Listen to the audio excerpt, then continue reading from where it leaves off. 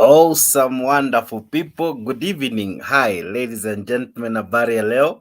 Habari ya jioni. As usual, I'm your host. Wonderful people. Good evening. Jex Hi, the moderator. Karibuni sana kwa hii show moja kali. Show fiti. Show mmekuja kupenda. Show mmekuja kuenjoy. Nami pia nimeenjoy sana kuwa moderator wenyu for quite some time now. But above all, thank you for being part of this show. Let me know where you're watching me from. Let me know where you're watching me from. Nisaidie kukaribisha wawili watatu. Wacha tukafanya ile kitu. Tukafanya kitu gani? Tukawe na show moja fiti, show ya kupendeza, show ya kuvutia. And as I've always told you, every day we have something for you. And for you today, I have something great. Hii mtapenda, hii wadau, hii lazima mtalike, hii mtajinice nayo. We are back. Pole jana tulikuwa na challenge tu kidogo, lakini sasa leo tuko fiti. Si unaniona We are back, we are good, we are great. Like hii video, share hii video. I'll be telling you why we have that heading hapo kwa poster. And zaidi ya yote, I'll be telling you why we have this show tonight. This show is an awesome one, a good show meant for you and I to come in, discuss, and make sense of what is happening in the country. Unadai Kanja or Jakes rather, mnataka show ambao mna discuss vitu nyingi, and what I've done, tumepatition. Tutakuwa na siku za politics na siku za one on one, siku hadi za biashara wadau siku will be showing you how to make money, especially online. Hapa tu kwa Mutembei live. So we are becoming greater, we are becoming big. We were taking care of one or two things, but now we are ready. It is all systems go. We are ready for you. Are you ready for us? Like hii video hapo kwa YouTube, like hii video hapo kwa Facebook. Zaidi ya yote ni juze unatazama ukiwa wapi. Naona wengi tayari wametuma ujumbe hapo mbio mbio. Na wengi wana like. Let me show you wenye wana like. Tayari ninaona Victor Molo amelike. Asante sana kaka. Yash Defrey amelike. Solomon Otieno amelike. Steve Dewise amelike. Asante sana. Justin Kiprono amelike. Msambe Alwoto amelike. Simon Mukuna amelike. Justin Kiprono amelike. Jamaa anajiita Moses Ondoya amelike. Julius Ngulu amelike. George Saka amelike hii video. Like hii video hapo kwa YouTube, like hii video hapo kwa Facebook. Share hii video. Wacha tuwe na show moja kali, show moja fiti, show moja ya watu kama wewe na watu kama mimi. Asante sana, good to see you. Glad to hear from you. George Saka amelike video. George Saka ametuma ujumbe. George Saka ananiambia niko ndani from Kisii. Karibu sana George Saka. Na mwana Shamira ananiambia glad to see you Jakes. We are back. We are good. We are doing well. Asanteni tu sana. Na mwana Luka Kome ananiambia you are watching from Nakuru County. Karibu sana. Julius Hahongwe uko ndani, karibu. Clinton anasema wapi link? My brother, link inakuja mbio mbio just now. Namuona nani hapa? Justin Kiprono uko ndani. Simon Mukuna uko ndani. Dongo Vini uko ndani. Nani mwingine hapa? Tabosei ako ndani. Kevo uko ndani. We unadai hivi Kevo? Aki Jakes. Raila Ruto ni too much. I wish there were other discussions. As I promised you, Kevoti. We tegea tu hapa kwa Mutembei na kuambia hii ndio place that utakatch vitu kibao. But tunakuwa na shows zingine nyingi. Hope you can be able to be watching Mutembei. Mutembei has so many programs, including funny clips hapo ndani. We ingia tu kwa Mutembei, enda short videos, enda long videos. Watch, you'll be entertained. Hapa tu Mutembei, videos kibao. Asante sana wewe ambao bado na like hii video. Naona Susan Oloch amelike, asante sana. Jilo Koshe amelike. Thank you so much for liking the video. Na Julius Hahongwe amelike hii video. Hope natamka jina yako visawa. Na nisipo tafadhali niwie radhi, majina yenu mengine ni magumu tu sana. Lakini zaidi yote karibu kwa show. Nina show moja fiti tu sana. Jamaa anajiita Murkomen. Leo amepasua mbarika. Amesema vitu mawili tatu. And of course vitu vingi ambavyo amesema ndivyo vitaguziwa katika hii show, among many other things. But we mwana Mutembei, have some interesting news for you. You know what? Financial bill. Hiyo bill ni kama itachange. Ni kama itachange. Kenyans mlijitokeza kwa hii show, kwa public participation and other places, mkasema kilio chenyu, mkaongea kwa fujo. And I have some news for you. Your voices have been heard, and to be sincere, some of the views ambazo zimekuwa shared hapa zitaficha kwa hiyo document. So Wanamtembei, congratulations for making your voice heard. Asante sana wadau. Link ndio hiyo inaingia, hata kabla sijacheza any clip or anything. Link ya kuingia kwa show ndio hiyo nakutumia hapo, inaingia kupitia Mtembei Live, Mtembei Official, Mtembei Facebook na Mtembei YouTube. Kupitia hizo links unajikuta umeingia moja kwa moja hadi kwa show. Hiyo ndio link inakutuma hapa ndani, lakini zaidi ya yote ni juzi unatazama ukiwa wapi, na mimi nitakuwa wa kusoma live hapa on stage. Namwona Johnny Bless ako ndani kwa studio. Asante sana Makende, allow me not to read that name. Lakini you know what you have written, but nasema you are watching from Nairobi. Karibu tu sana. Asante sana Clinton KE. Link ndio hiyo, link inakupeleka moja kwa moja hadi StreamYard. Ukifika StreamYard unafanya nini? Asha mic, asha camera, alafu najikuta moja kwa moja uko ndani ya show. Wadau, nina udaku wa leo ndo hii. Sikizeni umze ako na maneno bwana. Murkomen anasema hivi. Murkomen ambaye ni waziri wa tumuite barabara, ana haya ya kusema. She is elected in ODM. I was elected. In any case, mimi nilikuwa mtu ya mkono ya baba. Na Karoli hapa ndio alikuwa anamwambia ofisi leo wanasema yana baba fungulia mimi. And so there is no reason why as leaders we should not be involved. Let me say this. Mimi hapo ndio huwa napendanga place ambayo kwanza inanigwara kidogo. Murkomen anadai hivi, si kama mmemsikia. Of course I'll be playing a clip kwa ujumla. Kwa hii function ilikuwa Homa Bay, right? Kwa huu mkutano aliyehudhuria si mwingine isipokuwa ni wako Raila Amolo Odinga. Zaidi ya yote aliyepia kuwa katika huu mkutano si mwingine mbali ni governor wa Homa Bay, Gladys Wanga. Sasa Murkomen alikuwa na launch ka project huko, ka project of course, na kasoma barabara 2-3 ambazo ataunda, lakini hizo hazikunishtua, hizo hazikuniguza kama statements za huyu jamaa, right? Kwa sababu huyu jamaa alikuwa wale ambao walikuwa wanasema handshake iliharibu Jubilee. Huyu jamaa alikuwa mmoja wale ambao wakasema Raila aliharibu Uhuru Kenyatta. Lakini leo jinsi siku zinavyobadilika ndivyo zinabaki kuwa to the same. The more things change, the more they remain the same. Now Murkomen today anaambia hivi Rao, you know what baba, you are the professor, Ruto was just your student. In any case, it is Ruto who learned from you. And as you're going to learn from this clip, hata tu ideas tuingine twa Ruto ni kama tumeibiwa kutoka kwa baba. So baba ni yule mwalimu bwana, ni yule mwalimu. Alafu huyu jamaa kamwenjoy, huyu jamaa ni Murkomen akaenjoy hivi baba ya kwamba ideas zenyu zilikuwa same. Issue ni moja aliwin round hii, wewe mwingine maybe atawin next time. Wanaazimio hoye, Kenya kwanza vipi? Sasa allow me not make so much fun, but I'm trying to explain the video even as you continue watching. But Murkomen hapa, he's having a clarion call. Baba na Ruto, tafadhalini, you guys can work together. What do you understand by working together? Unajua huku nje tumekuwa tukisema baba hakuna stories za handshake, baba nini naye baba was wacha tufungue server, I am the one who won, among many other things. Lakini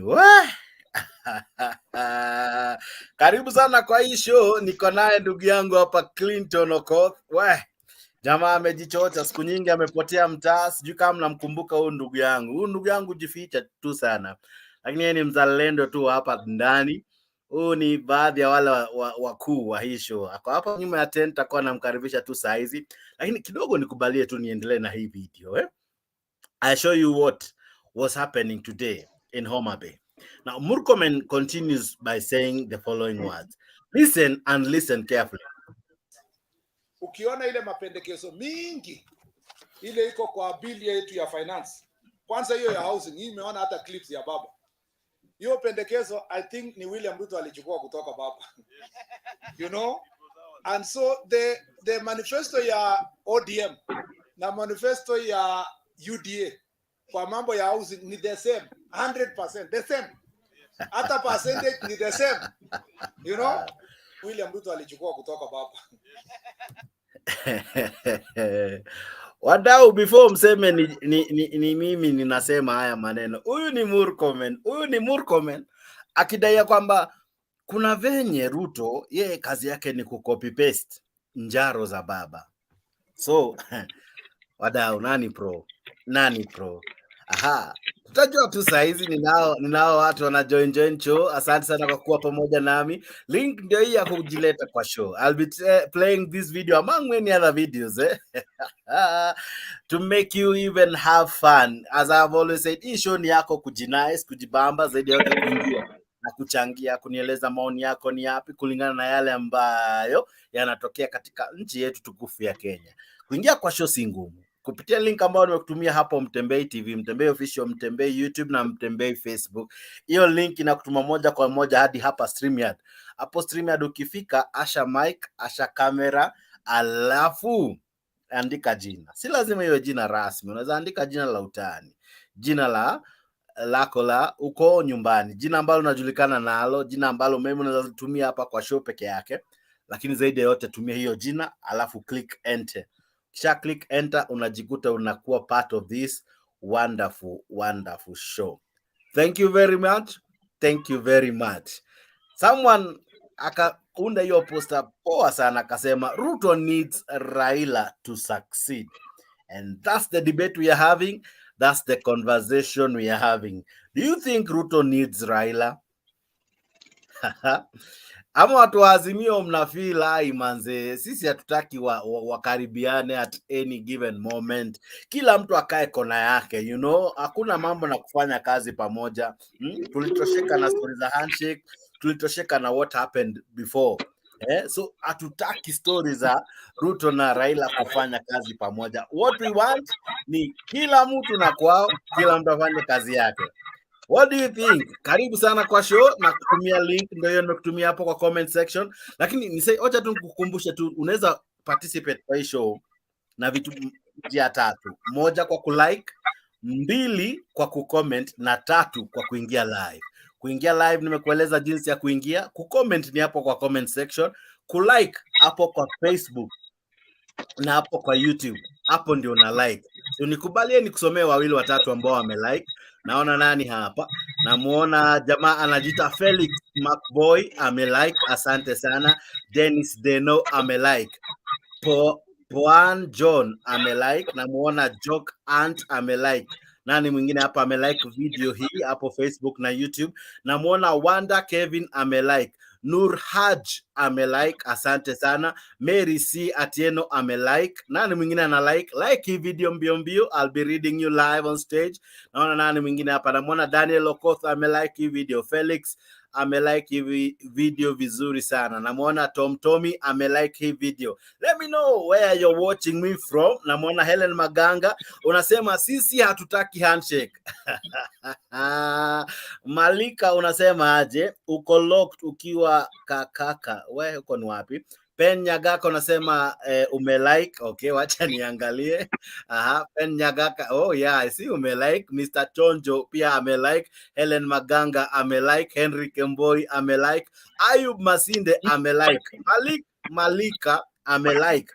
Asante sana kwa kulike. Like hii video. Hiyo thumbs tupate hiyo katham hapo kwa Mutembei. Mutembei YouTube, Mutembei Facebook, Mutembei Official ndio pages ambazo tuko live Namuona Malika unaniambia uko Qatar We Jake fan. my brother, vipi? Ni aje? Za masiku kaka bwana. Umepotea hii mitaa, lakini zaidi ya yote karibu sana kwa show. Good to see you, good to have you.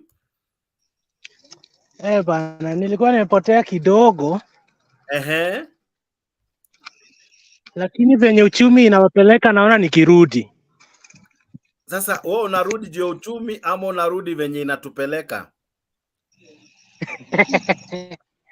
Kwa sababu nasikia mnalilia sana nabii, na nabii si shida. Mimi nakwambia huyu nabii anatufanya ile kitu. Hapana bwana, uchumi ni mbaya dunia nzima. Ehe. So hatuwezi tukamlaumu nabii peke yake. Ehe. Kwa sababu dunia nzima inaumia. Okay. Na kwanza Jex, pole sana kwa kile ambacho kilitendeka. Nimekuwa busy kidogo, lakini nitakuja kispeciali niseme pole. Ni sawa tu. Alafu ya pili, nimesikia ukisema eti Baba needs Raila needs Ruto, or Ruto needs Raila to survive, yeah? To succeed. I think it is Baba that needs Ruto, because he needs Ruto to fail, so that he may try his luck in 2027. Okay. Lakini mimi na rais wangu sioni kama tunamhitaji Baba sana. Kwa sababu Kenya tutaibadilisha awepo ama asikuwepo. Kwa hivyo mtasucceed pasipo Baba. Sisi tuko sawa Jex, uchumi tunapeleka vizuri. Na tunahitaji miaka mitatu pia. Alafu tuweke kila kitu kiwe sawa. Sasa ni venye tu hawa mamilas na wenye wanauza bidhaa. Niliona mwingine juka sukari 450. Na mwingine akaeka unga 300. So hao ndio wanataka Wakenya waende maandamano watutoe. Lakini wajinga walisha Kenya. Hiyo sukari tutapunguza. Unga tutapunguza. We just need time. Yeah. Lakini sasa mnapunguzanga tu na mdomo bro.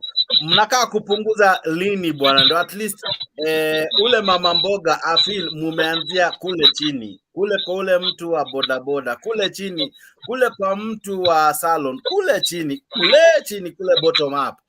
Mnaanza lini bana we? Jex, unajua Wakenya ndio wako patient. Na kitambo walikuanga patient. Ni venye tu kuna mtu amewa insight. Juzi tuliwaambia Wakenya kwamba tutapunguza gharama ya mtungi ya gas. Ndio sasa wakiweka gas wasifile iko juu. Media nyinyi mkaenda mkasema eti tutapunguza gasi yenyewe. Na sisi tukasema ni mtungi. Mnaona sisi ni waongo. So the media is also fighting us left and right. So you need to change on that as the media personalities. Because the promises we gave, niko sure tutazikamilisha liwe na liwali. Clinton, hata nikuulize. Naona ukitetea serikali, na mimi upenda sana watu ambao wanatetea serikali, na pia mimi upenda watu wa Azimio tu sana, kwa sababu hii show ni show ya watu wa Azimio na show ya watu wa Kenya kwanza. Sasa swali langu kwako kaka ni hili. Wakati mlisema mlikuwa mnaongelelea mtungi mzima wa gas pamoja na gas, mlikuwa mnaongelelea mtungi. Yaweza kuwa labda pia media ilikosea mlipokuwa mkisema mtashukisha gharama ya maisha, kumbe mlikuwa mnashukisha maisha. Labda pia hapo media walikosea kusema ni gharama ya maisha mnapunguza, ni maisha mlikuwa mpunguze. Jex, kwa hiyo gharama ya maisha nayo tulisema tutapunguza gharama ya maisha. Hatu kusema maisha yenyewe ni gharama. Lakini hapa nje ni kama mnapunguza maisha bwana, sababu Jacob imekuwa ngumu kuishi. Lakini kama mliamua kupunguza gharama ya maisha ndio, lakini ni maisha sana mnazingatia kuliko gharama yenyewe. Juu gharama i-change. Lakini Jex, unajua nini? Huyu mzee ni kama kazi imekuwa ngumu. Kuna watu wanamfrustrate left right, na sioni kama atawezana juu aliingia huko akiwa very arrogant. na sasa hivi anajaribu kutengeza state yake kwa kufukuza wengine kazi, so itakuwa ngumu. Okay. But we just have to give him time. That is the choice we made. And the next time we can make another choices, maybe in 5 years time. Now, So Clinton, I just ukisema think and Raila hope. needs Ruto, what do you mean? How does Raila need Ruto? Hiyo nimesema tu mimi kama mfuasi wa Ruto. But I think unaona we need Raila all the anamhitaji leaders. vipi? No, hiyo nimeongea kama psychophant. Si lazima nitoe ni kwa nini. Hata mimi pengine sijui ni kwa nini Ruto na Raila anamhitaji Ruto. So hiyo nimeongea kama psychophant wa UDA ambaye hajahama. Wajua wewe tulikuwa na wewe ulihama. Mimi sijahama, ni kazi nafanya. Mimi niko kila mahali siku hizi. Niko kila mahali. Nilihamia place inaitwa watu wa Kenya. Those two leaders, they need to come together because wako na wafuasi wao wote. Okay. And sasa hivi hatutaki siasa. Tunataka waende wakae chini waseme wewe unataka 3%. Okay. Na mimi naona usichukue any percent ama uweke 1.5 kama vile nilikuwa nikisema hapo awali. And then they agree because ni Raila supporters watakatwa, ni Ruto supporters watakatwa. So when hiyo ni kitu wangeenda wa vote kwa parliament unilaterally. Waseme ni 1.5 kila mtu aseme yes na Kenya isonge mbele. Lakini for now deputy president akienda hapa anaongea vitu zake. Rais ndio huyo pale. Nilisema ni maisha sijui ndio tutashukisha ama gas. Unajua sasa we don't understand them. But when all leaders work together because nilisikia huko Mount Kenya Raila akisema Ruto namjua, Ruto vile vile wewe nimekusoma. Watamaliza kujisoma lini na wakae chini. Okay. Watufanyie kazi wote. So I think they both need one another to succeed. And the earlier they realize this, the better. It just requires some level of maturity. And then Kenya will move forward. Sasa alafu pia rais aache kujipiga kifua eti mara uchumi nishatengeneza. Uchumi gani umetengeneza na nikiingia World Remit sahii nitume 5 bob ni kama nitakuwa nimetumia mtu karibia shilingi 1000. Hiyo ni uchumi gani ushatengeneza? Ulipata wapi na sasa hivi iko wapi? Okay. I think badala ya kurandaranda kwa kila nchi tunapaswa tukae chini na tutengeze uchumi. Bwana uchumi ni mbaya. Sasa hizi pesa yetu ya Kenya inaelekea huko kwa Tanzania. Ukiingia World Remit uweke 1 euro. Inakimbizana na ile ya TZ bana. Okay. Na si jambo nzuri. The guy should sit down and talk. Kwa sababu serikali watagawana na Gachagua hivi karibuni. Gachagua alisema Mudavadi kazi yake ni kwenda kuona wengine wakiapishwa. Okay. Hiyo si kazi anachezwa. So it thinks kuna kitu itakuja. Kwa sababu rais atamuita ampe warning atoke huko amekasirika. So watakuwa wanazozana baada ya kutufanyia kazi. So kabla wakosane mimi naomba tu watufanyie kazi na tuone matunda ya ile serikali ambayo inasemekana tulikuwa tumeichagua. Okay. Yeah. Edgar pia ako kwa show na muona ameingia lakini hajawasha kamera. Hivyo basi ako backstage. Jamaa anaitwa Lee pia ako kwa show. Yeye hajawasha kamera na hajawasha sauti. That's why bado uko deactivated. So lazima uwashe those ones, hizo mic na hiyo kamera ili ujikute umeingia kwa show. Lazima uwashe one of the two. Actually you must washa both of them ili nikiku-add jinsi nimeku-add ukute umeingia kwa show. Asha kamera yako alafu jikute uko kwa show. Walio Ali, asante sana, maoni yako nimeipokea vizuri sana. Kuingia kwa show ninakuambia si vigumu wadau. Kuingia kwa show ni rahisi sana. Ni kupitia link ambao nakutumia hapo chini. Hapo kwa comment section, hapo ambapo unatuma ujumbe kwa show, hapo ndio nakutumia link ya kujoin hii show. Unajoin hii show kupitia nini? Kupitia hiyo link ya StreamYard Mutembei, StreamYard YouTube, StreamYard Facebook. Alafu ukiingia kwa hiyo StreamYard unafanya nini? Kama venye Lee anavyojaribu kufanya, unawasha mic, unawasha kamera, alafu unaandika jina.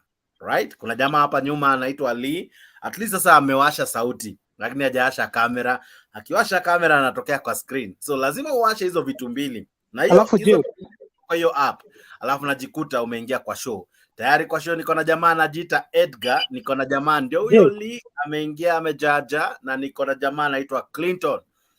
Niko tu na jambo moja tu ya mwisho. Aha, nieleze Clinton. Je, wanaazimio lazima watulie. Okay. Kwa sababu hata wao wangekuwa wameshinda, saa hizi hatungekuwa tunanunua sukari shilingi 50. Okay. Hatungekuwa tunanunua unga 50 bob. Okay. So waache kujifanya kana kwamba wao walikuwa wanajua pesa iko wapi. Okay. Wangeingia tu hivi na maisha yaanze kuwa nywe. Okay. Wakae chini, watulie, wangoje nafasi yao ya uongozi. Ama wasaidie rais aliye mamlakani na sera ambazo anaweza kutumia kujenga uchumi. Mwisho Zakayo pia anaweza katengeza history kwa kusema mlinipa kazi lakini naona nimelemewa, kuna madeni mingi, aache alafu resign. Si lazima akonde kwa kiti bana. Asante. So kulingana na wewe Ruto anafaa resign juu ya madeni? We sawa. Si anasema eti kuna madeni mingi ndio maana anaongeza tax. Na hizi taxes zetu, ya pesa yako tu imeenda shule, lakini ni sawa. na hizi taxes zetu Jakes anatuambia anazitumia vibaya. Niliona kwa gazeti eti Ruto ashatumia 352 billion. Si kwa maendeleo, ni kutravel, kupiga sherehe na hizo takataka zingine. 352 billion ni pesa counties watakuwa wanatumia kwa miaka 3. Alafu ofisi yake pia imepewa 13 billion na hakuna county inapata 13 billion na hiya. So Ruto na hiyo ndege yake peke yake ni county nzima. Bana ache ujinga bana. Tulikuwa UDA na tunaweza toka.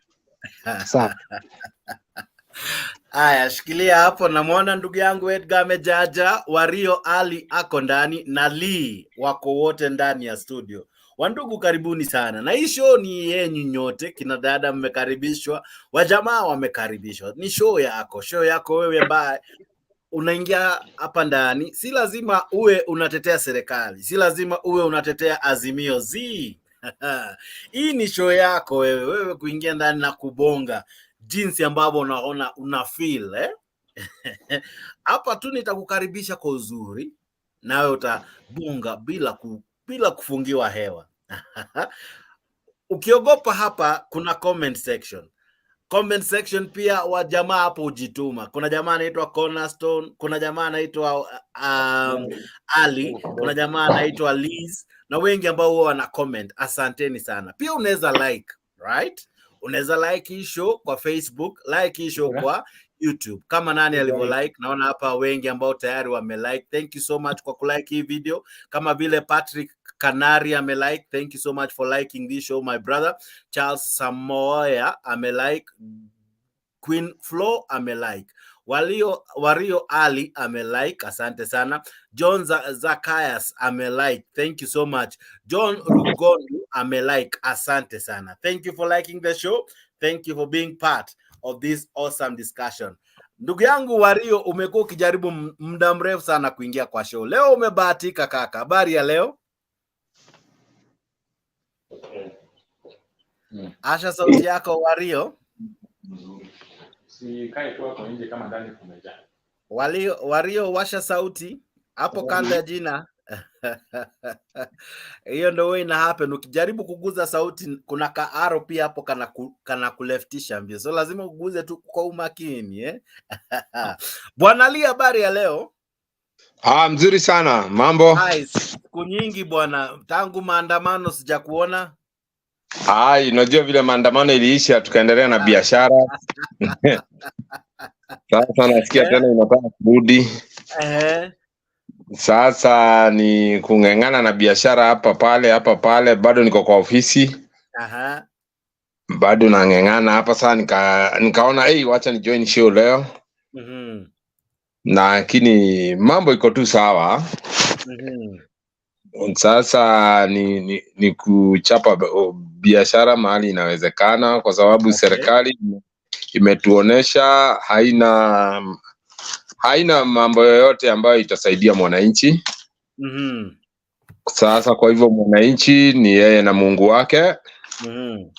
Ajisaidie, hata waende maandamano, watu waende maandamano ama waache kuenda maandamano, there is nothing that will change. Kwa sababu wanajitetea dunia mzima kuna shida. Na pia the last regime pia iliwacha mashida mingi. Sasa unaona, sasa hatujui tuelekee wapi. Sasa ni tukae tu upande ya Mwenyezi Mungu. Ndio hata tukienda maandamano ni kuenda kuharibu mali ya wale wengine, ile imebaki chache. Sasa serikali mahali imefika ama wanasiasa wanakaa tu kama Makenzi Shakahola kuwafuata just like wasting time na wasting your energy. Your energy bas, kwa sababu vitu zao zina move zinastahili, lakini mwananchi anateseka. Unaona, mwananchi anateseka. Kama sahii NHIF haifanyi, NHIF wagonjwa. Sasa unaona, hatustahili kuanza kushughulikia mambo ya nyumba na kuna wagonjwa na kuna njaa. Tunastahili kwanza tuanze na prioritize things first. Tuanze na kuna njaa, kuna nini. Nyumba si mbaya, hata idea si mbaya, hakuna mtu anasema chochote ni kibaya. Lakini as per now tuko na shida ya njaa, tuko na shida ya hospitali, watu ni wagonjwa, hakuna NHIF. So hakuna mtu anapinga serikali, hata hakuna mtu anakataana na serikali, lakini they need to prioritize things, what comes first. Sasa si kusukumia watu mambo. Hakuna mtu anasema kuna kitu wanaleta mbaya, zote ni nzuri tu. Hata kukata ushuru ni mzuri, kila mtu analipa ushuru. Lakini as per now, nikikutolea hii simu yangu WhatsApp, zile group nimeingizwa ndani za mchango za watu wagonjwa,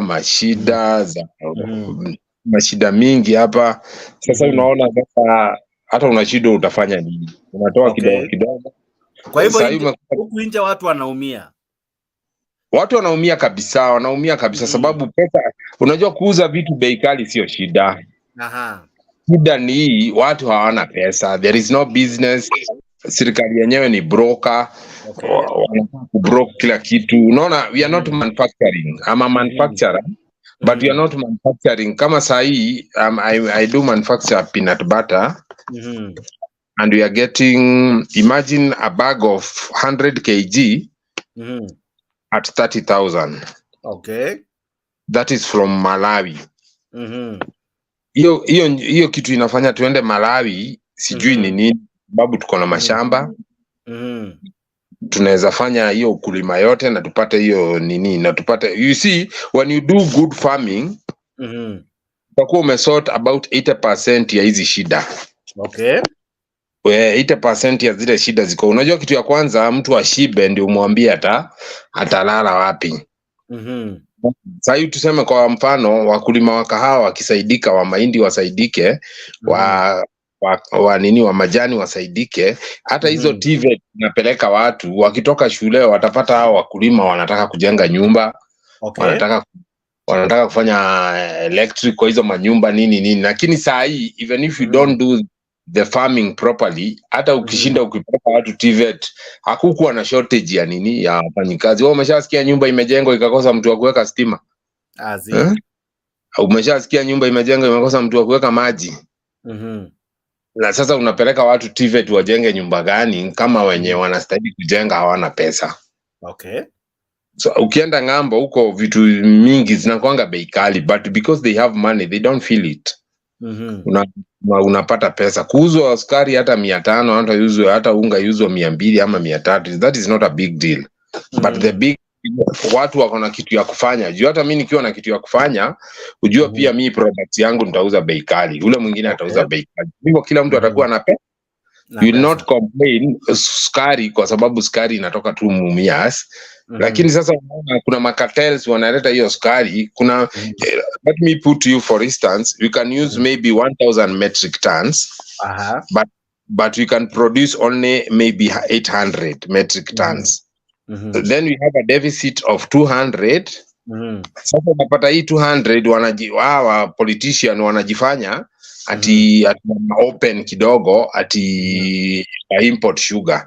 Wakati wana open, kuna mtu anaweza leta hii 1000 metric tons ambayo tuna consume times 10. Kwa hivyo atakuwa ameleta sukari ya miaka 10. Gina anaweza leta 5000 metric tons sukari kama ya miaka 5. Hii sukari yote kikutana hapa, mkulima huko atasaidika na nini? Unaona sasa, so they need to prioritize things na kujua ni nini inaendelea. Lakini pia huyu president wetu ambaye tunamheshimu kama president, unajua imesemekana tutii mamlaka yaliyomo. Lakini ni poa kwa sababu zile vitu mimi nilikuwa nafikiria vile alikuwa anaongea, kuna vitu atafanya instant za kufanya mwananchi ya feel. Unaona kama Kibaki alipoingia, do you know these motorbikes you see here? Hizi bodaboda unaona ziko karibu more than 1 million. Ukizipatia mtu ana feed watu tuseme tu 2 people, sio unaenda kama 3 million. No, unaona sasa, if today you can withdraw those boda, my friend, hata unajua hizi boda pia zilileta mpaka security. Wacha hizo issue unasikianga kidogo ati pikipiki imeiba, that is negative minus. Lakini saa hii kwenye ushago, ukitaka saa hii Nairobi uende ushago kwenye utapata pikipiki hapo kwa center. Itakupeleka mpaka kwenyu. Kwa hivyo wale vijana wangekupiga wanatumia hiyo opportunity yako, uwape hiyo 100 ama 200, sasa utapigwa. Kwa hivyo ili solve nini hiyo kukosa job, watu kuanzia 1 million wakapata job na security pia, sababu hizi pikipiki ziko kila mahali. Unaona sasa naye Ruto alikuwa anastahili, kuna kitu alikuwa anastahili aguze. Aguze tu instantly. Unaona kama hii kuzunguka dunia mzima ati unatafuta mahindi. Nani anaweza kuwa amepanda mahindi ya kulisha nchi nyingine? That is juu kama isipokuwa ni kiangazi ndio tunatoa mahindi nchi nyingine. Nani angekuwa ameweka hiyo mahindi ati anajua kutakuwa kiangazi? Kama analima mahindi, analima kwa sababu ya nchi yake na surplus kidogo. Lakini huwezi pata ati minister anazunguka huko, huyo anaitwa nani, Kithuke sijui nani, ati anazunguka dunia mzima ati anatafuta mahindi.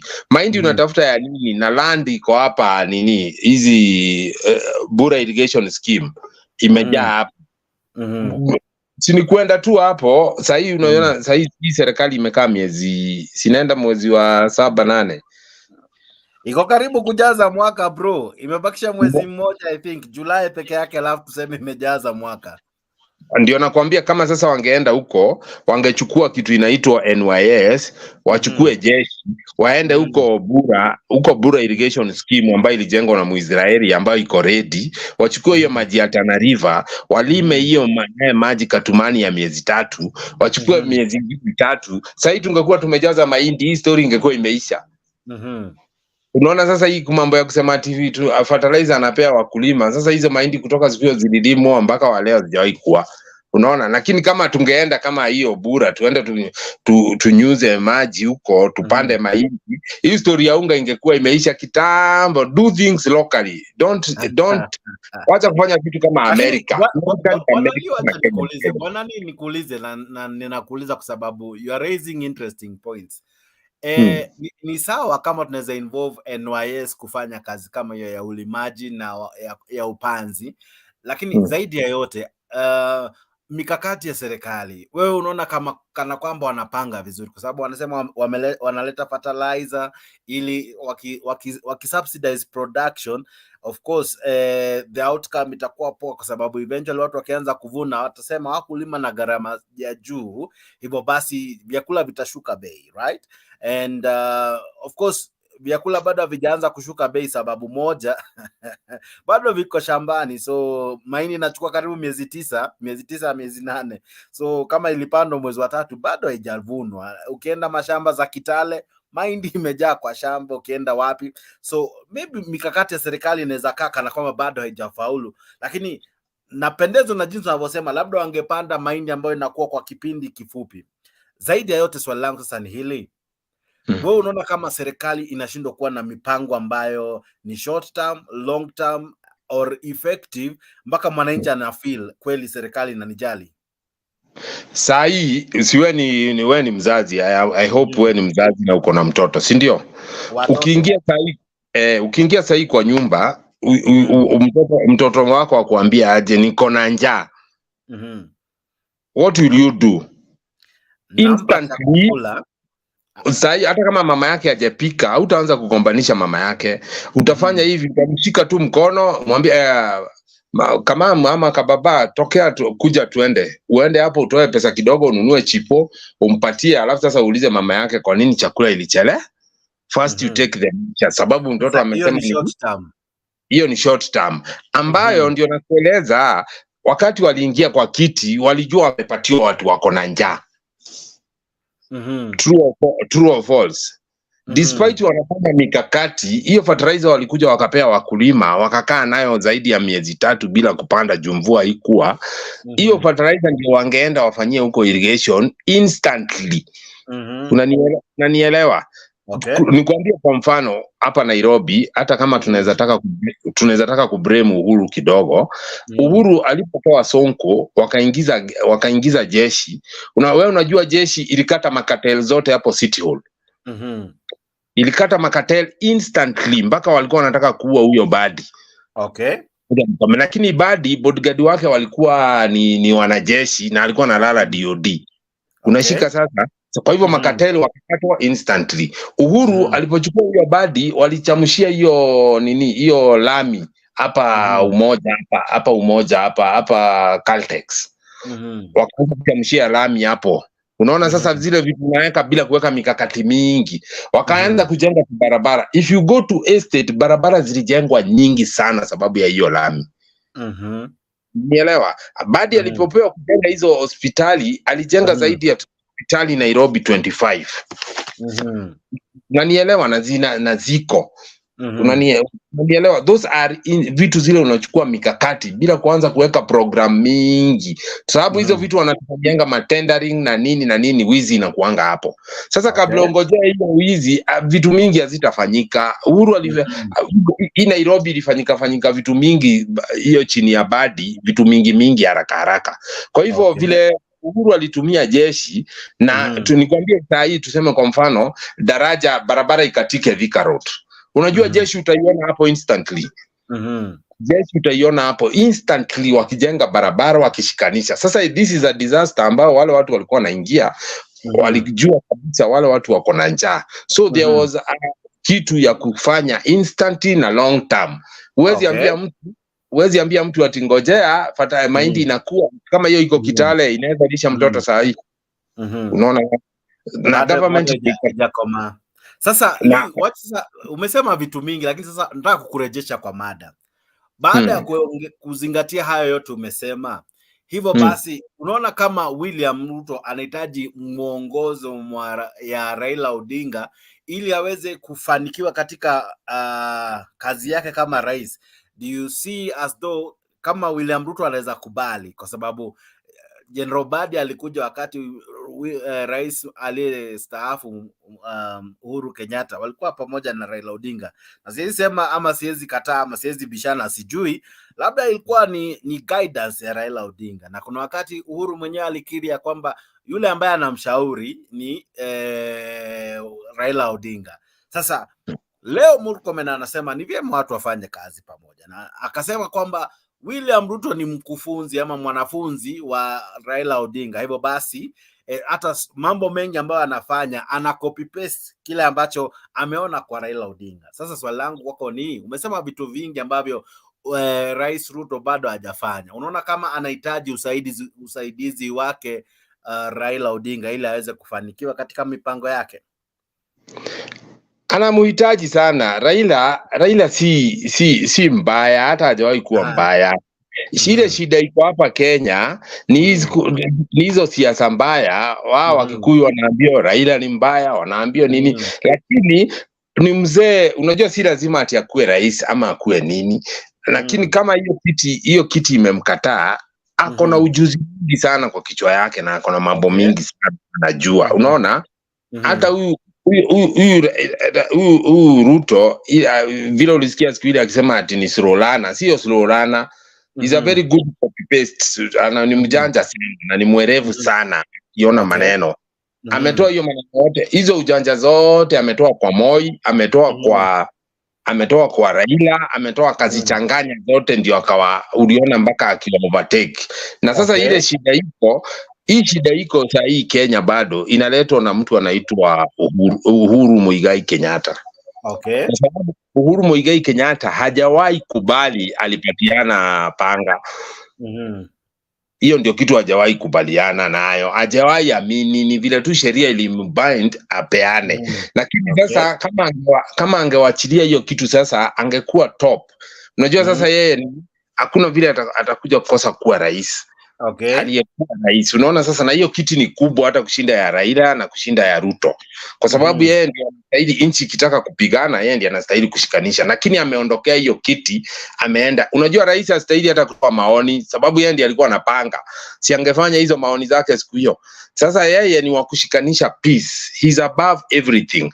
Kwa hivyo Ruto sasa vile Raila wanakaa na Uhuru, Raila anashindwa kufikia Ruto ndio waongee, sababu bado Uhuru anamwambia bado you are fighting the battle. Una fight battle gani na huyu mtu ndio ako na panga? Unajua anaweza amua. Unaona kama wakati Moi alienda kupinduliwa 1982, Moi aliamua akarelax, akasema hata watu najaribu kuwapea mpaka maziwa, mnajaribu kuwapea nini, hawasikii. Moi alirelax akarudi nyuma. Nakwambia hospitali zikaisha mpaka aspirin, zikaisha mpaka nini, mabarabara zikakaa. Sasa hii Ruto anaweza amua, sinia ako na panga, akae tu. Jukumngoa hapo, hata mshinde kwa barabara uwezi mtoa hapo. Kwanza huyu mwenyewe ni bandit. Ujue hivyo. Haezi toka hapo hata mkikufa Nairobi mzima kutakaa kama Sudan. Kwa hivyo there is nothing kitu ya kuenda nini. Kwa hivyo ana need ushauri ya Raila sana, na Uhuru naye awaachilie kiti ajue ilienda na alipea Ruto. Either ni mzuri ama ni mbaya, ndio rais.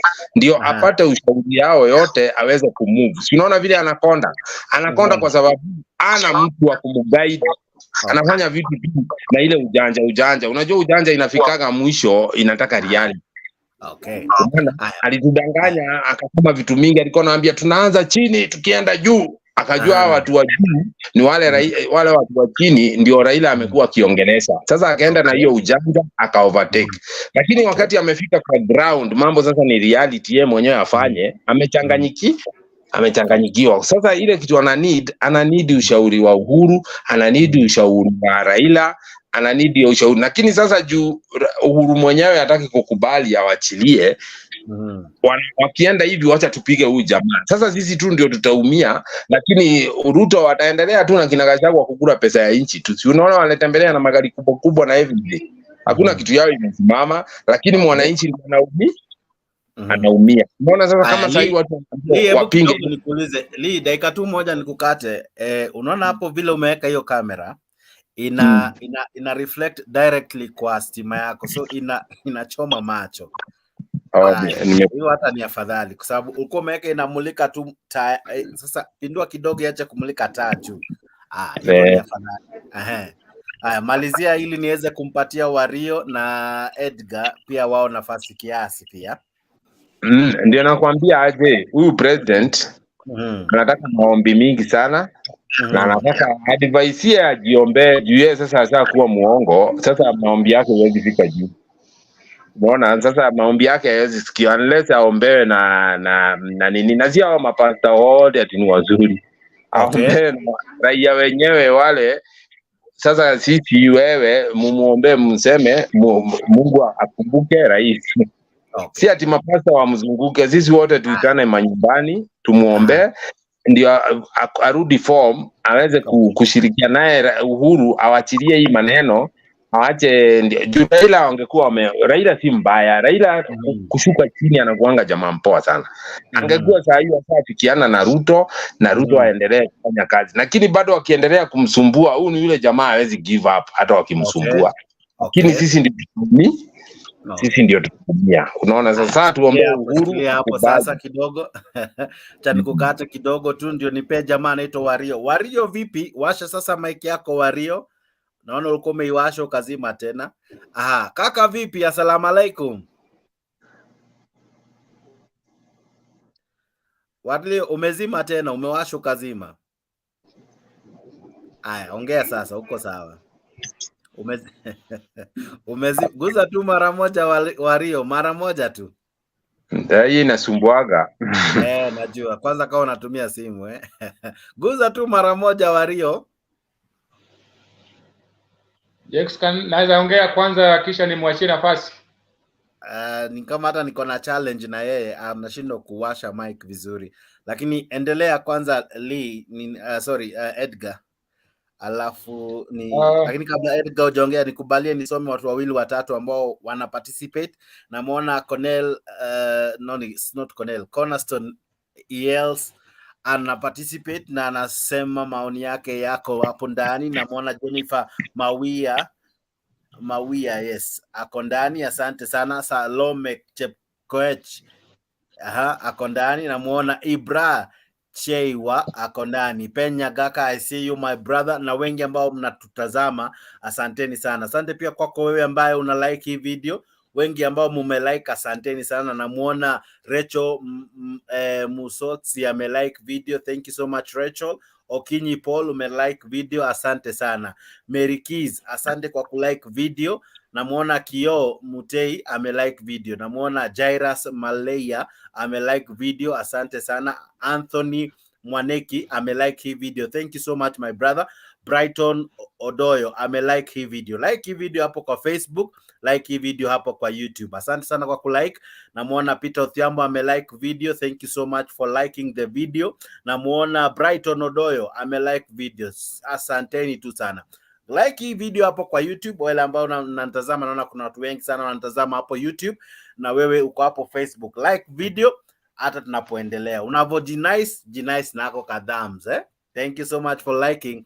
Asante sana. Edgar vipi? Salama sana Jex and all the panelists. Good morning, good evening, good afternoon from wherever you're watching from. Murkomen says that Ruto needs Raila to succeed. What's your take, sir? First of all, I want to say that Jex, Ruto needs all of us, not only Raila, but every leader with the good intentions towards developing Kenya. Ruto needs them around. Unfortunately, our number two is someone who is not accommodative. He's full of himself, selfish, and arrogant. Is just not a leader, and therefore Ruto will find it very hard working with other leaders around him. You see, this is what PBI was trying to do away with, in that, yes, you are not in the government, but you have an input. Your input can be utilized by those who are in government positions, you see. But unfortunately, it was shut down. Now, the number two that we have is someone who is not accommodative. You see, vile anaongea na kifua sana, anapiga kifua, which is not right. And then, Jex, I wanted to respond in regards to what the first speaker said, Clinton. Clinton. Yes, Clinton was saying that we should give, Ruto time. You know, we can only give time if we are seeing some of the structures put in place or ideas put in place to ensure that cost of living is reduced to at least somewhere affordable. But unfortunately, what we are seeing the increased prices of basic commodities, and the government has no intention of reducing all these anytime soon. All we are seeing is increment of prices every day. Every day every day. Like right now, I read somewhere that the Energy Regulatory Commission or Authority are planning to increase yet another nini for fuel. When fuel is increased, means that life is going to be more harder, because most of the things that we consume are being manufactured through fuel that they want to increase its price. There's something that another speaker aliguza kwamba if government can utilize the resources that we have to increase our production. Okay. This thing tried sometimes back. Network Galana Gulalu. Yes, Galana Gulalu. And you saw what happened. A lot of billions was spent there, Jakes. You see, the kind of mentality that we have, that when you are in a certain position, you eat and you eat everything, forgetting that there are people that you are leading. This is the mentality that has reduced us to zero. And right now, the leadership that we have, look at the people who are in government. They're quite, they are people, they're very young men. Look at people like Murkomen, very young. Nyoro, Kimani Chungwa. These are people, they have no interest of Kenyans at heart. These are people who they think of life and they want to make money. They want to be like the people that they used to call dynasties when they were campaigning. See? And therefore, if you look at the trend at which we are moving, it's quite dangerous. Right now, as we speak, Jakes, you cannot be treated with the NHIF card, and yet you contribute every month without failing. The question that we're asking ourselves, where is the money that was meant for NHIF? I believe there are so many scandals that are still not been unearthed. And when wakati italipuka itakuwa mbaya sana. Itakuwa mbaya sana. The government is spending a lot on trips, spending a lot of unnecessary and useless trips, and this kind of money that they're spending on trips can be used at least in production. Another thing that that our government can do, let them subsidize food commodities, because this is the urgent. It's a very urgent issue. Kenyans need to eat. As they're doing this, let them come with ideas on how to revive manufacturing industries, so that millions of Kenyans who are jobless can get employed in these industries. You can't tell me, Jakes, that now you want to take a half of the youth into a construction industry through housing project. It's actually impossible. Very impossible. And like I've said before, that this is just another scandal in making, and it's going to be one of the biggest scandals that we've never experienced before. Eurobond is soon maturing. Is soon getting matured. Where will you get that amount to pay it? Was it used accordingly, the way it was supposed to be used? Kama Raila angetueleza hii, tungejua. And then there's another thing that I want to let Kenyans know, that Uhuru hakutuacha kwa mess. Uhuru hakutuacha kwa mess. Kibaki aliacha deni, Moi aliacha madeni. It's upon the government wenye imeingia watafute mbinu ya kulipa hiyo deni. If they can reduce it, reduce it. We are not against paying taxes. Ututoze ushuru, lakini sazili unafanya hivyo, make life easier by providing basic services such as health, schools, and even subsidize the food commodities, because as much as you are taxing us, but when bei za vyakula viko chini, at least Kenyans are scared that now Edgar, let me ask you, I know you're not a prophet, neither are you able to predict what would have happened if things were different. Let me ask you, what do you think Raila would have done if he was the president? He would still have inherited the huge debt that Ruto still found. As you're saying that Eurobond is soon maturing, it would still have matured if Raila was the president. What do you think Raila would have done different? I know you're not you don't have permission powers to tell what could have happened or what will have been the story if Raila was the president. But case in point is this, that we have had him as a prime minister, so we can use that as much as it wasn't really as a president. What do you think you would have done different? How would you maybe how would you visualize his presidency would have been like? First of all, Jakes, there is this narrative that we've huwa tunauziwa. They sell this narrative that we inherited empty coffers. We got a devastated economy. Yet, at the same time, the rate at which they're spending doesn't actually show that our treasury is running on deficit. This is a complete lie that Kenyans should not buy. But because we are people that consume propaganda and lies so much that whatever they say, we buy that easily. So we are made to understand that Kenya iliacho mahali pabaya, something that I fail to agree with. Yes, Raila angechukua presidency. Number one,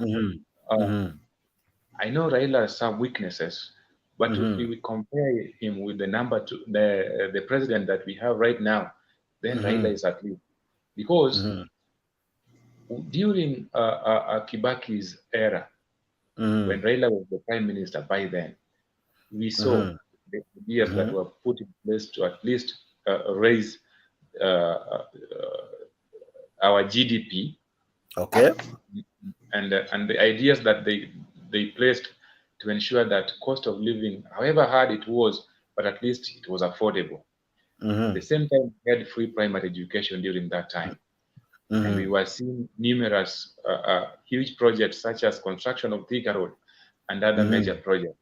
And even last minute when Uhuru was leaving office, we had several projects going on which have been stalled right now. The government of the day right now, sabotage. They don't want to continue the projects that Uhuru started, especially in my area where I come from, Nyanza province. So I think Raila would have continued with the same trend that Uhuru was. When at times I like asking questions that help the viewers. When you say projects that have stalled, do you have an example of one project that Uhuru began, Ruto is unable to continue with it? Yes. Like which one now? There is an economic, the EPZ that was started in a certain place called Miwani in Kisumu County. Nothing is going on. Nothing is actually going on. There is a road that connects C31 from Kisumu to Mali Naito Mamboleo through to Chemelil to Nandi and then to Eldoret. That road, since it is in Nyanza, it has been nothing is going on that road, and other several projects that Uhuru left. Okay. Of course, I'll definitely confirm what you're saying, so that we definitely inform our viewers the correct information. But it's okay. I truly understand when you say probably they have stalled, but it's not only in Kisumu. I think that is something they have said, that most of the projects had stopped. And that's why in this financial bill, some of the allocation has been done to roads. Most of the allocation done to roads, I think 200 something billion, has been allocated to finish those projects. So probably they will continue. I don't want to speak for the government. As I've said, I'm not a mouthpiece of the same. So I'm just saying. But it's what they have come out to say, that they will continue to, they will work very hard to accomplish or complete some of these projects. Now you have mentioned very awesome ideas and very noble projects and programs that Raila Odinga was able to do as a prime minister. I love that. Now my question now comes in like this. As a patriot that he is, why doesn't he now come out the same way he was able to help Kibaki and help William Ruto? Because when Kenya succeeds, equally, glory will still come to our motherland, and in any way, it will still come back to him. So, why doesn't he come out and equally help? Because if he was able to do that, as you have rightfully said, he can as well still help now. It's not always patriotic when you only oppose. I think it's also patriotic when you also support. Let's not just unite when there's a tragedy. Why can we also not also unite when we are doing something, when we are advising the president, when we are giving even awesome ideas, not just criticizing?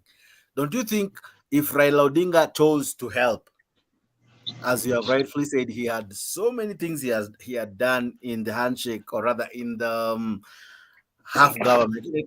I'm forgetting the name. Yeah, 2007. If he did all that you have said, and even before 2007, I'm sure that brain is still in his beautiful head. So basically, if he can use it well, maybe it may be beneficial. Don't you agree? Jakes, there is one thing that I want you to know, and I mentioned it while I was giving my submission. And I want you to study who Raila is and his behavior. Raila is someone who forgives very fast. He always puts interest of Kenyans at heart. He is someone who does not hold grudges, and therefore is easily reachable. But I want to give you some few instances since this government came into place. Look at how the UDA or the Kenya Kwanza Brigade normally speaks ill of Raila, that should he be seen next to Ruto, then hiyo siku Gachagua was saying nitakuwa nazunguka tu hapo nyuma ya State House na viboko. And another thing, you remember when the late Kimadi's wife was being laid to rest, Raila met with Ruto, they shook hands, and you understand the kind of statement that both of them actually relayed.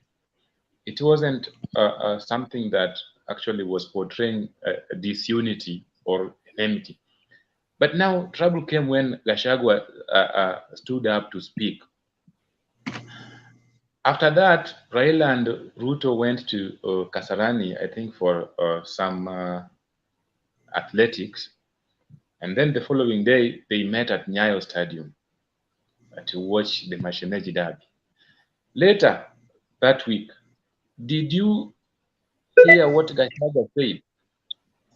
I mean, even if Raila was willing actually to assist Ruto, inaweza kuwa very very difficult kwa sababu the kind of people that are surrounding Ruto, yes, he's a legitimate president, he wasn't elected, but we accepted because if there was constitutional process that was followed, and that is why he's the president today, we accept however illegitimate he is.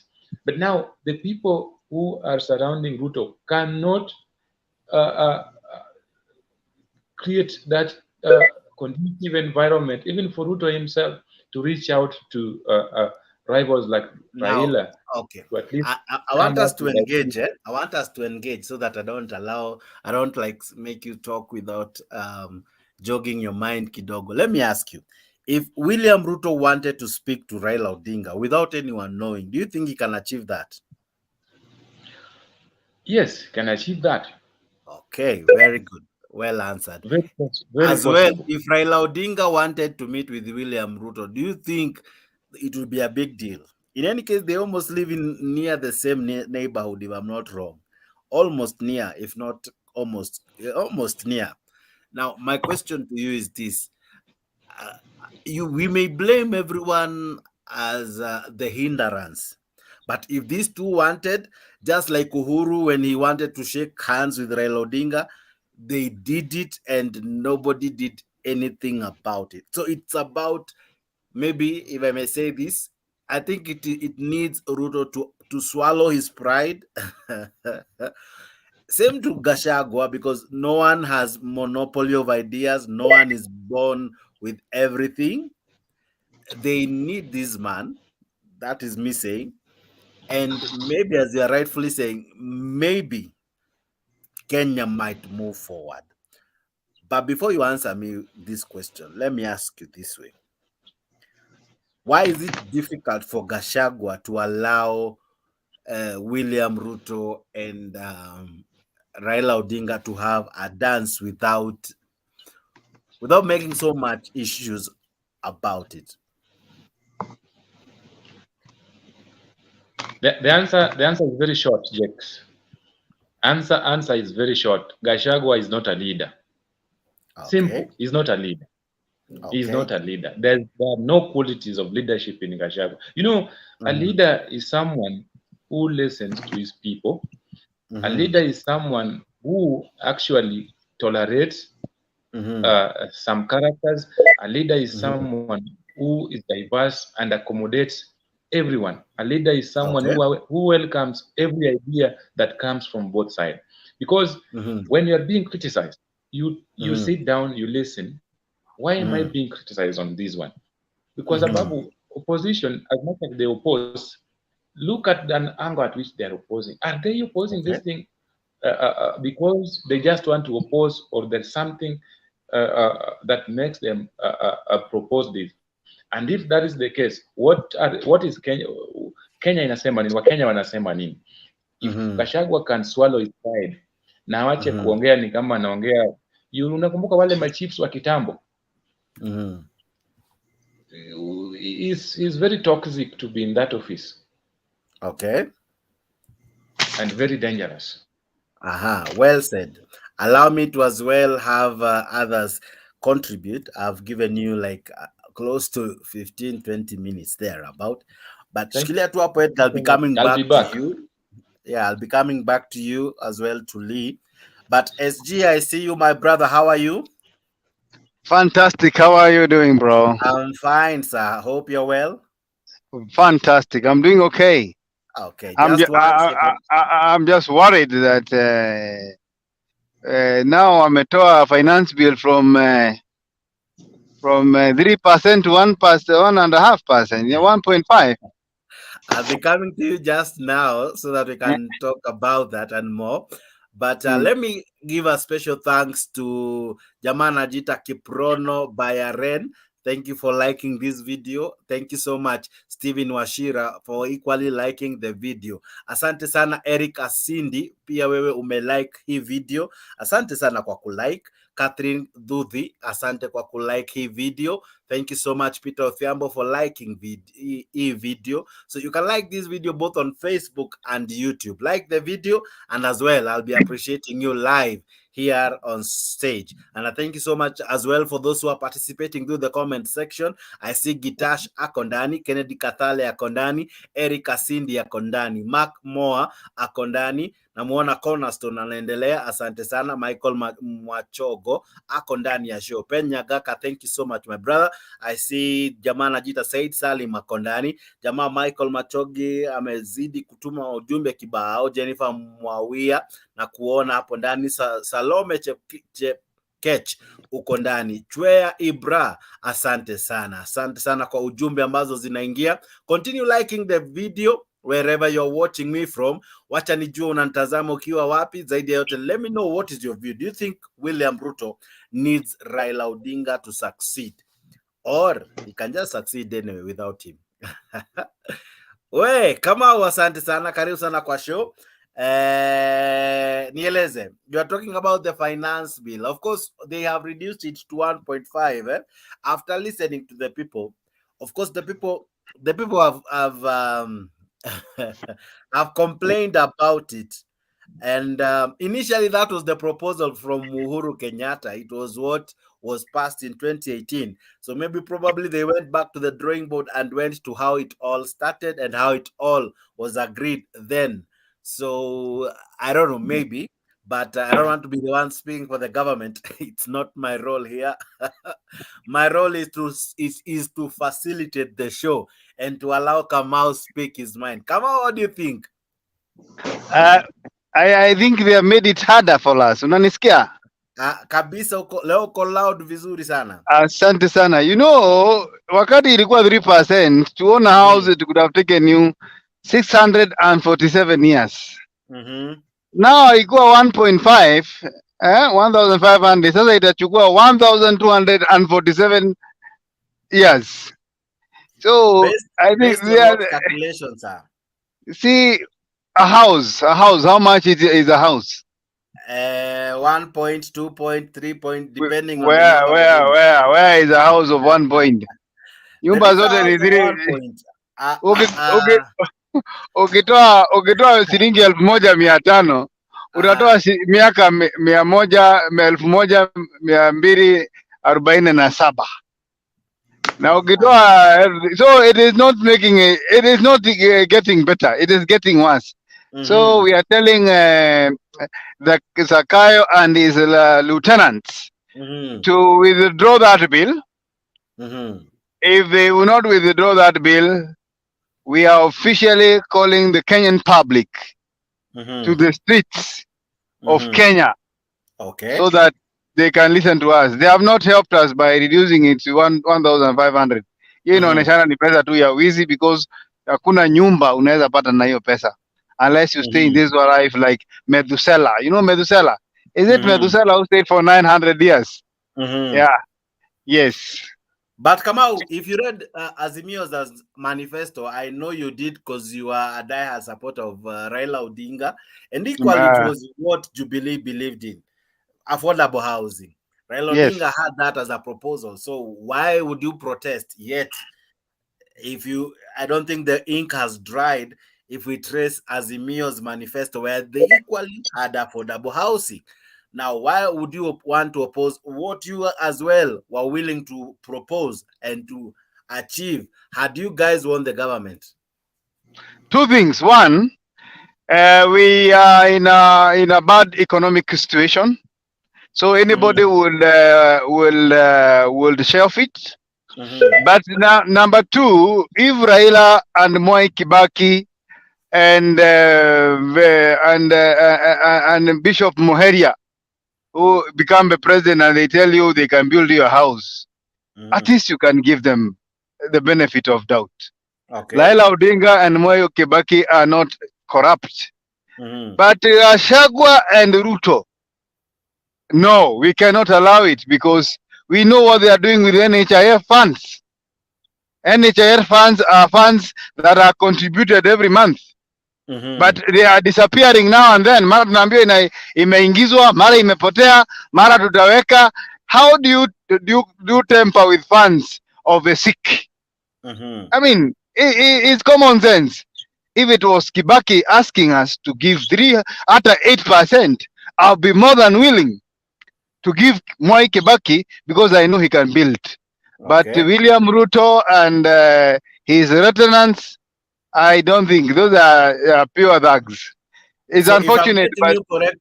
If I'm getting you come out correctly, is that the reason as to why you are opposing it? It's the issue of trust. Not trust, that yes. That is not about issue. But now, how can you? First of all, it can be shelved because of the economic situation. That's one. But if the economic situation even improves, there are people you cannot trust with money, and it is known all over the country. I think even the children of primary school, they know who they cannot trust with the money. Yeah, these characters in government today are dealers. I don't think there is anything they do without having kickbacks.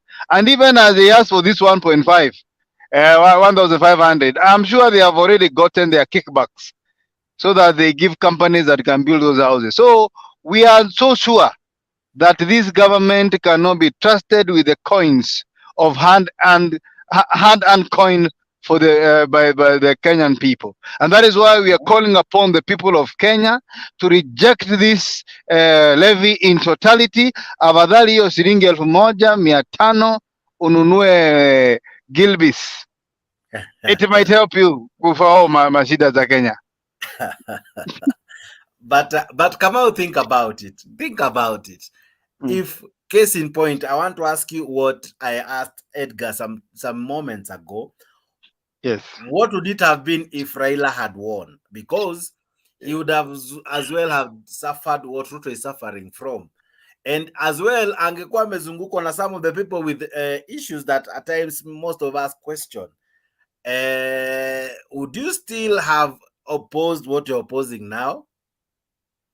Uzuri Raila could have listened to us. Tungemwambia uchumi si mzuri sana. And Raila listens to people. He is a man of the people. He is not he's not a ruler. He's a leader. You know, there's a difference. Arura says, I'm the commander-in-chief of the armed forces. I have been given power to tax. But a leader says, yes, I have the power, but I'm concerned about the lives of the people, and I should withdraw it for the time being. That is what Uhuru did. That is leadership. But Arura, liwe liwalo, mupende musipende, nitaangalia mujumbe yoyote, ajaribu.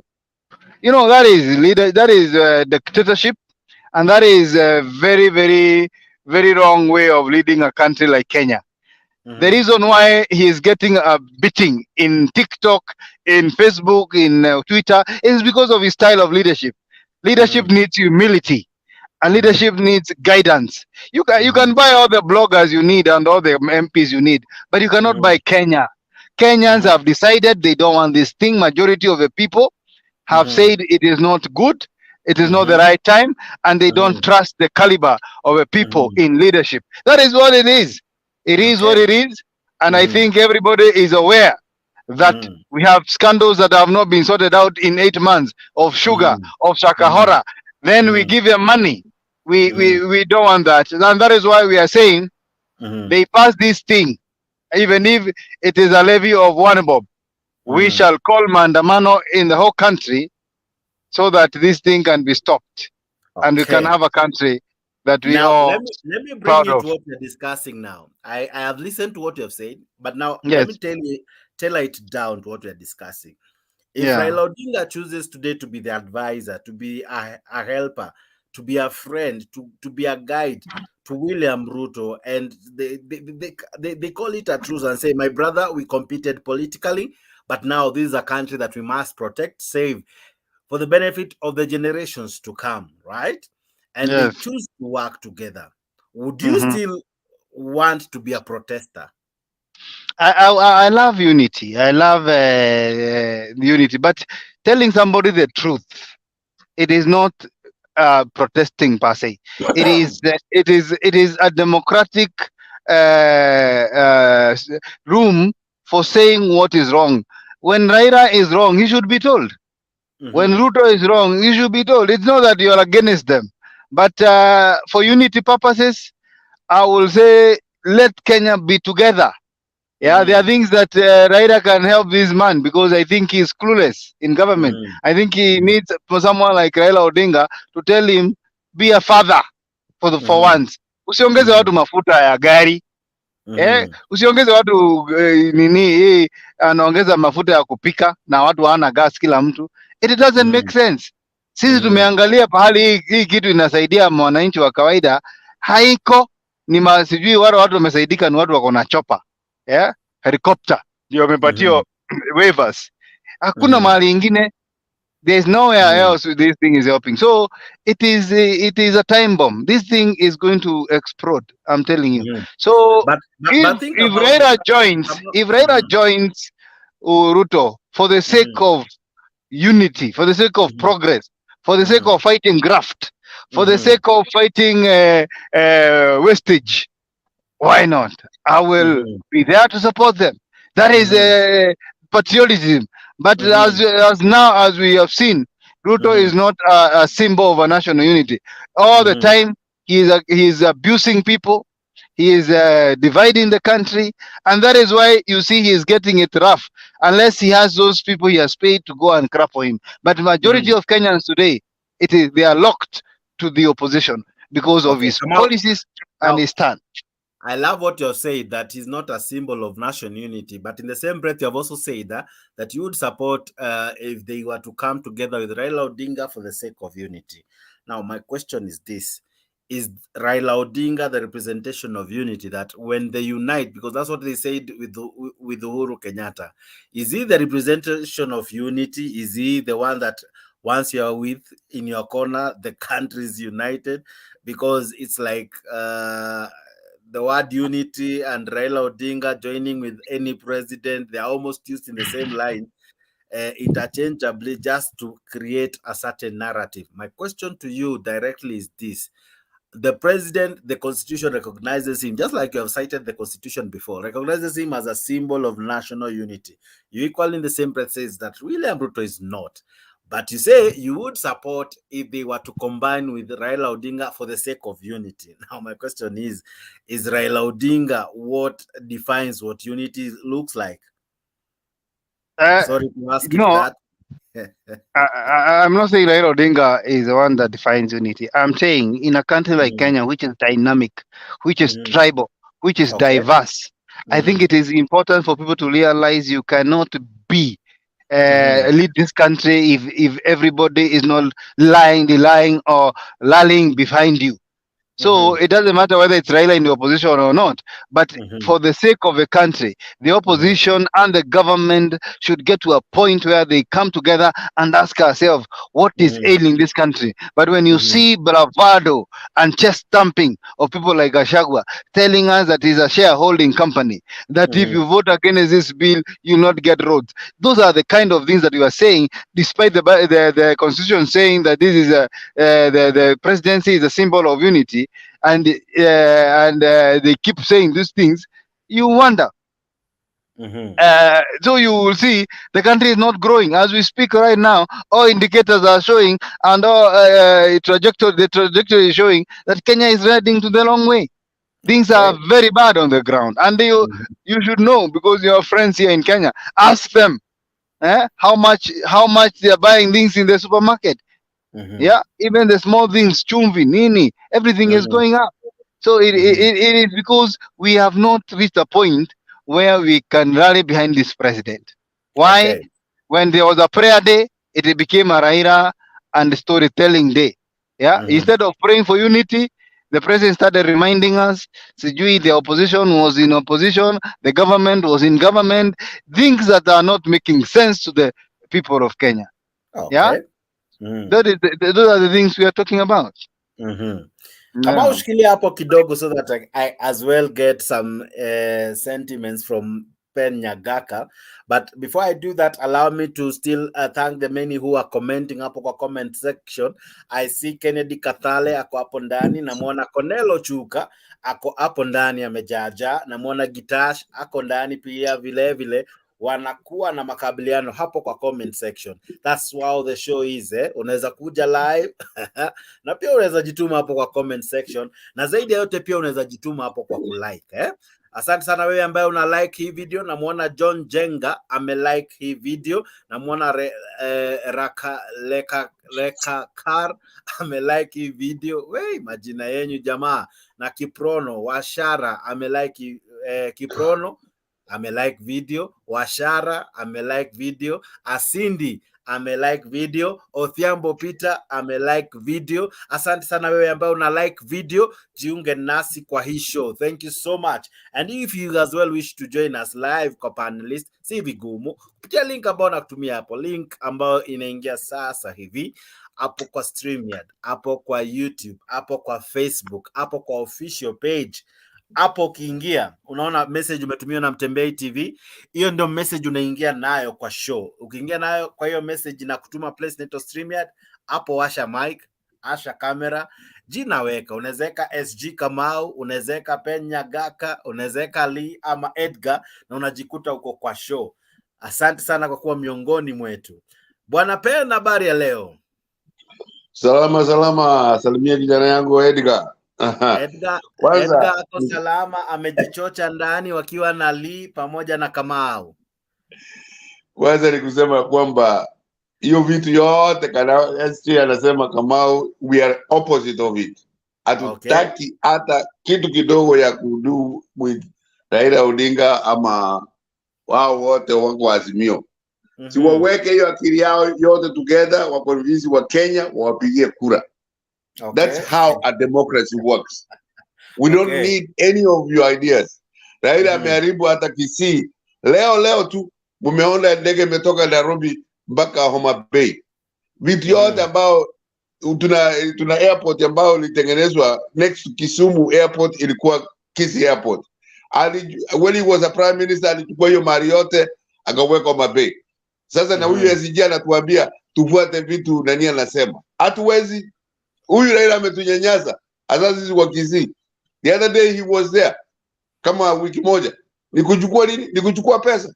Vile wamefanya Siaya. Na hiyo ndio akili anataka, huyu SG anataka tufuate. My friend, you put your ideas together, mushinde serikali vile naambia Edgar all the time, na muendelee. Na sisi tutakuwa nje. Lakini as of right now, the president Gachagua akisema ati kama Kenya ni kama company, ni kweli. Kenyatta had about 13 ministers kutoka the mountain. Nobody questioned that. Nobody said anything. Every big position that was coming up in Kenya, from the military to the head of government, was Kikuyus. Who said anything? Na huyu Rigathi akisema ukweli, ndio mnaanza kumchukia. Lakini Kenyatta alikuwa anafanya chini na hiyo ni mzuri. So yangu ni kusema tu ya kwamba vile yote Edgar amesema ni watu ya ODM Azimio, that's who thinks like that. Sisi hatufikiri namna hiyo, na sisi ndio tuko kwa serikali hii. Any mistakes we do, correct it or say something about it. But you cannot tell us to come and ask you for your ideas. Your ideas failed last time. Muli failed 2022.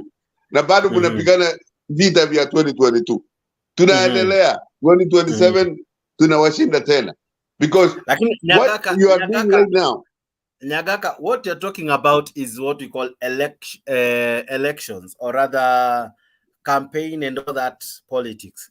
Now it's post-election. We are now talking about the country moving forward.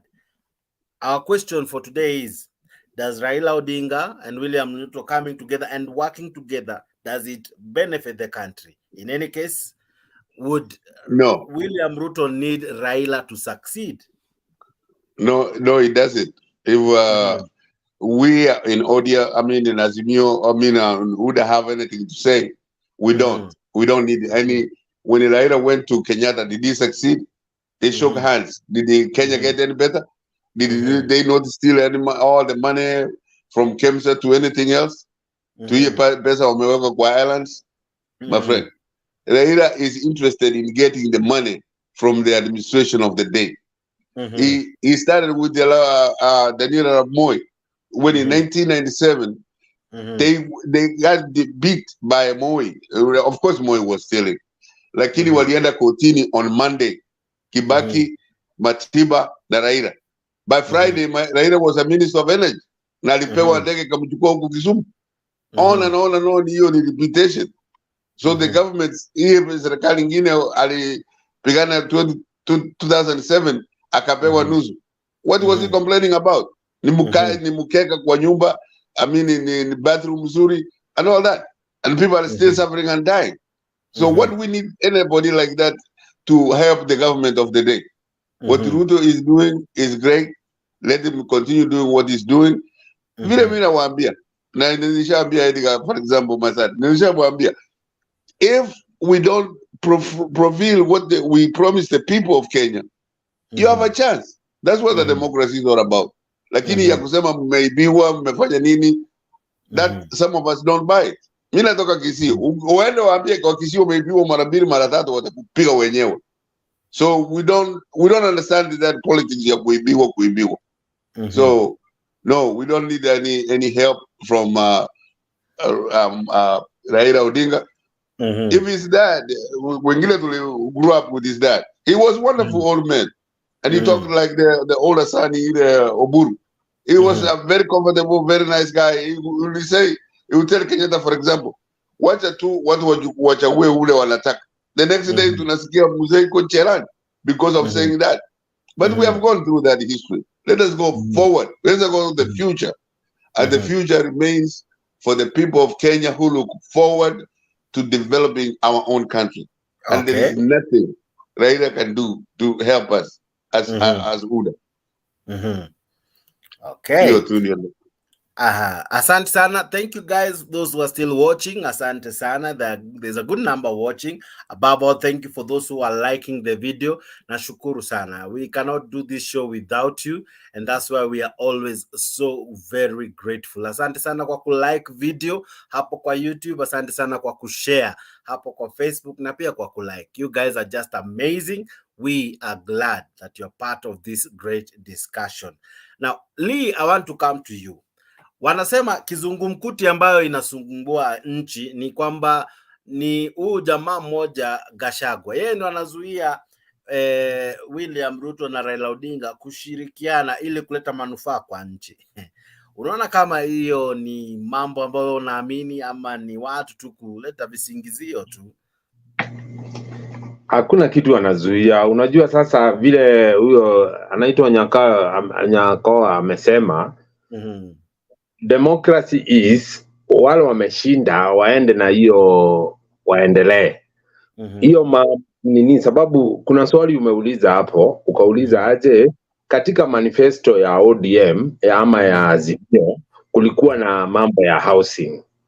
Lakini sababu sasa housing imeletwa na nini na Kenya Kwanza wanapinga. Unaona sasa ukienda mpaka katika ile manifesto ya Jubilee kulikuwa na hiyo maneno ya housing. Na kuna pia hata watu washajiandikisha hiyo maneno ya housing, wanadai pesa yao ambao walijiandikisha na Jubilee. Unaona sasa all that thing was there. Lakini because it is not them who is implementing, na wakishao sasa nini, unajua the problem with any government projects huwa na kickback. Sasa hawa wanajua if they are going to implement something to do with 100 billion, lazima kuna kickback kuna kickback. Sasa they have to fight it. Unaona, si ati huwa ndio nikakueleza kufuata hawa wanasiasa ni kama kufuata tu kina Mackenzie tu. Kwa sababu they have nothing new, kwa sababu hawa wanapinga hawa kwa sababu wanataka wanataka kufaidika. So they are fighting themselves, si ati kuna nini. Hata wakati kama unaweza kumbuka wakati kina Ishungwa na kina Kuria walikuwa wanapiga kelele, hawakuwa wanapiga kelele ati sababu walikuwa wanataka Wakikuyu. Hapana, ni vile waliondolewa. Kama huyo Ishungwa akaondolewa katika ile kiti ya budget committee, wakaondolewa hapo. Kina Junet, ukikumbuka katika skando zote za kina Kemsa zilikuja kushikwa na kina nani, kina Murathe, kina watu wa kina Junet ndio walienda kupata hizo skando. Sasa wako wanapiga kelele ya sababu ya nini? Now the other side Azimio, they are just bitter. Na ndio nikakueleza hata huyo jamaa ametoka hapo akasema ati wataenda barabara. Utaenda barabara ufanye nini? Watu wa Kenya they can not go to roads in 2 days. Siku moja tu ndio watatokea. Siku ya pili people live on hands to mouth. Kama sasa mimi nimeajiri kama watu about 7 people. Si ndio? Hawa watu kukuja maandamano nifunge mimi hata niitisha mshahara.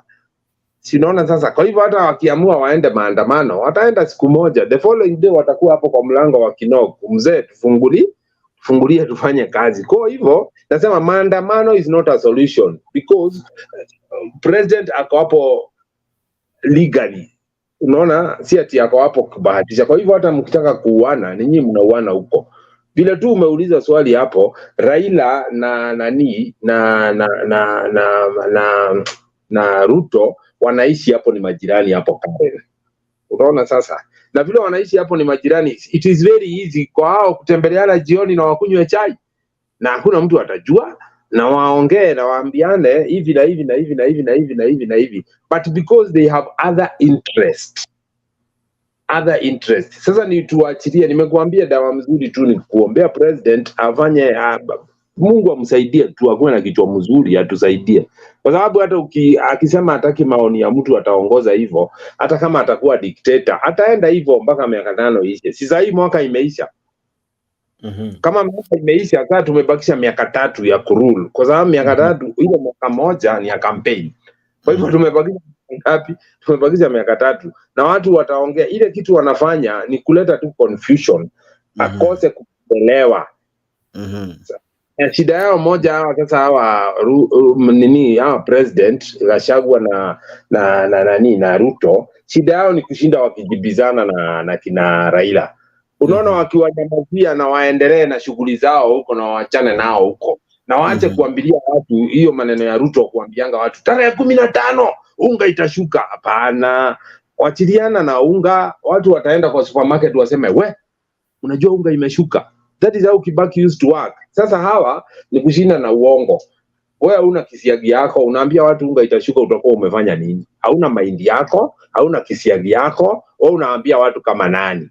Umetoa subsidize, unaambia watu mahindi itashuka kama nani? Sasa wewe kama kuna style utatumia, huwezi enda waambie wenye kisiagi ati washukishe millers, ati washukishe unga. Na wamekataana na hiyo story yake na hiyo ukora ndogo ndogo, sababu hata kuna pesa wanadai kwa serikali katika hiyo serikali ya Jubilee na hawajawahi lipwa ya subsidies. Unaona sasa usidanganywe na mtu ati kuna kitu itashuka. Ndio nimekueleza, the problem hata si kushuka kwa vitu, hata zikae bei, hata zikae hivyo ziko, but do people have money in their pocket?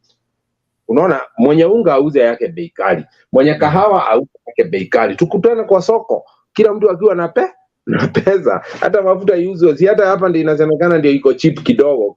Kenya mafuta iko cheap kidogo sababu imekuwa na hiyo 8%. Lakini sasa ikiongezwa hiyo itaenda juu, itafika 200, na hata nchi zingine iko hivyo. Hata Amerika kuko na hiyo shida. But the problem is watu wako na kazi ya kufanya wapate hiyo pesa.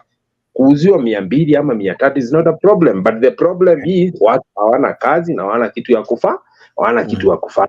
Sasa hii serikali iwachilio mali itumwagilie, sababu hauwezi iondoa hapo. Hata wacha hivyo, huyu anasema hapo Azimio, huyo jamaa aliwashinda na wakawakoroga wakiwa na jeshi yote, wakiwa na polisi, wakiwa na everything. Sasa yeye ndio akona panga, hata akitaka kuwakata vichwa si atawakata tu. Hakuna kitu wanafanya, kwa sababu wakati Yesu alizaliwa Herode alikata watoto wote vichwa. Na Mungu alikuwa tu akiangalia tu, na watoto wa Herode akakata. The Bible does not record very well ni watoto wangapi walikatwa vichwa, lakini Yesu, mpaka Mungu mwenyewe alichukua Yesu akaenda kumficha huko Egypt, Misri, ndio akue aondoke kwa Herode, na Herode aliendelea. Kwa hivyo kwa sababu Herode ndio alikuwa anatawala nyakati hizo, yeye ndiye alikuwa anapanga, akakata watoto vichwa. Nao Ruto ndio ako na panga. Mnaweza enda kwa street na yeye amue hao watu mfanya nini, atakata wote vichwa. What will you do? Akiamua kesho Raila hata lala, sinia ako na panga. Hiyo ndio uongo. Acha mambo yako bwana.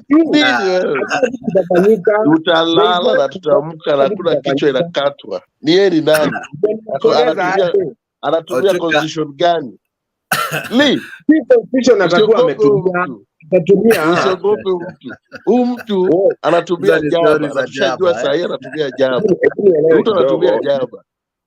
Nakueleza akitumia hiyo jaba ukute kichwa imekatwa, utafanya nini? Na ya nani? Ya baba anybody tu sema yako na mamlaka. Nakueleza nielewe vizuri na unisikize vizuri. There is nothing inaweza fanyika. Si Kenyatta alikuwa anaua watu, anaua kina Jomo, akaua kina JM, na hiyo stories zikaisha tu hivyo. Anaitanga kiongozi. Nielewe vizuri, kiongozi akiwa kwa kiti, he can do anything. Hiyo nataka tukubaliane hiyo. He can do anything. Na hiyo kitu akifanya, hakuna kitu mtafanya, ni kuchoma tu. Watu watachoma tairi, wachome siku 2, wachome siku 3, na isaulike hivyo. Sasa tunamwambia jaribu. Hata akishafanya utafanya nini? Ajaribu aone kile tutafanya. Ni nini unaogopa huyu jamaa unataka kumtetea? Ajaribu. Mimi sijasema hivyo. Mimi nimesema watu comment wameanza kujifanya ninawaita hapa kwa show. Lee, acha nikuulize swali Lee. Unasema ya kwamba William Ruto ana uwezo wa kuangamiza wapinzani wake akiona kana kwamba atashindwa. Sasa demokrasia si hapo itakuwa imepoteza maana, sababu demokrasia inaachilia watu washindane katika njia ya haki na huru, bila kushurutisha watu kuchagua mtu awaye yeyote kwa hiari yao. wale wengi wakuchague, wale wachache wawe na maoni yao kusikika, yani the minority to have their say, right? So yeye kuamua kuangamiza, huoni kama atakuwa anaharibu demokrasia? But it has been that way. Si Uhuru si ametoa Ruto kwa kiti na akakaa hiyo miaka 4 akifanya kampeni akiwa peke yake, akiwa amemuondoa kwa kiti. Si ni kumuangamiza, alikuwa amemuangamiza mpaka kina Gachagua hao ndio unaona they are bitter. Si walikuwa wanawekwa ndani. Hiyo ni sheria gani ilikuwa inatumika? Ndio nimekueleza aje, si Moi aliweka Raila ndani. Si alimweka ndani miaka 7, ni sheria gani hiyo ilikuwa inatumika?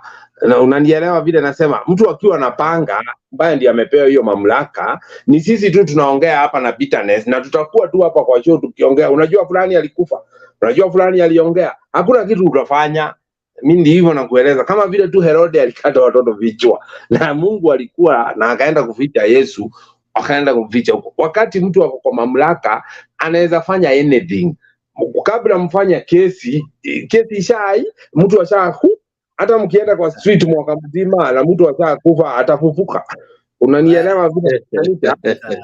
Tunangoja afanye hivyo ndo tunataka. Unaweza kusema wewe nimekuambia tumuombe atishiko na hiyo akili mbaya. Hata wewe utakuwa na peace. Hata wewe Moi alikumaliza kitambo. Uchuka. Si nimerudi. Sura nimerudi na kufa narudi tu. Ndio nasema aje. Au vile nasema aje. Mimi nakuelewa. We are not fearing him. Not good, that good. Now you are talking. What I'm saying, we pray for him, kichwa yake isiharibike, aamue kufanya kama wale wengine washawaifa. Unanielewa? Kwa sababu the fact remains he have the sword. Let us agree on that. He has the sword. Tukiamuka kesho tusikia amefanya damage fulani, tutaanza kudeal na damage, lakini damage ishafanyi. Unanielewa? Juzi watu walienda maandamano. Watu walipoenda maandamano, vitu ziliharibiwa hapa Nairobi, si ndio? The fact remains, watu walienda maandamano na vitu zikaharibiwa, na hao wenye waliharibiwa hakuna kitu wanaweza fanya. Unanielewa? Sasa wale walifanya maandamano walirudi kwao na damage ikafanyika. Na Raila mwenyewe sababu he is very powerful na ni yeye alikuwa anaongoza hiyo maandamano na hizo vitu zikachomwa. Kuna mtu amemuuliza swali. He is the leader of opposition. Kuna mtu amemuuliza swali, si vitu za watu zilichomwa na hiyo maneno imenyamaziwa tu, sababu he is very powerful, hauwezi mfikia na huwezi muambia kitu. Hivyo ndio nakueleza, huyo mwenye ako kwa kiti saa hii akiamua kufanya vitu vingine vituko atafanya tu. And wewe wacha kusema hivyo, omba asifanye, kwa sababu tukienda kwa street hizi vitu zote nchi yote tutasaidika la dini.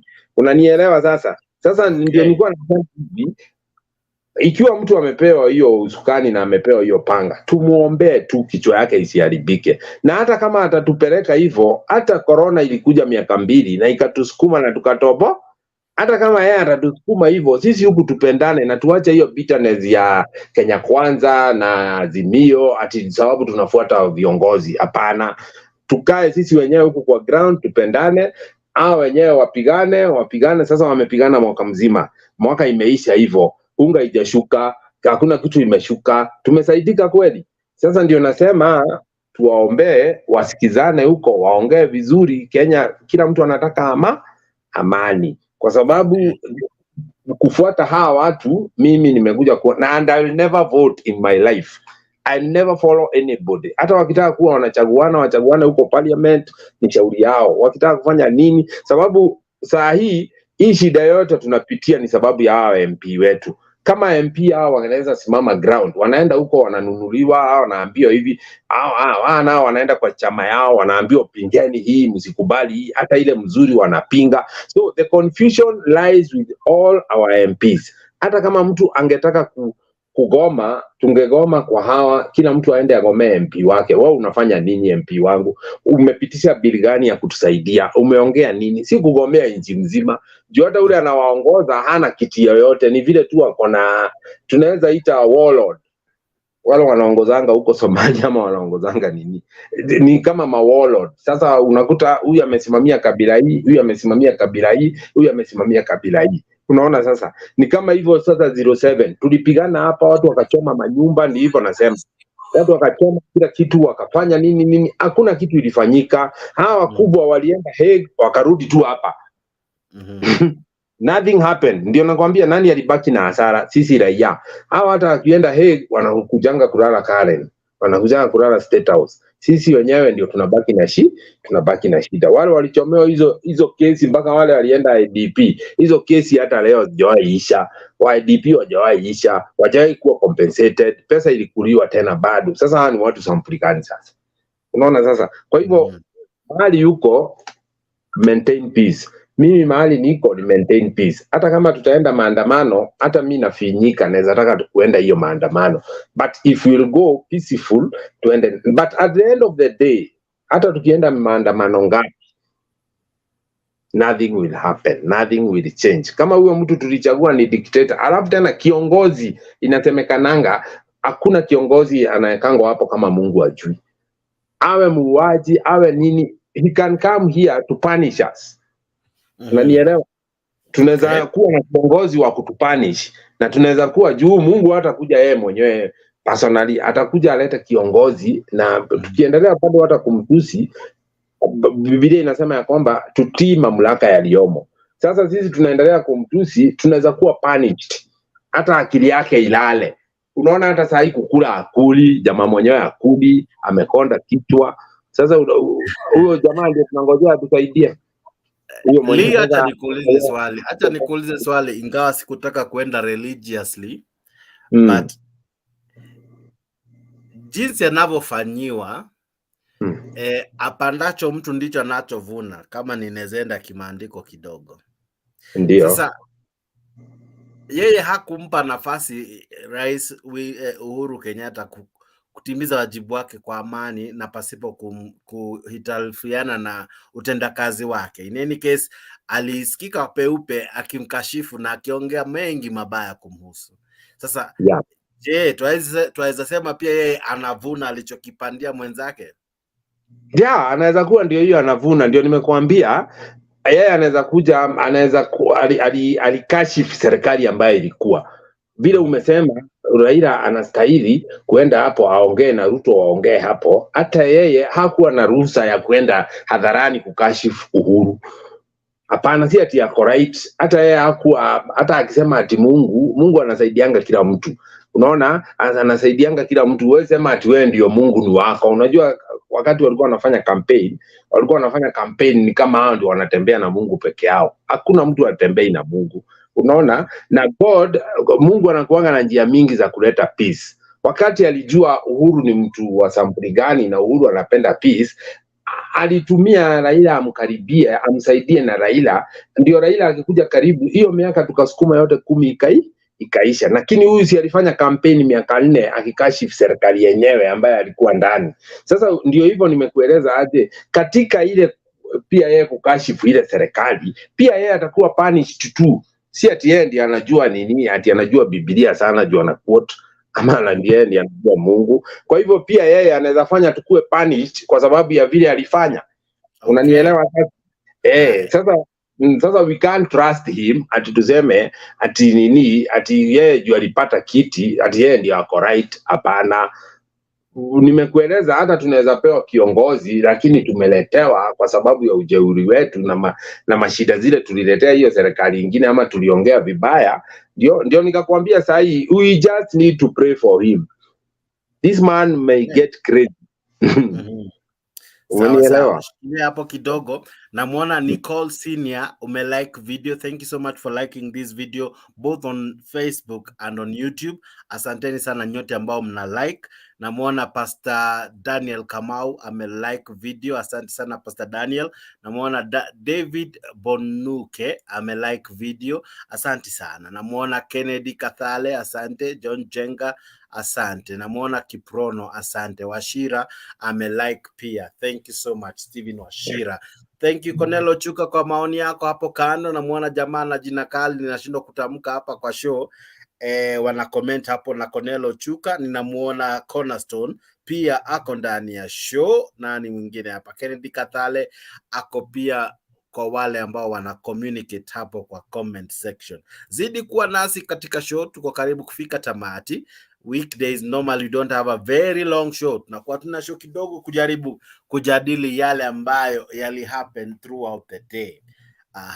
Now Edgar, will maandamano really solve anything? No.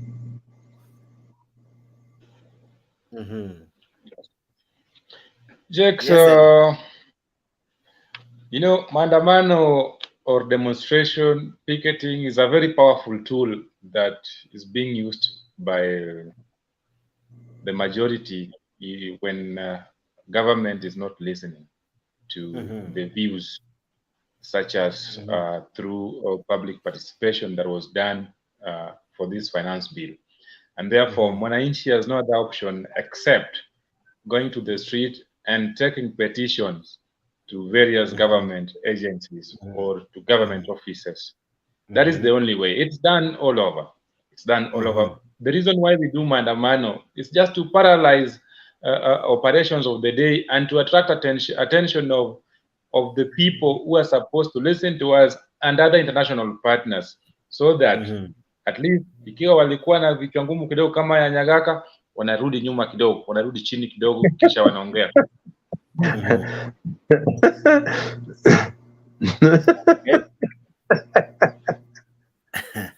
Naona na bambo hapo sana Jamali. Endelea.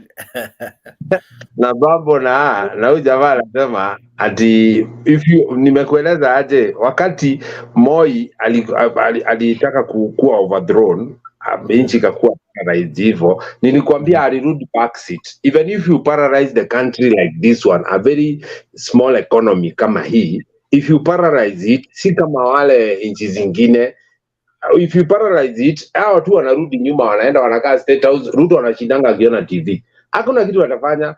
Madawa itakosa hospitali, kila kitu itakosa hospitali, barabara zikose. Unakumbuka kulikuanga mashimo mpaka kwa barabara tukienda Ushago, hakuna kitu itafanyika. Yeye ataendelea successful. The mic was mine. Ni sisi tutajiparalyze vile nimekueleza aje. Sikulikuwa maandamano juzi, hiyo maandamano ilikuwa yote hiyo. Mic was mine. Jax, protect me from this guy. He's agreeing with you and also disagreeing with you. But wacha tupewe dakika kidogo alafu ndakupa tena. Yes, just endelea basi Edgar. I want to strongly disagree with my brother who is saying that maandamano cannot do anything. Maybe he's not a good student of history, but let me take him back in 1980s and 1990s. Especially when we were about to achieve the multi-party system. For Moi to repeal Section 2A, it was through maandamano that was organized by the likes of Orengo, Raila, Matiba, and Reverend Timothy Njoya. These people were on the street because Parliament was captured by Moi, Judiciary was captured by Moi. Every department that Ingesaidia was captured by then Khan regime. And therefore, the only way that made it successful was through organizing maandamano, and people paid price. Raila was arrested. Reverend Timothy Mboya was tortured. Matiba, in fact, hata akili iliharibika.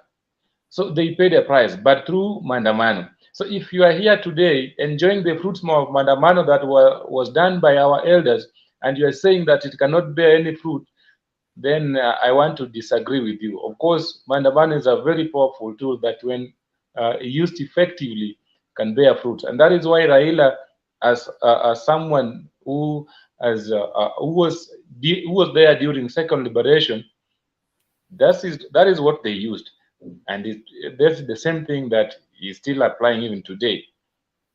The only problem is that it's only left for a certain community. If all can come up and come out, let us all go to the street, regardless of where you come from, then we can have a better Kenya. The only problem I have is criminals taking advantage of maandamano. Okay. Sawa. Now, Nyagaka, what do you think? Will maandamano really bring anything forward? Yeah, even Edgar, thank you very much. Hiyo ni mzuri sana umesema. Yes, maandamano can bring changes, the writing of the constitution of today was through maandamano. But maandamano to catch what? Maandamano to take more Ruto out of office is your maandamano. That's a political argument. Now he just won the elections in 2022. But maandamano with an agenda, it is a very good thing. Yeah, I mean, nobody in their right mind would say maandamano ni mbaya. Maandamano ni mbaya ile inataka wafanya watu wafanye other elections ama kitu kama hiyo. So I don't understand this maandamano that they are talking about nowadays. Lakini ile ingine kina Shikuku, Anyona, wote walikuwa hapo. Vile amesema. And they had a very clear agenda. We wanted a multi-party democracy. And we have a multi-party democracy right now as we speak. So that hiyo ndio nawaambia yanangu Edgar, if you want to change this government tomorrow, it can't be. It can't be. It has to be 2027. And you have to come up with ideas that can change that. So maandamano of today, let us focus on the real issue. Which maandamano are we talking about? The maandamano of the 90s, of the 80s that really had a focus on what they are doing or what they are saying, and the people, the common mwananchi agreed with that. But the maandamano of today, Ruto must go, Ruto must go. He just got elected by whatever number. So this doesn't make sense. Maandamano nowadays doesn't make sense. Even if it's enshrined in the constitution, we have to tell the people what kind of maandamano are we talking about. And when a lot of people agree, I mean, it has to have a leader. The people that, I mean, a leader. The people doesn't have to agree. If the leader is Raila Odinga, so be it. But maandamano ya kusema nini? Thank you very much, James. Okay. Jamaa ako hapa yes, Edgar. 2 seconds before I give Cornelio Chuka. Ben, I want to let you know of something that wananchi has power. In fact, if you look at the definition of the government, we are the government. And therefore, if people can come out, like you're saying, I agree with you that maandamano cannot take Ruto out of presidency, only because he has no respect to the way to the views of his people. But you see, in other civilized world, ata kuna you remember there was an accident that happened in some parts in Europe. Ilifanya a whole minister resigned because of that accident. Look at Tunisia, what happened? Egypt, these guys, they actually resigned because of pressure that were piled on them through maandamano. It was a civil coup, civilian coup. They were overthrown through streets, sio na bunduki ama nini, and therefore it can happen in Kenya. And I'm telling you, should life continue this way, Ben, then it's going to happen in Kenya. It's going to itakuwa history. Okay, Cornelio Chuka Baria leo, thank you for being part of this show. Asante sana kwa kuparticipate both kwa comment section na pia hapa live on show. But before I even have you, allow me to give a special thanks to Daniel Maina for liking this video. Asante sana kwa kulike video. Lemuel, thank you so much for liking the video. Asante sana wewe ambaye una like hii video hapo kwa YouTube na hapo kwa Facebook. Give us a thumbs up. Thank you for giving us this show a thumbs up. I see Humphrey Morio like video. Namuona Mohamed Baraka like video. Namuona Ezekiel Nyangwas Nsa. Majina yenyu. We need to have someone to be helping me pronounce this name. Nyangwansa. Nyangwansa. Okay, sawa. Zingine ni vitanza ndimi, but all the same, thank you so much for liking the video. Hapo Facebook, like. Hapo YouTube, like. Cornelio Chuka, habari ya leo? Mzuri sana. Nasikia ndo naagi hapo mambo na maandamano si mzuri. Habari zenyu kwanza watu wangu. Naona mzee. Tuko salama. Sasa mimi nakuja na opinion tofauti. Ni sawa. Maandamano ndio inafanya Ruto atatusikia. Maandamano nitafanya Ruto atasikia kenye tunataka na afanye venye tunataka senye tunataka, kwa sababu tukipita hivi, tukipita Moi Avenue, tukipita Kenyatta, tukirudi hivi Ngong Road, tukipita kila mahali, vitu zote zimeenda. Vitu zinaenda kwa sababu wananchi wako njaa. Wananchi wako njaa na wananchi wanaomba hii maandamano kuja hata kesho, wako tayari.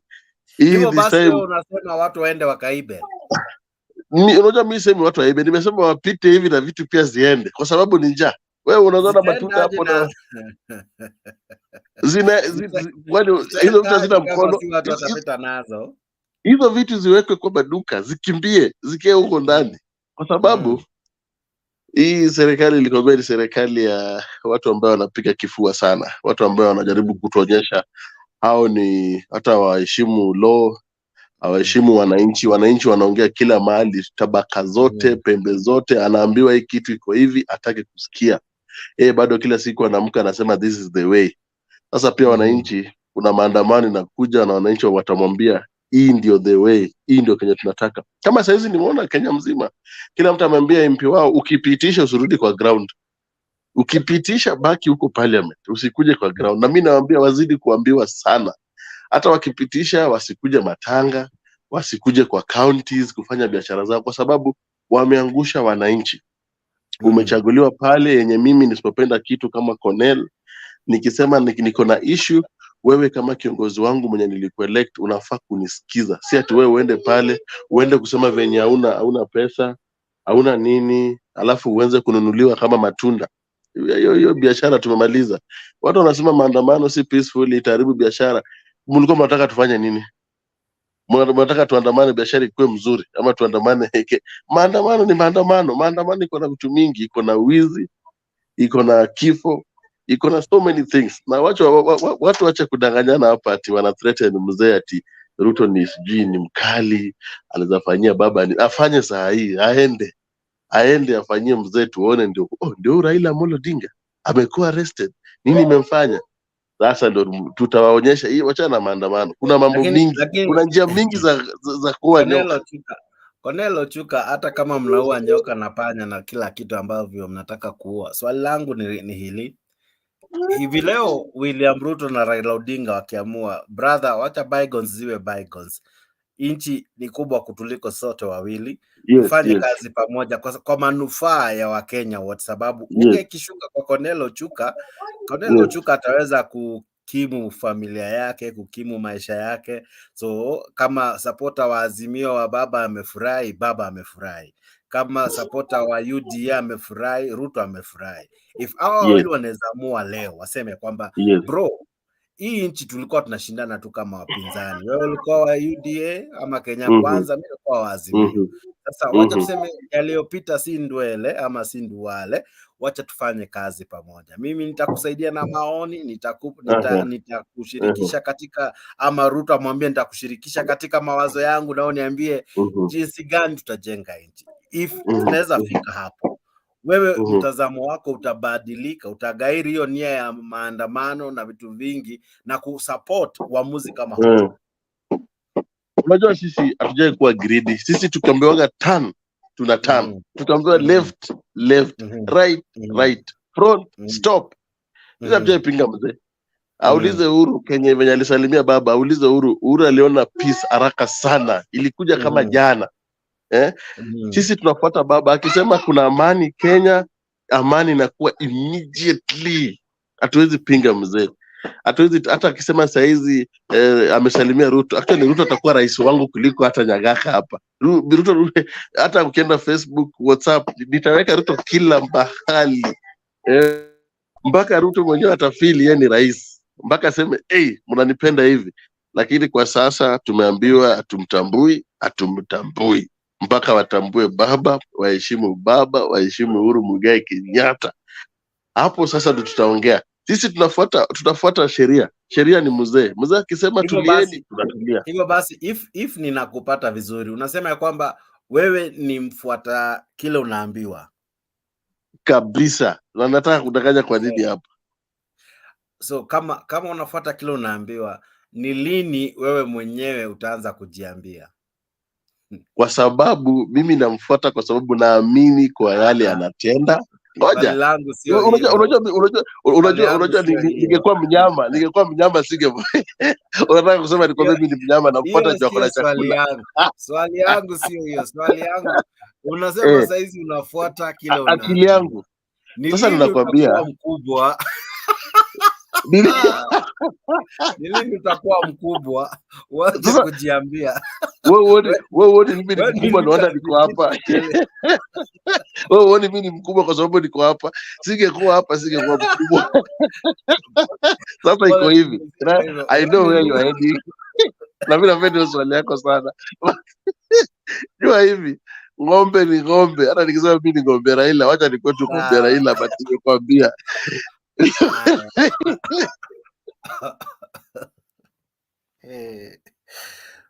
Shikilia hapa juu utaniharibu mbavu na ni usiku. Shikilia hapo kwanza. Dada Roda. Haya, unaniita Dada Roda mama. Wacha niambie watu Mama Roda umeniacha. Mama Roda. Kuna giza hapa, kuna giza tafadhali. Unanielewa? Leo unachoma kuchoma we. Nakwambia leo nachoma sana. Yake, kofia pahali yake, macho ine pahali yake. Unachoma. Kuna mwingine niko nasema anataka kuona huyo mzee kuoga na mama ako na macho ile. Kuja hapa, uko wapi leo? Nakumbuka last time niko hapa. Okay, leo nione vizuri. Macho ile ako hapa leo live. Nakwambia leo umejitokeza kujitokeza. Unaenda kadeta utashow ama nini Uko na mpango?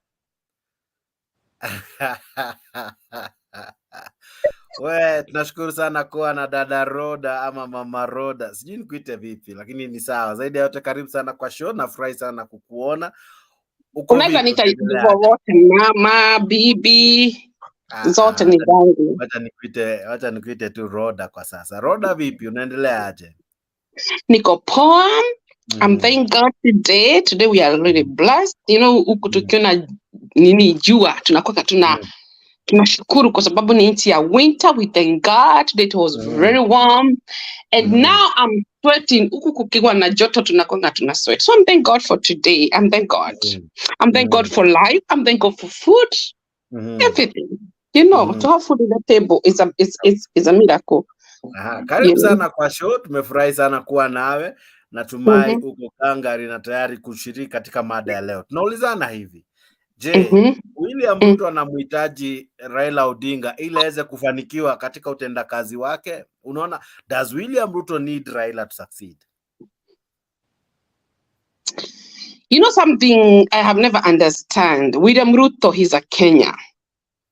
Like me and you. Yes. Raila Odinga is a Kenya like him. So I don't understand why they cannot sit and they talk and they understand each other. Both of them, they are Kenyans. Yes. Okay. Yeah. So kulingana na wewe, kwa sababu hawa wawili ni wa Kenya, wanafaa waketi chini wazungumze.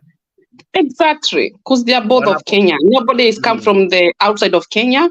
They are all Kenya. I don't know which the hospital William Ruto was born. I don't know which the hospital Raila Odinga was born. They need to sit and solve the Kenya problem. This is not the time, because sometimes I feel like William Ruto, he tried to hide behind. He know Kenya problem. He know things we are going through. He's a Kenya. Come on. Yeah. Now, if they were to work together, do you see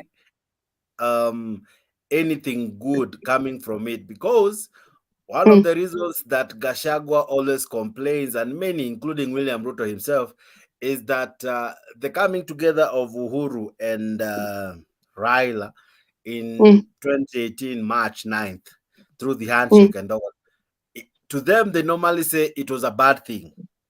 Now, if it were to happen between Ruto and Raila, will it be a good thing? Do you think they would have a handshake? They don't even need to have a handshake. They can hug, they can talk, whatever they do, but they just come together, discuss, and agree. Because shaking hands does not really, you can shake hands, but your hearts are divided, right? Yes. You can shake hands, but your minds are not there. But we can agree to have a sitting, discuss, iron out our differences, bury the hatchet, and allow the country to move on and allow the country to shine. Because when Kenya shines, it doesn't matter who is mentioned when Kenya shines. The glory comes back to Kenya. Kenyans are happy. So if William Ruto and Raila Odinga, whatever name they give it, call it bipartisan, call it handshake, even if they had a hug, let's call it a hug. Even if they had a hug, do you see it as a good thing for this country? To be honest, because me, I'm really honest. Because I say I'm born again Christian, and Christian, God wants people who speak the truth.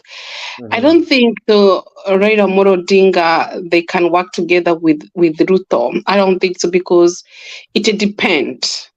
One thing, Ruto personality is very different with other politicians, because one thing, he's not open. He doesn't care about how we think, how we feel. And Raila Amolo Odinga, he is very honest. I don't think so how they can cooperate. It's only him. They sit together, they take a cup of tea, they speak the things we want Kenyans. We want Kenya can move forward. And what can make the Kenya move forward is him. Sometimes I feel William Ruto, he tried to hide himself. He doesn't want to understand that he was in another regime. And he was another regime 10 years, but he doesn't want to show us he was that regime. And that's not good. He has been trying to hide. In fact, in according to the law, you're not supposed to be the president when you were in the vice president. You remember, I can go back in America. In America, Joe Biden, he came for the president, and who did for him the campaign is Barack Obama, because they have the same party, Democrats. They have been working together, and they retired. And when Obama retired, they retired the same. But Biden, he said, I want to go back. But William Ruto, he came the vice president after he came the president, and he was the vice president. That was not good. He did a mistake. He could come to run for the president after maybe 5 years or 10 years. You understand? So that's something I condemn him. I don't know the constitution say that after you have been vice president, you come for the president. I think he was after something. Even when he was vice president, he was dreaming. He was pushing. I want to be the president, because he want to hold the power. He hold the power, and that's why he's still our election, because he want to hold the power, and that's very dangerous. He think about himself and his family. Rachel Ruto. That was William Ruto, his goal. And he tried to hide that he have never been the other regime, and that's very dangerous for the Kenya. When we have a people who try to put their mask, he was not the other regime, because it's very important. People are very honest and to honest themselves. Because if we say that our country to do demonstration, we can do demonstrations. Kenyan people, we are ready for everything. We don't care the country we get burnout. We don't care the country, because there's a time you say the better country go burnout, because everybody have paid the price for that country since independence. Go back since independence, since Mzee Jomo Kenyatta regime, he struggle. Okay, Moi struggle, Moi regime struggle, Kibaki struggle, Uhuru struggle. Those guys, they have been struggling to build our country, and then somebody's coming, try to destroy what we have built. He want to destroy everything. These guys have been removed the old people money. He have been removed the subsidy for the food. He have been removing vijana kazi. Ametoa kila kitu. That's Kenya. We are not happy with him. That's what you say. It's better. Kenya burnout. If you don't want to respect the rule of the law, you don't want to respect our democracy, you don't want to respect our constitution, there's a time you say it's better the country burn out. As we want the person who is there in the state house, somebody he knows there. Somebody, I'm here for the time. I'm here for the Kenya. I'm here for the Kenya who employ me. But William Ruto, he feel like he's the one who employ him. I think even Kenyatta, and he's the father of that country. Alikuwa anajipiga kifua. Alikuwa very humble man. He was charismatic. But this guy anajifua kifuga, anaona inti yake, anaona nobody can do for him everything. He have never shown us, even Uhuru regime, he was very humble. Yeah, alikuwa very socialized with everybody. He was kind. You know, alikuwa yani easy. He was simple. Na alikuwa na heshimu kabisa. Unakumbuka katiba, unakumbuka Biblia, siku ile Biblia ilitushwa chini. Yeah, alisema I respect the rule of the law. I respect democracy. He didn't kufua kifua. Mimi nitachukua nini nitaenda, lakini William Ruto yeye anajibika kifua, naona kama nchi yake. Na hiyo nchi vile hiyo nchi imepigiwa na watu. We don't want somebody to press us. And that's what I'm against, and I'll continue fighting with this regime until William Ruto understand Kenya is belong to us. Hata hiyo nyumba naona is belong to us. Okay. Beautiful. Yeah. Asante sana Roda. No wonder una shine hivyo. Nakwambia una glow tu sana. Thank you so much. Aha. Sam, are you there, my brother? Sam, can you hear me? Yes, I can hear you, Jakes. Karibu sana bwana. Unasikika kama ndio umejiekelea kaka? Yeah, I'm just following the show. And I just woke up now. Maoni yako ni yapi? Wewe unaona vipi? Raila Odinga akiamua kufanya kazi na William Ruto, unaona itakuwa kwa manufaa ya nchi? Unaona itamsaidia William Ruto, ama wewe hata unaomba wasiwe pamoja? Jakes, what I can say is, for me, if they work together, it's for the betterment of the country. And for us to have the peace, and once there is peace, there's a lot of things can happen. There's no way you can underrate another Kenyan, as Raila is also a Kenyan, and he has the support of the people he leads in the country.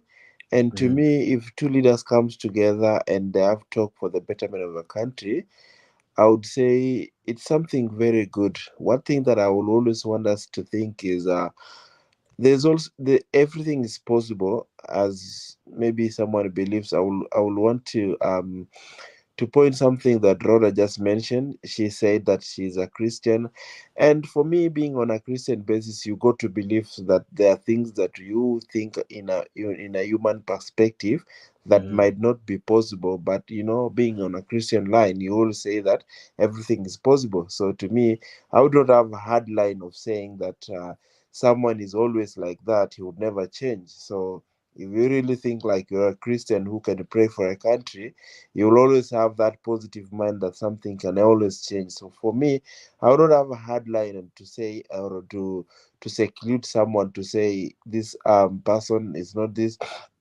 One thing that I know, for the country to succeed, we all need each other. Jake, I need you as a brother. I'll need other person to be there, so that we can move forward. So I think when a country comes together and share the differences, we will have that, And always when someone agrees to come together, it means that idea that say that someone is an idliner will always be there. So for me, I will always pray for the country to come together and to work together and share their differences, because at the end of the day, we will still have Kenya, and Kenya is for us. So for me, I will embrace them to coming together, let them sit down and let them actually, have a conversation and put Kenya first, and all things will work. I believe that. Someone may ask, why did I ask that question tonight?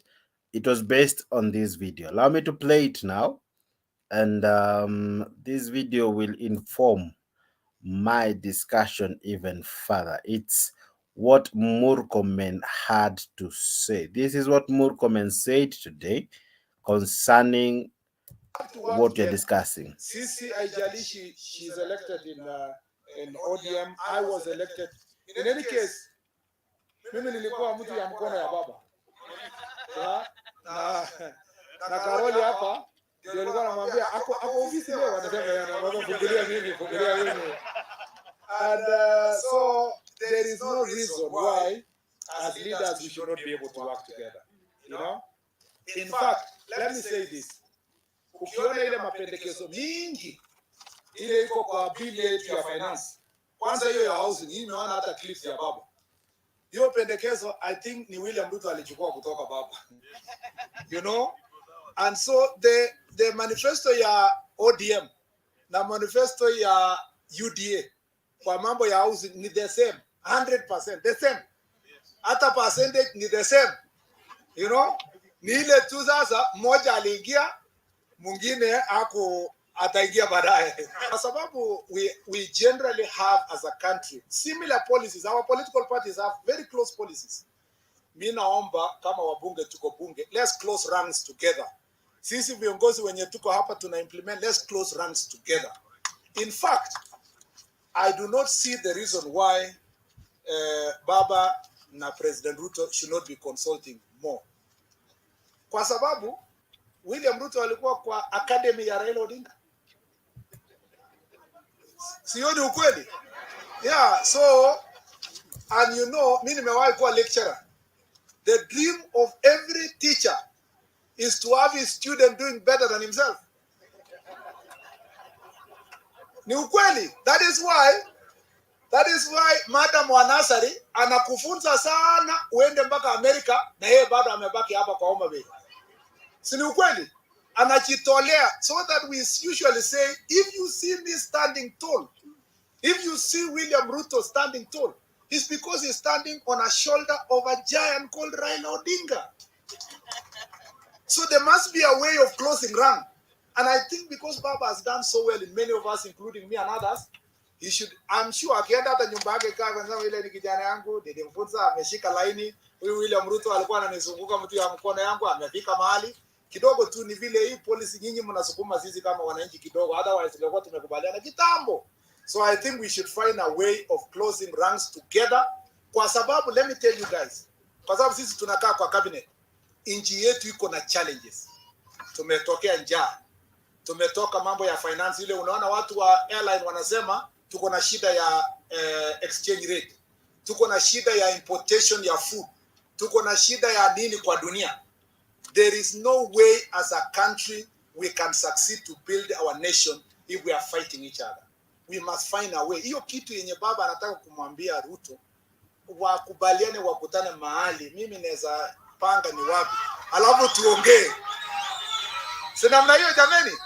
Alafu hii maasila watu wa kawaida wapate nini? Kazi. Because ukiona watoto wetu au wadogo hawa, tukiendelea na mchezo ya kisiasa, sisi hatutaweza kujenga nchi yetu. We must find a way of making sure we build our nation. Cheza crash game ya Mutembei na ujishindie mapesa. Andika www. Okay, sorry for that. Ni mambo ya kushare vitu directly from YouTube. Now, Sam, let me ask you, do you agree with the sentiments of Murkomen? Yeah, for me, I do agree, Jax, because, you know, I would say at the end of the day, we'll find that hata kama tunakosana kwa maisha, but an history will remind us where we've been together at some point and what we can do and achieve together. Because if you see all those people, they have been together at some point, and through them being together, they've walked on a thin line, on a wider road, and they've moved they've moved some miles together. So for me, I always be having that positive mind ya kwamba hakuna kitu ngumu kwa hii dunia. You know, people are closing ranks together and coming together. They can still, let us not have that mindset ya kusema let the Kenya burn, you know. Let us always have that thing and no, hata wewe huwezi kubali kwako iungue kwa sababu kuna maneno. Like let's say for example, there's a say, they say when you guys having an issue and a problem in, like if Jakes, I'm having a problem with you, na kwa hiyo nyumba kuna mtoto, kuna nyoka ndani, we will have to do what? To sort the problem, and then we will sit down. So for me, I would just say that we really have to sit down and talk, you know. Every one of us is very important. Let us put politics away from this now. The real thing is, let us sit down and talk. We belong to this house called Kenya, and we are one. We are born by one mother, and we speak the same language. Let us sit down and talk. We will not sit down and watch our house burn. Haitakuwa mzuri. You know, I really like that sentiment by Murkomen, and I would think that all Kenyans will start talking like that. And for the president, he should not continue thinking that is a one-man show. Kenya can never be run in a one-man show. It needs everyone. That's why kila mtu ako Kenya. So Jakes, for me, I support it, and I say it might at some point bring a new Kenya, the Kenya we want and the Kenya we've always prayed for. Yeah. Okay. Rhoda, do you agree with Murkomen that these two guys, what they had was political competition? Walikuwa wanashindana tu kisiasa. It wasn't, hawakuwa maadui, they are not enemies, they were just competing. One was for this side, the other one was for the other side. The elections are over. Should they now cross ranks and find a way of working together, as Murkomen puts it? Nope. Until when they will come through. No, I don't think so. Because we have been trying. We have been trying with the partisan, it didn't work. And Ruto seemed not to be open up to know. So I think it's not, because Murkomen is not right Ruto. If Ruto is the one who speaks this, he have to speak in the public. They meet somewhere like the way, remember in Kibaki what he did 2007? They of course Kibaki was a gentleman. They meet and they write to the paper with the coffee and they work together, and Raila came odinga prime minister, because Kibaki understand he's still his election, and Ruto is still election, and he's still not to accept. So until himself he say he's still the vote election, because our election was stolen. You remember we have a 20 million, and then they went back to Ruto. He need to be ashamed himself. I think, how can he see the election for the innocent people? Jakes, I think Rhoda is trying to drive us very far, because even Kibaki mwenye hakukubali aliiba election, and we start trying to kucheua vitu hivyo, we will not have that peace. And Rhoda, you started very well on say being a Christian, and I don't think being on a Christian level, but God wants people who are honest. I'm Christian. I'm just trying to use, God doesn't like people who are liars. Like Ruto have been lied to us. He lied to us. We have a raptor. He lied for us many promises, and I've never do anything. Ruto is me. The way I'm speaking here from my heart. I don't understand that if Christianity allowed us to have that hatred and not to give others rooms that they can change. Ruto himself, he is an evangelist, and he has been treating us like hell. For you are debating from a point whereby you have your personal difference with Ruto. I can see that, because it's like bado uko na uzito na Ruto, and you can't believe. Why would you even close doors that Ruto cannot talk to the Raila? Why? Why do you speak on that? Let me tell you, there is nobody who is very honest like Raila Odinga. Kama unasema mimi nikikosana na Jake, hatutawahi patana. Mimi nasema mimi unaona kama mimi I can meet Ruto face to face, and I can tell what I want, and I can make them to be good friends with Raila Odinga. There's nobody who like peace like me. I like listen, Rhoda, you're defeating from my point. I'm asking a very simple question. Why would you think that if me and Jake we have a difference, that we cannot make it and talk? Because it lies between me and Jake on how we can sort our difference. Why do you strongly believe that me and Jake we cannot talk and understand each other? Why?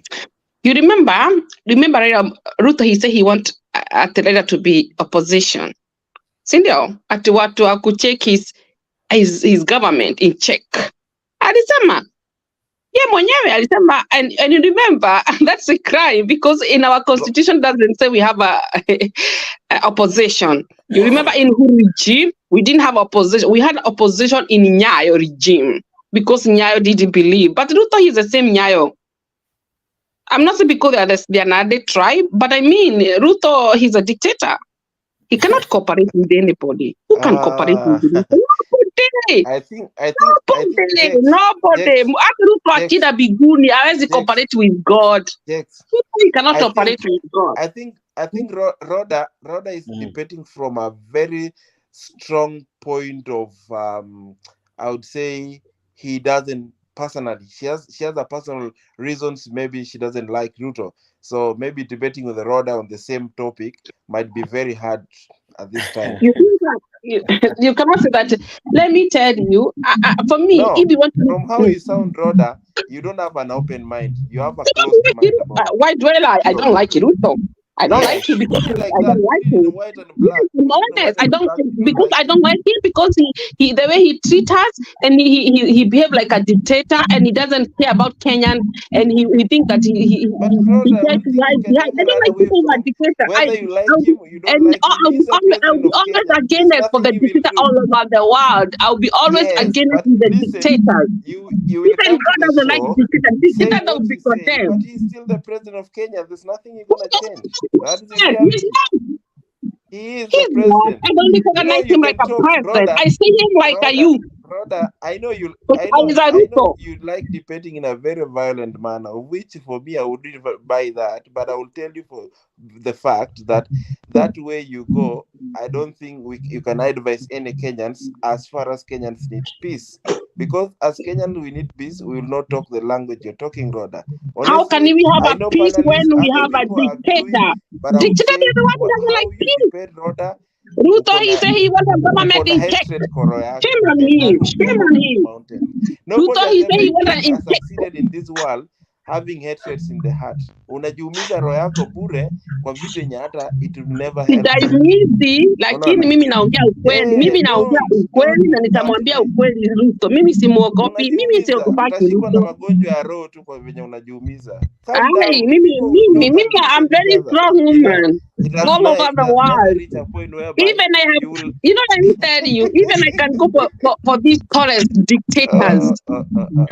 Yeah, we don't fear anybody in this world. Only Jesus. Nobody. Mimi. Siogopaji mtu dunia. Samni, naona leo umejijaza but ni sawa. Ndio kwa maana nimekuwa tongangane. But hey. Sawa. Nyagaka. Yeah.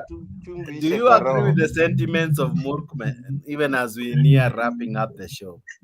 That is a parapagani. Murkomen is saying the truth, lakini ni ya kutusumbua because I mean, who is he to speak for Ruto? But he's a cabinet minister. Nah, he's saying that inequality, you know, the housing projects were the products of Asimio and the ODM. So, in as far as this is concerned, it's true. It is borrowed from those governments. Na vile mimi nilikuwa nataka kuambia Edgar, hakuna maandamano is in the constitution, hakuna mtu anakataa hiyo, lakini ni kusema maandamano ya nini? When you go to maandamano, you have to have an objective. Kama now in France, walikuwa na maandamano because they added the years that somebody got to work up to 64 or something like that nature. They had maandamano. Yeah, in Tunisia, they overthrew the government, Edgar, because of maandamano that it was triggered. But how long did that government stay in power for it to be overthrown like that? Even in South Sudan. But this is a government that has won the elections in 2022. It's not even a year.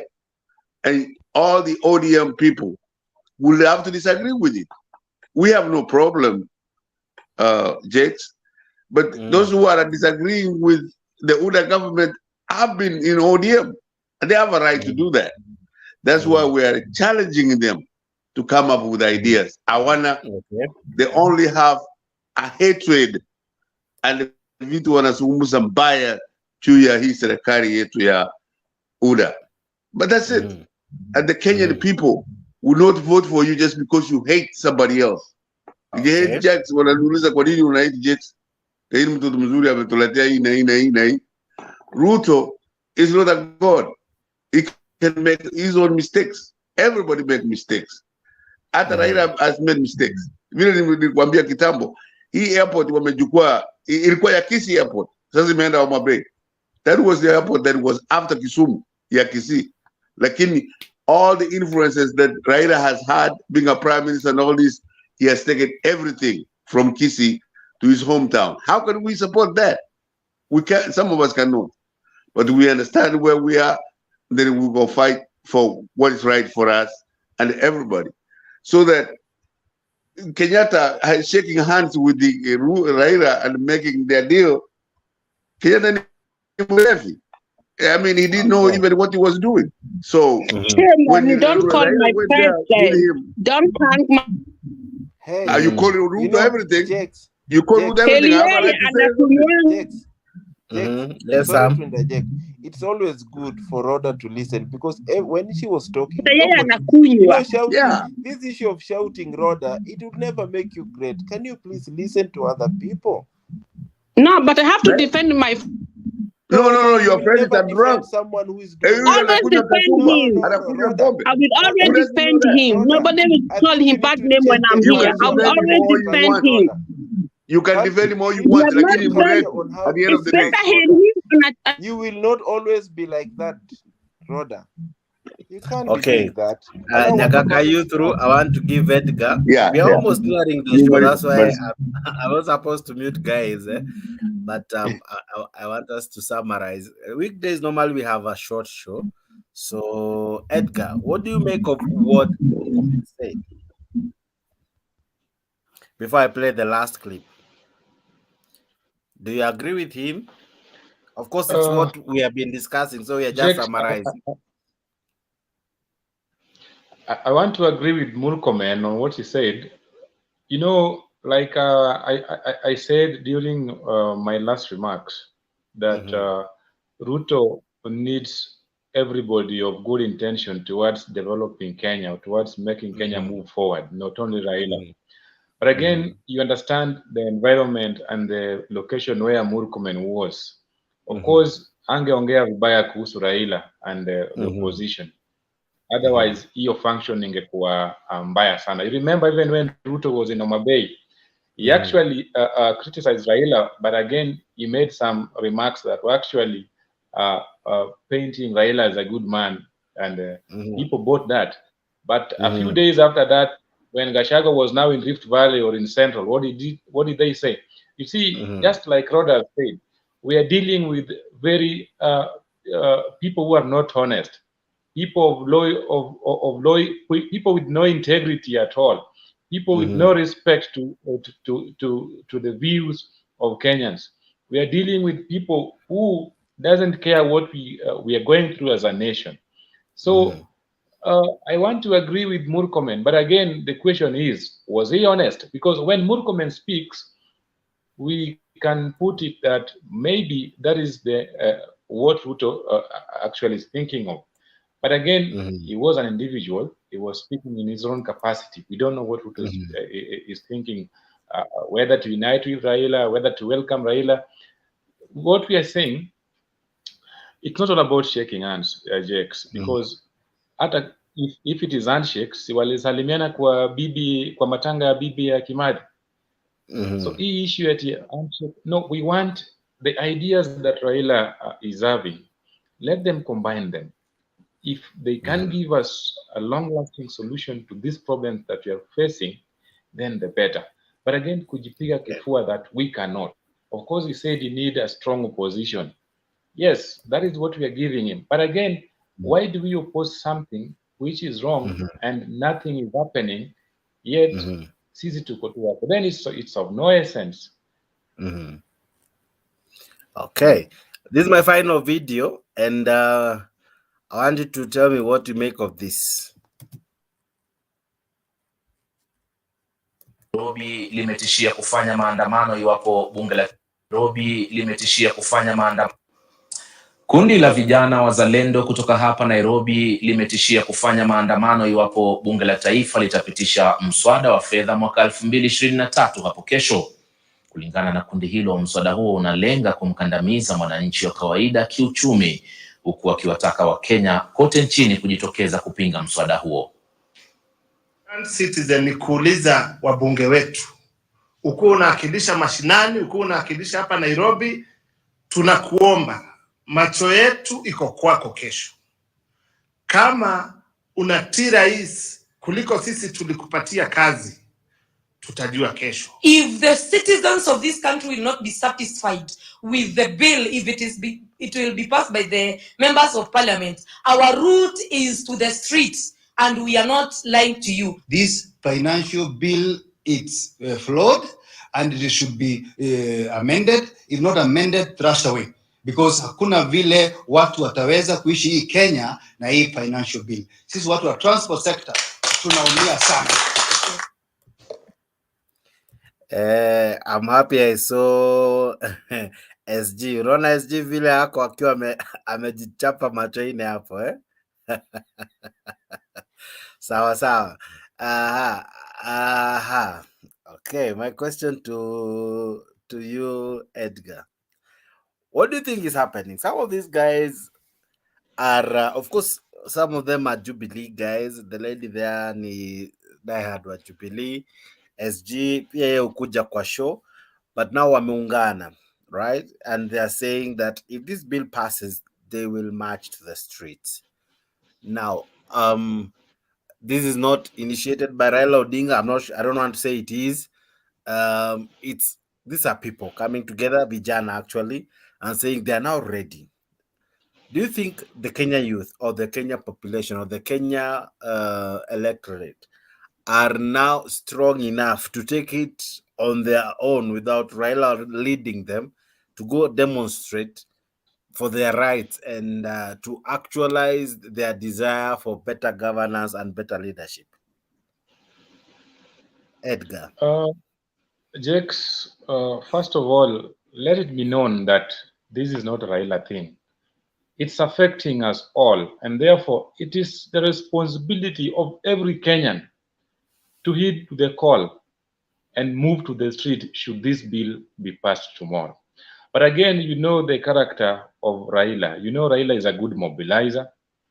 Raila is someone who can organize his people, and if he says that we are going to maandamano, it will be successful. But you know, there's a problem in Afanyikanga that if not so and so ndiye ameitisha maandamano, then I'm not going, which is quite wrong. But if we can head together and say that it is wrong, let us all move out and express our displeasure to this government through maandamano. Then, but with this one, I'm telling you, it will explode, Jakes. It will explode more than we've ever experienced. But again, let people come out. I'm happy I've seen SG over there. And if they'll go to the street, I'll also join them. Okay. Rhoda, what do you make of that video I've played? Do you agree with the sentiments shared therein?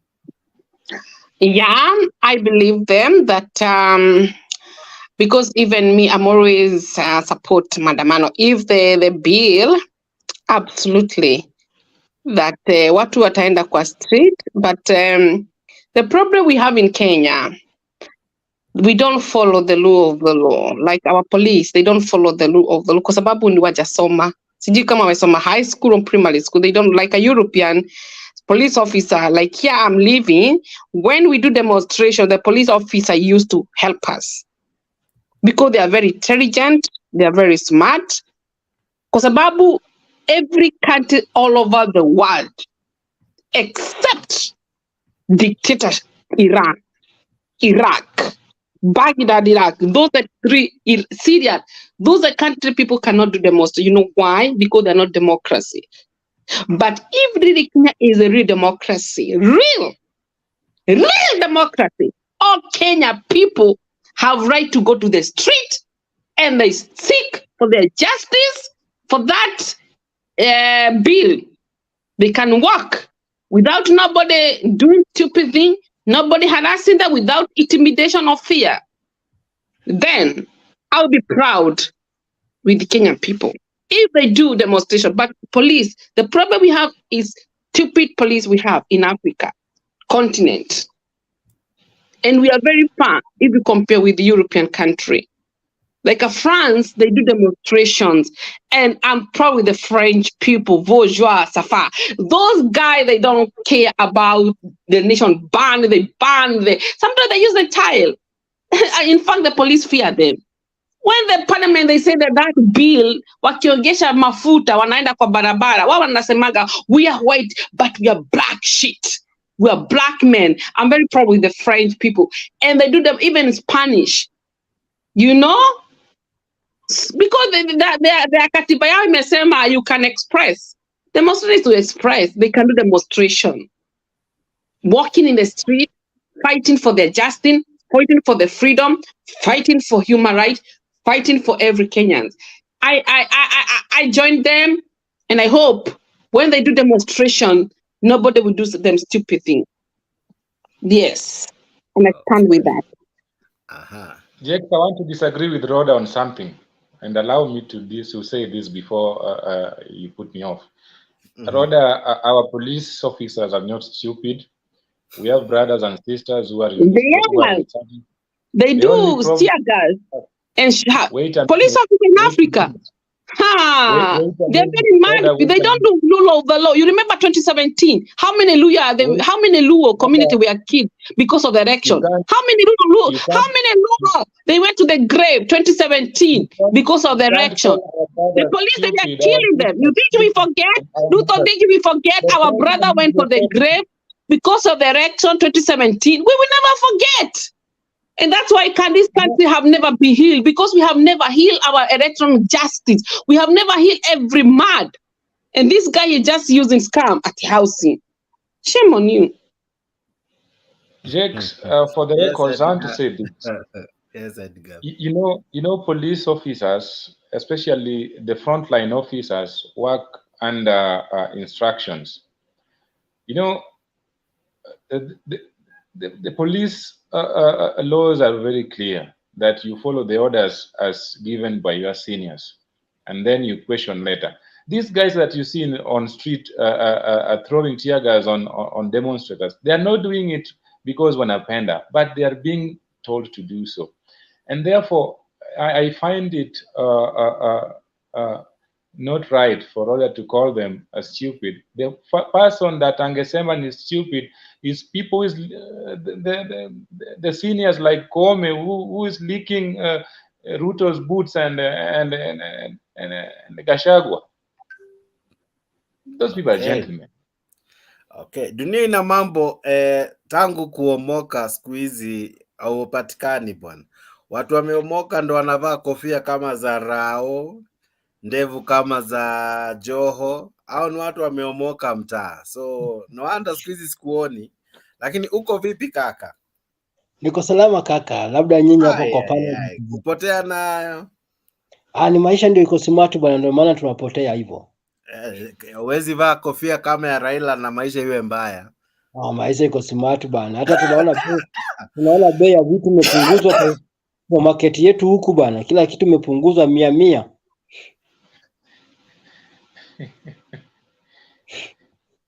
Wewe kama sababu hiyo ni kinaya, lakini ni sawa. Kama una unga 100, wewe niambie. Kuna mtu hapa ananitukana na anaitwa nini Lamse you should go to the grave. Yes. Say what I say, but I'll stand with the truth. Even if you can tukana, I don't care, but I'll stand with the truth. Hata siku ile Mungu alikuanga hii dunia, akiongea ukweli alikuwa anapigwa na kuprosecute because about they didn't believe Jesus. When you speak the truth, you'll be prosecuted. Mungu alipigwa sana na ndio walimpeleka kwa msalaba kwa sababu alikuwa anaongea ukweli. Na ukweli itatuleta nchi yetu free without our country burn out and the truth shall prevail. Yes, dunia ina mambo. So hiyo ndio nilikuwa nakwambia, mambo iko sawa. Hatuoni mambo mbaya kwa sababu watu wanalalamika sijui nini mambo imepanda. Hakuna kitu imepanda. Kama mambo imepanda watu ungeona kwa street, mambo bado iko sawa. Wacha hizo vitu ifike 1,000 ndio sasa watu wanakuwa nje. Watu bado wanakula vizuri, wanalala, wanaenda choo. So mambo iko sawa. So sasa dunia ina mambo. Sasa zingine wewe unaongea mpaka nashindo unasema nini? So kwenda choo ina maana gani na show ya leo? Kuongea tu kweli pasipo mimi kuuliza swali ya kipuzi lakini introduction ina maana gani kwa seriously? Wacha tuwe serious kidogo. Ilikuwa introduction sana niingie kwa so. Ilikuwa introduction. Sawa. Nimeona vile umeandika hapo Ruto need Raila help ndio a survive kwa hii term zake. Swali nakuja kwako, how? Anataka usaidize Raila vipi? Kupitisha bill au kuendesha nchi? Hiyo ndio swali pia nakuuliza, utanijibu nikimaliza kuweka mambo yangu sawa. Kwa sababu ukisema Raila, Ruto ni Raila is help to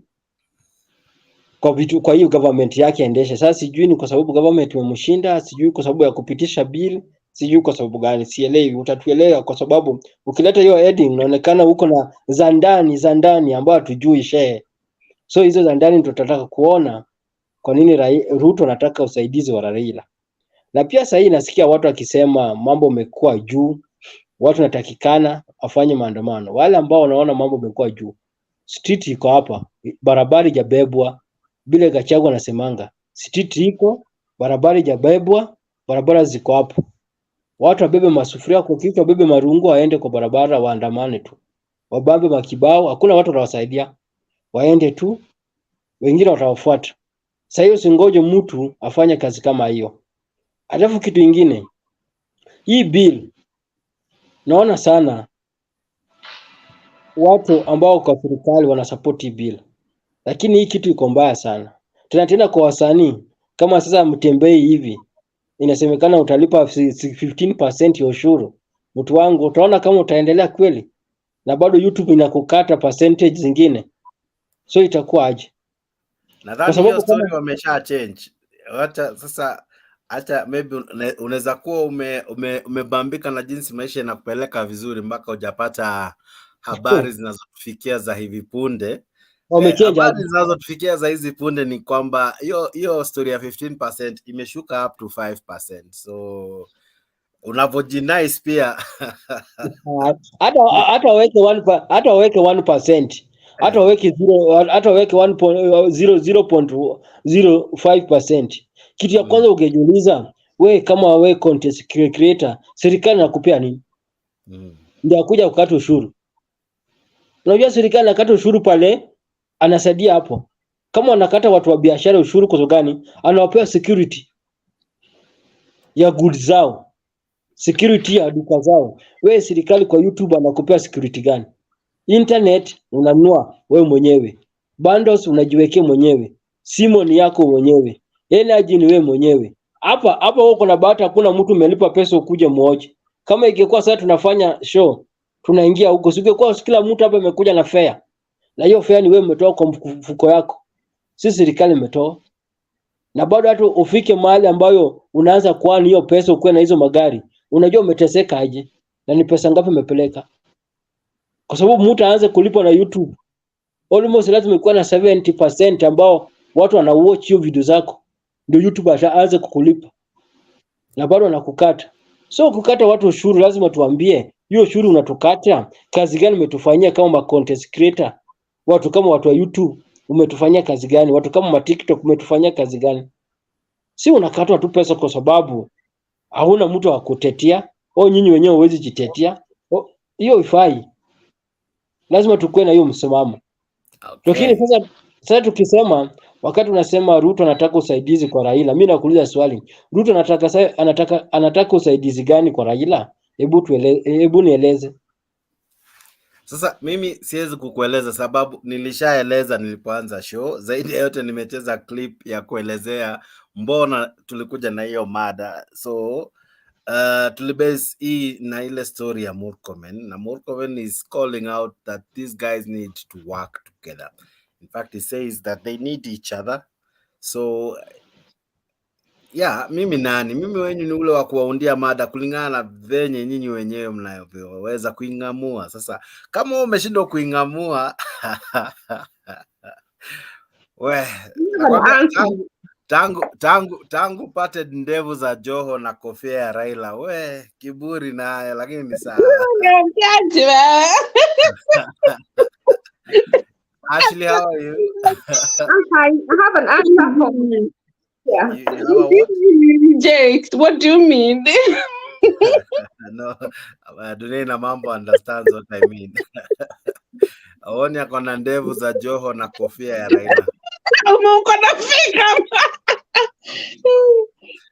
Yes, Ashley. Ashley? Oh, sorry. Yes. Actually, I just logged in to answer Dunia Ina Mambo. Tax is not bad. The only thing that makes tax bad in Kenya is because, one, it is mismanaged, misused, and stolen. If it wasn't mismanaged, misused, and stolen, tax actually should be paid by everybody that works. Whether they work in an informal sector, where they are self-employed, or they work, even when you have a stall for a day, a casual laborer, or if they are employed. What is tax? Tax is used to, it's the one that helps build our roads, build our schools, build our hospitals, and pay the police. So it is not only that if they are buying new computers. I think we need to be educated on what tax, that tax is what moves the government, and the services that we get from government, they use the tax money. When you have a crime and you call the police, it is you're not supposed to go the way we go to the police and they tell you to put gas in their car. That is illegal. These are the things that should be changed so that people can feel that their money they're paying in taxes is working for them. And that is what the problem is. They want to collect from us, but they don't want to give us the services that we are paying for in taxes. So it is not bad to request. Actually, those people who are salaried should complain that they are the only ones paying, because even the people without an income, a pay slip, should also pay taxes.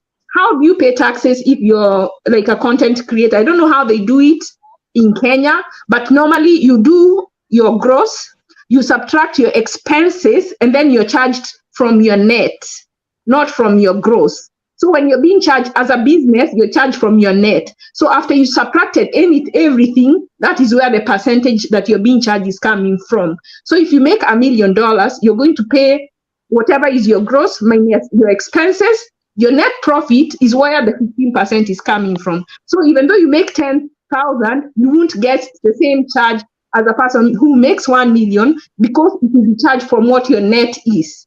So if your net is 80,000 or actually, if you run at a loss, you're not supposed to pay any taxes. So if that is how they do it in Kenya, you shouldn't pay the cost, you should pay less the expenses. And some people are running at a loss, especially let's say that you're an upcoming content creator, you haven't started making money, then you should not worry.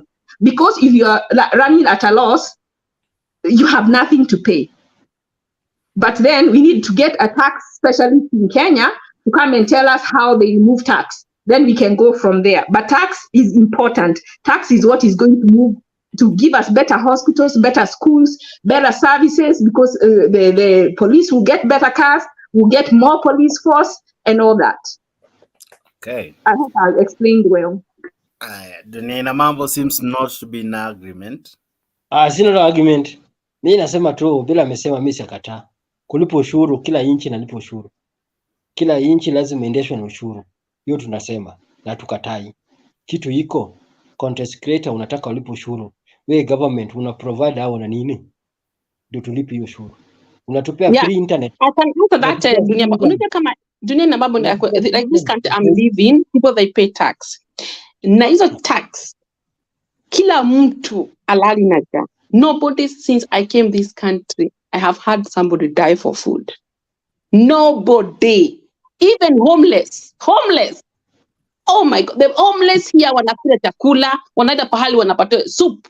This lean soup with the bread every day. Wanaenda pahali wanaoga. Na hizo pesa zinatoa tax. Hakuna mtu since nikuja this country, nobody have ever die for the food. How many people Kenya they die for the food? Can you ask yourself, how many Kenya die every day for the food? Kenya have opportunity to feed all Kenya citizens, from north, from east, from Rift Valley, from central, all Kenyans. Oh yes, those money was a tax. Wacha nimalize point yangu. Alafu kitu kingine tena. Okay, thank you so much to be here, Sajay. It's okay with you? It's okay. I love you. Have a nice day, everybody. Nice to be here. Bye. Yes, Dunia Ina Mambo. Thank you so much, Dada Rhoda. Just kuna kitu kingine pia lazima tuangalie. Hizi tax hatukatai. Mimi kwa kitu kingine ningesema serikali aweke tax ya juu sana. Hizi vitu ya kuelewa, hizi vitu ya starehe. Pombe, miraa. Hata ukiweka chupa moja ya pombe kwa 10,000 ingekuwa sawa. Ukate tax huko.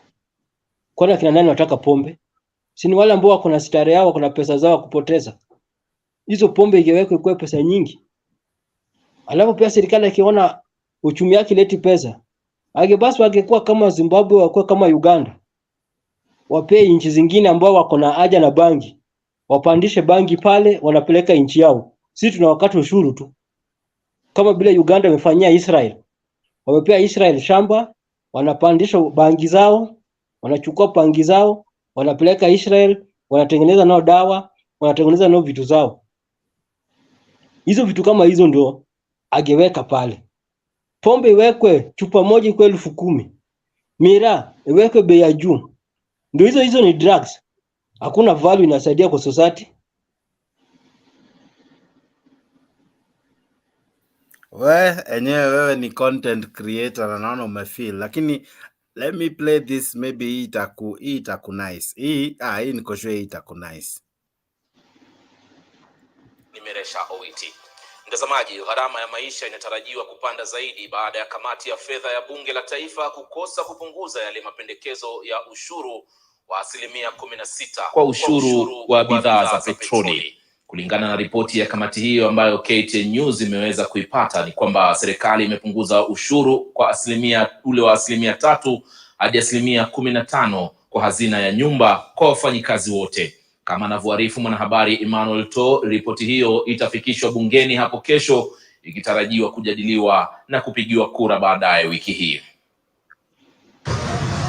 Baada ya mwezi mmoja wa kuchukua maoni ya umma kuhusu mswada wa fedha wa mwaka 2023 na kuwa na siku kadhaa za kupiga msasa maoni hayo katika eneo la Naivasha, kaunti ya Nakuru, ripoti ya mchakato huo sasa inatarajiwa kufikishwa bungeni Jumanne.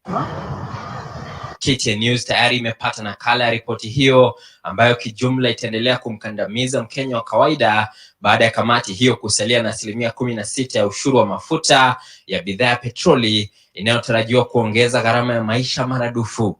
Katika ripoti hiyo ya kurasa 500, kamati hiyo imekubaliana kuipa serikali nafasi ya kukusanya ushuru zaidi, kufadhili bajeti ya shilingi trilioni 3.6 kwa kuongezwa kwa ushuru huo wa bidhaa ya petroli kutoka 8% hadi 16%. Hata hivyo, serikali imetoa afueni kwa wafanyakazi kwa kupunguza ushuru wa 3% hadi 1.5% kwa hazina ya nyumba. Kipengee hicho kimekuwa kiini cha zogo, wengi wakipinga, ila serikali itangoja hadi wakati ambapo bunge litapitisha mikakati ya kukusanya fedha hizo. We are going to make amendments to several clauses.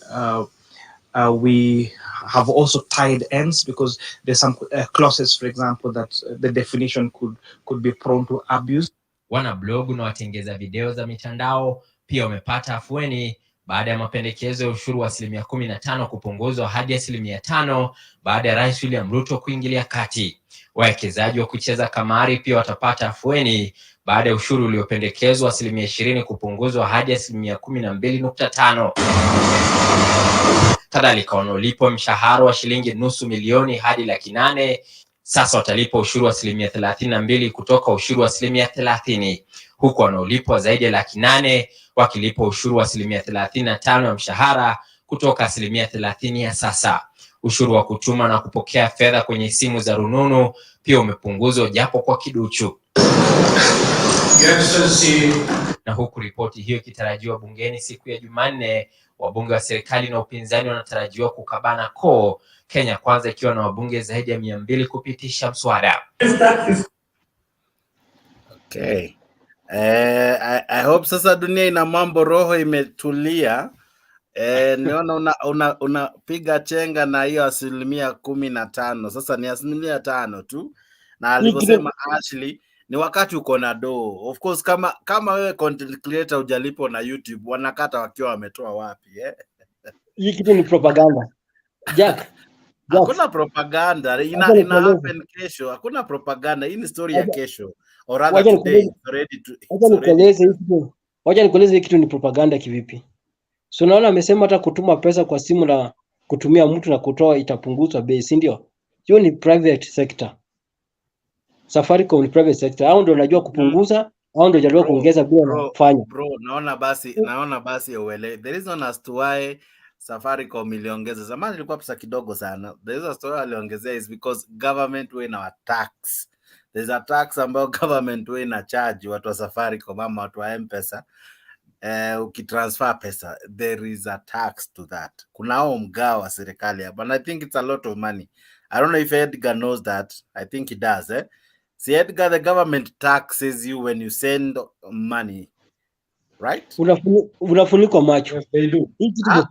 No, it's there in the law. Wacha hii nini ipite, hii budget ipite. Na hiyo bila amesema amepunguza hizo vitu, amepunguza hizo ma percentage ya tax. Wewe ngojeni mambo. Yes, Edgar. You know when government impose tax on private sectors, then it rolls down to us. Definitely. It rolls down to us, we the consumers. So I wonder why Ruto, this paycheck that you are going to remove all these taxes, and then even the money you are getting, he's going to increase VAT. So even you bado hujaokolewa after kutaxiwa hizi zote before you get your paycheck. After you get your paycheck, still ukienda kununua vitu wameongeza VAT. So tax ijaisha. Mara hizi pesa umeget na zimetaxiwa na employer apetie the government, bado ukienda kutengeneza nywele bado anataka utax. So what is going to happen? People are not going to have a lot of money to use, and the less money you use, economics says if there is no money in circulation, the economy is going to suffer. So I don't know whether David D has a new way of his economy, how it works, but I know if people have more to spend and they spend the money, that is how the economy grows. So I don't know whether Ruto is doing this on purpose to set the economy to tank, because he's saying 2 years from now it's going to rise. It was so bad when he took over from Uhuru that now in 2 years fix, alafu anze kufanya vitu za kufix, so that by the time 2027 comes, now it will have picked up. But that is playing with people's lives, and that is not fair, if that is what he's trying to do. What I have not seen the government do is they have not even, watu wale wanaibanga ni hao watu wakubwa, watu wale watapata tenders ni hao watu wakubwa, watu wale wanapata allowances ni hao watu wakubwa, watu wale wameongezewa pesa ni hao watu wakubwa, watu wale hawalipi 3 or even 1.5% ni hao watu wakubwa. They have a cap. Everything the government is doing is to protect the high income earners. Everything the government is doing is to oppress the low income earners. This government ran on the fact that they were going to be a hustler nation, but so far, so as we have seen, every policy he has done has been to protect that big person. Unasikia investor atapatiwa land a build, investor atachukua pesa zetu akuwe na cushion. So every time the big person is being protected, who is going to protect the small person? Because hizi pesa tunatoa, kwa nini wajasema sisi as the government, this is what happened to touch, this is how we are going to tighten our belt. One, we will reduce those foreign trips, because what are those foreign trips bringing to Kenya? We keep seeing these leaders going out of the country. What have you seen wameleta of benefits? Kama juzi Gachagua alisema yeye ana time ya kuona mtu become the president. So if he knows that is a waste, why could they not cut that trip and tell Mudavadi if he wants to go, he can go with his own money. He's a billionaire. Why does he need to use the tax money that we don't have to go to Nigeria to witness the president being sworn in, if they think that is insignificant and it's not adding value?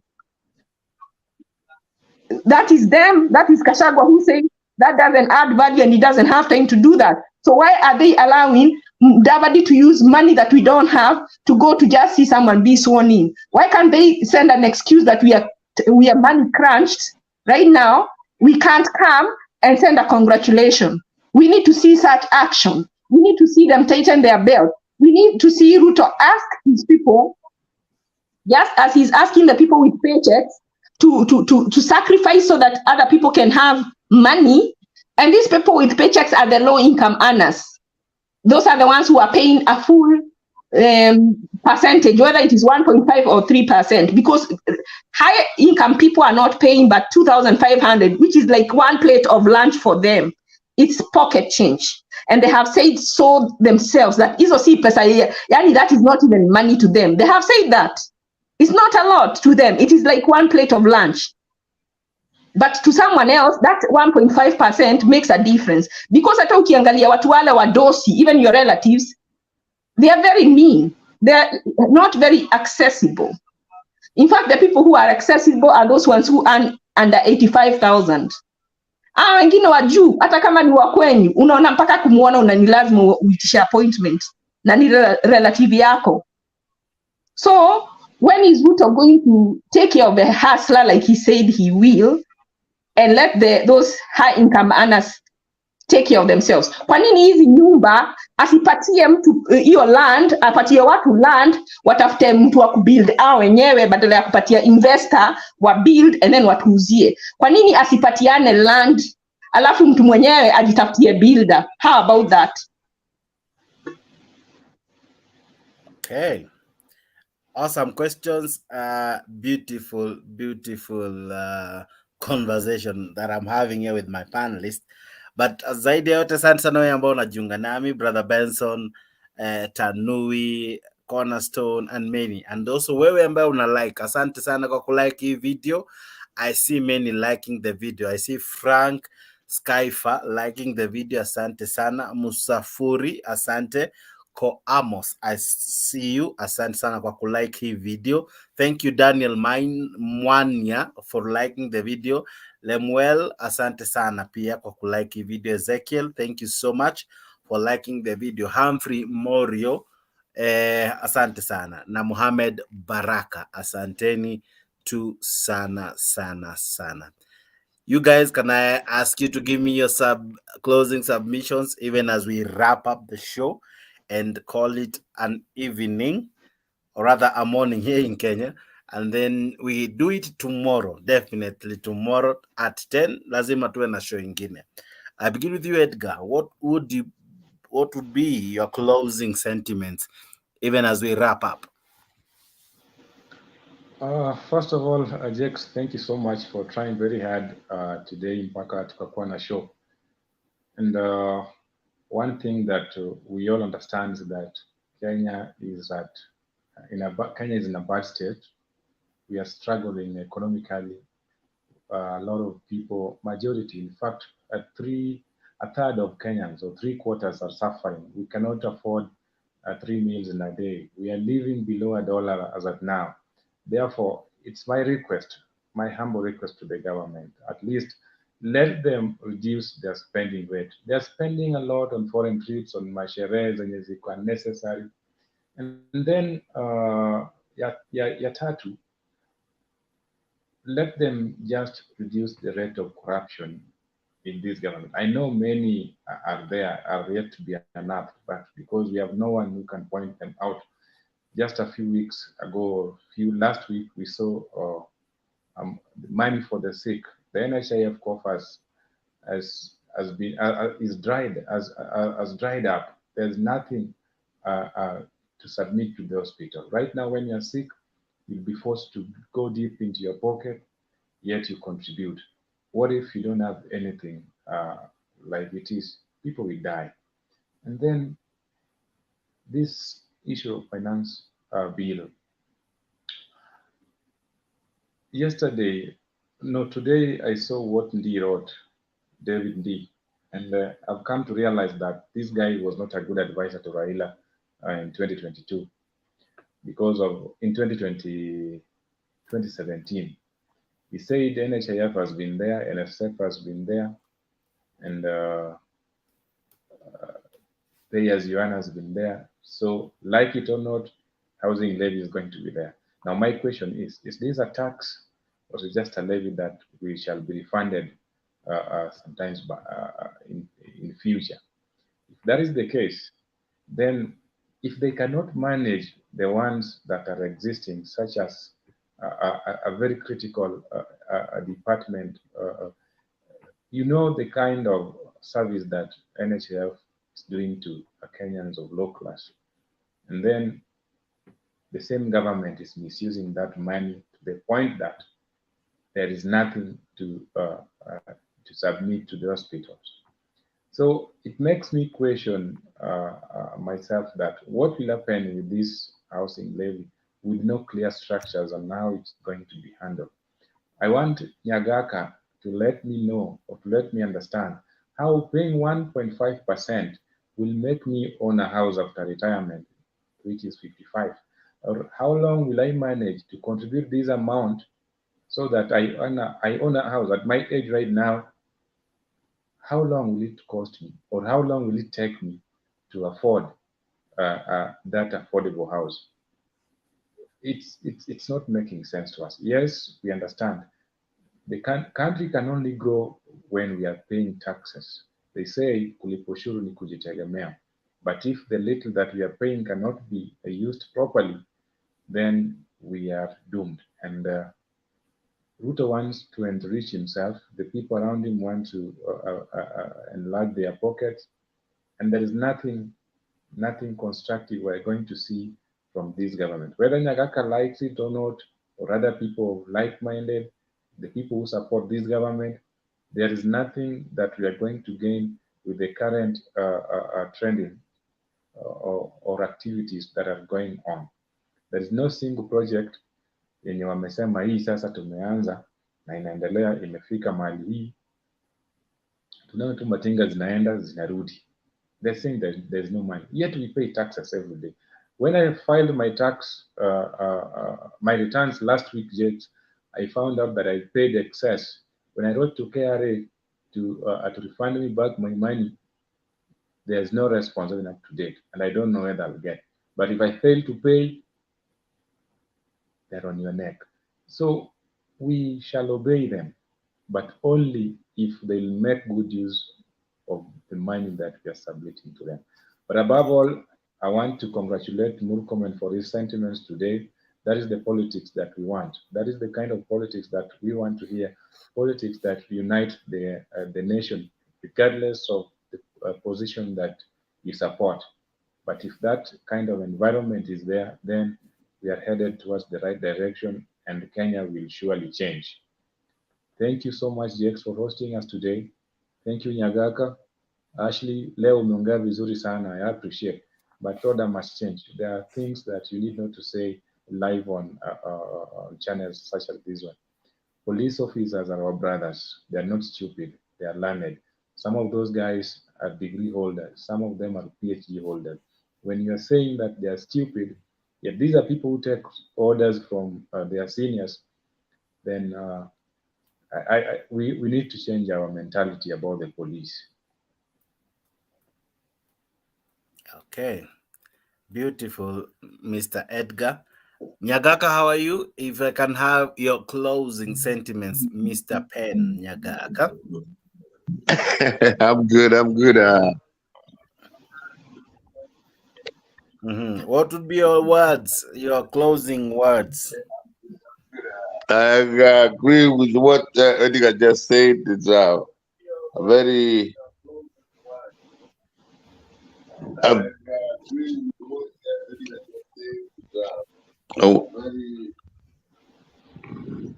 it's a good argument that he makes for the future of our country.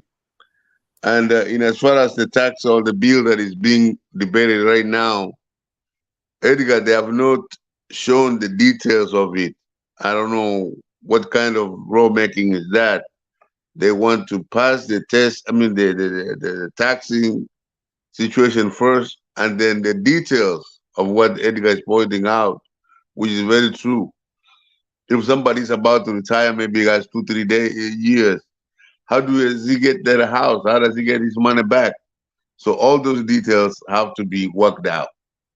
And for some of us who support this government, we think that it is doing a wonderful job in as far as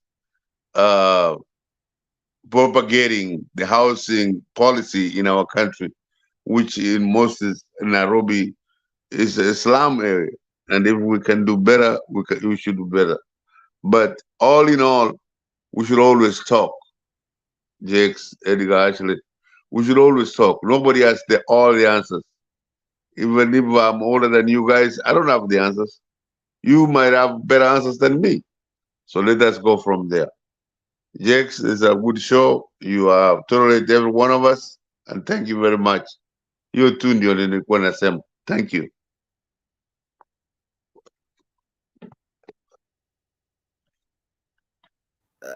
Thank you so much, Nyagaka. Sorry for that. Nilikuwa nimejimute. But Ashley, you get to take it home. Yes, thank you for the show. We've missed it for the last few days, but I'm glad we are back on, and I hope we stay on. Wait, yesterday we were on. Maybe you missed the memo, Paul. I saw it late. Yeah, but I'm glad that we are back. I didn't know we were on today, actually, until late. Yeah. So my closing remark, I liked what everybody has said today. And on the housing bill, they say that they are going to pass it, but it will not become effective until next year. What I'm asking them, since they don't seem to already have the structures in place, how about they take it off and then have the structures and put it in the next financial year when they are ready, instead of taking the money and then making the structures? Because if it is not favorable, it's like giving someone a blank check, which is risky. So I don't think we should be irresponsible enough to do that. Okay. My second, my last comment, I was talking to somebody about the state of our country and asking them, what can we do? Because I don't like the leader we have. I don't like the option we are given. It's like none of them would be really, it's like one and the same, only that it will be who is eating. Is it Ruto or is it Raila? But pretty much they're almost the same, you know? And I don't feel like they have the people at heart. I don't feel that. And I look at someone like Omtata, who would really be the best person for Kenya. But how many people are willing to go and vote for him? Okay. You know? And someone told me it will take the country to go completely down to where it is not, you know, it is, you see, like something that people don't want. It will be somewhere like when Rwanda had the genocide. That's why it's not attractive to these greedy politicians who come there to eat, to take tenders, where it will be a lot of heavy lifting, that it will not be attractive. Okay. For us to have the right leader. That is what it will take for us to have a good leader. Mm-hmm.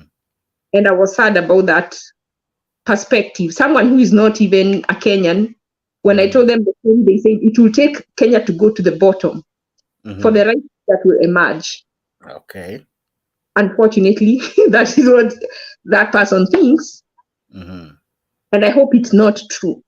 I hope even in our sober minds now, when we are comfortable, we can come out of our tribalism and look at who has the best interest. Not for me, because maybe I'm eating in Ruto's government, or I'm eating, or I would eat if Raila became the president, but we know really in the deep down our hearts, they would not look out for everybody, for what is in the best interest of the country. I hope we have more than 50% of people who would think that and choose the right leader when time avails itself. Someone who can do what is right, someone who can make laws within. Even here, I've seen people coming to argue, and they know this person is going against the Constitution. How can we support that? And then expect that our country is successful, is prosperous? We can't. There's a reason there is a Constitution. Anybody trying to go against the Constitution is an enemy of the country. Because every president that is sworn in swears to uphold the Constitution. So why should we, even before they are 1 year old, they are trying to go against it? Then what if when they become comfortable, what are they going to do? Like both Ruto, even Raila, even Uhuru, they have attempted to force their people how to vote. Yet we know that our MPs are chosen by the people to represent the people. They are not chosen by the people to represent the interest of the president or who their party leader is. It is the people's money, our taxes, that pay them. It is not Raila who pays ODM supporters. It is not Raila who pays Azimio. It is not Ruto who pays ODA. It is not Ruto who pays KK supporters. It is our money. And those are our representatives. So they should be our voice. So if we disagree on a personal level with the like say, people are supporting the finance bill, and me as an MP, on a personal level, I disagree with it. I cannot go there and disagree with it. I have to do what the majority in my constituency wants, because I am their voice in parliament. I'm not Ruta's voice in parliament. I am not Raila's voice in parliament. So when people go to say we are voting along party lines, what does that even mean? You should vote along the people who send you in parliament to represent you. But we enable these people to go and do what is contrary to the constitution, what is contrary to their mandate. So until we ask them to do what we want and not support those leaders who force people, you are outside and you're forcing someone to rule. They are independent organizations. Why can't they work independently? So, but we remember them. And until the day it will come that we will want someone who works within the constitution, then we will have our freedom. Okay. Yeah, thank you. Thank you so much, Ashley. Awesome sentiments from you. I see this other guy here, a good friend and a brother. He needs no introduction, so mzee wa kazi, mzee wa koti, ni wewe tu. Karibu sana, asante. Thank you for being part of the show. Habari ya leo lakini? Niko poa, Jex. I've been watching from behind, which is good. I mean, you get to learn a lot. Paulo, umekuta nikifunga jamvi, lakini you get to have the final say. Yeah, I wanted just to tell my sister Ashley that the electoral process, I think, is something sometimes we are not privy of. The reason we have a progressive structure on how elections should be held is because of the effect afterwards of how things again tend to roast us as the electorate. When an individual decides to run for office, he can decide to subscribe to some ideology or philosophy which he will run on. Unfortunately, in Kenya, you have either two ways lately. There is the progressive forces and the non-progressive force. And you write a letter, you ask to be a member in that party, and you ask that you're going to run for a seat, you go through nomination. From there, I mean, there's a rigorous process to approve you as a member, and they come up with the structure of a manifesto. You subscribe to their manifesto, you go to an election knowing now that you are not an independent mind anymore. Even though you are going to represent a certain people that you want to represent, you are selling them the manifesto of that party. You are not selling them what they want. So if I go as an ODM member of parliament, I am selling myself as a person that subscribes to ODM manifesto. So this issue saying that the people we must listen to the people, and yet the people flippantly vote for a person without taking into consideration what party they voted for. I mean, there is no way democracy can thrive that way, and there is no party that can achieve its manifesto if that's how we are going to vote. Election is a progressive process that people think it's just on the election day. We must scrutinize the process in itself. If my member of parliament is ODM, and we elected him because we bought the ODM manifesto, afterwards he go and start subscribing to the manifesto of UDA, then we have a problem. because now that's not the will of the people. The will of the people bought the manifesto of that party. And that is why we as electorates, we ought to be more than careful on what we vote for. We don't vote for an individual. We vote for a party. And that is why last time, if you saw before the election, we were trying to instill something called party discipline. The reason is the redundancy, perpetual redundancy of us not adhering to party discipline was weakening the parties to a point that whether party wants a good thing or a bad thing, we found that people kept on. Immediately they are elected, swaying to the other side. And their swayment did not mean that they really were buying what the other side wanted. Mostly that happens is when our members of parliament are bought. And why are they bought? After election, most of them are dead broke. Because you go to an election thinking it's a walkover, it becomes a dead hit, and you end up selling your properties, using your money, you resign from a certain position, you sell your business, or you bankrupt your business.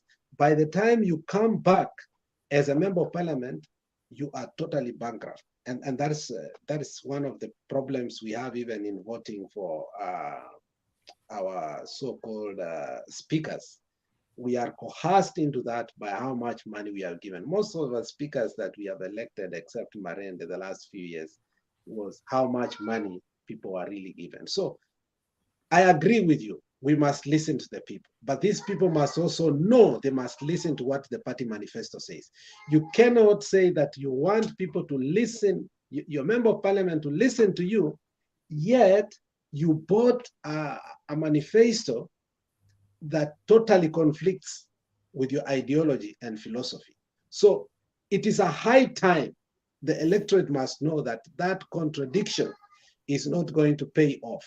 If people voted for members of parliament from the UDA side and they want to implement their manifesto, my friend, buy it, suck it, get used to it, and know the effect of it, so as once you learn from your failures, next time people are not going to make such mistake. And that is why for me, I'm happy for some of these bills that are coming up.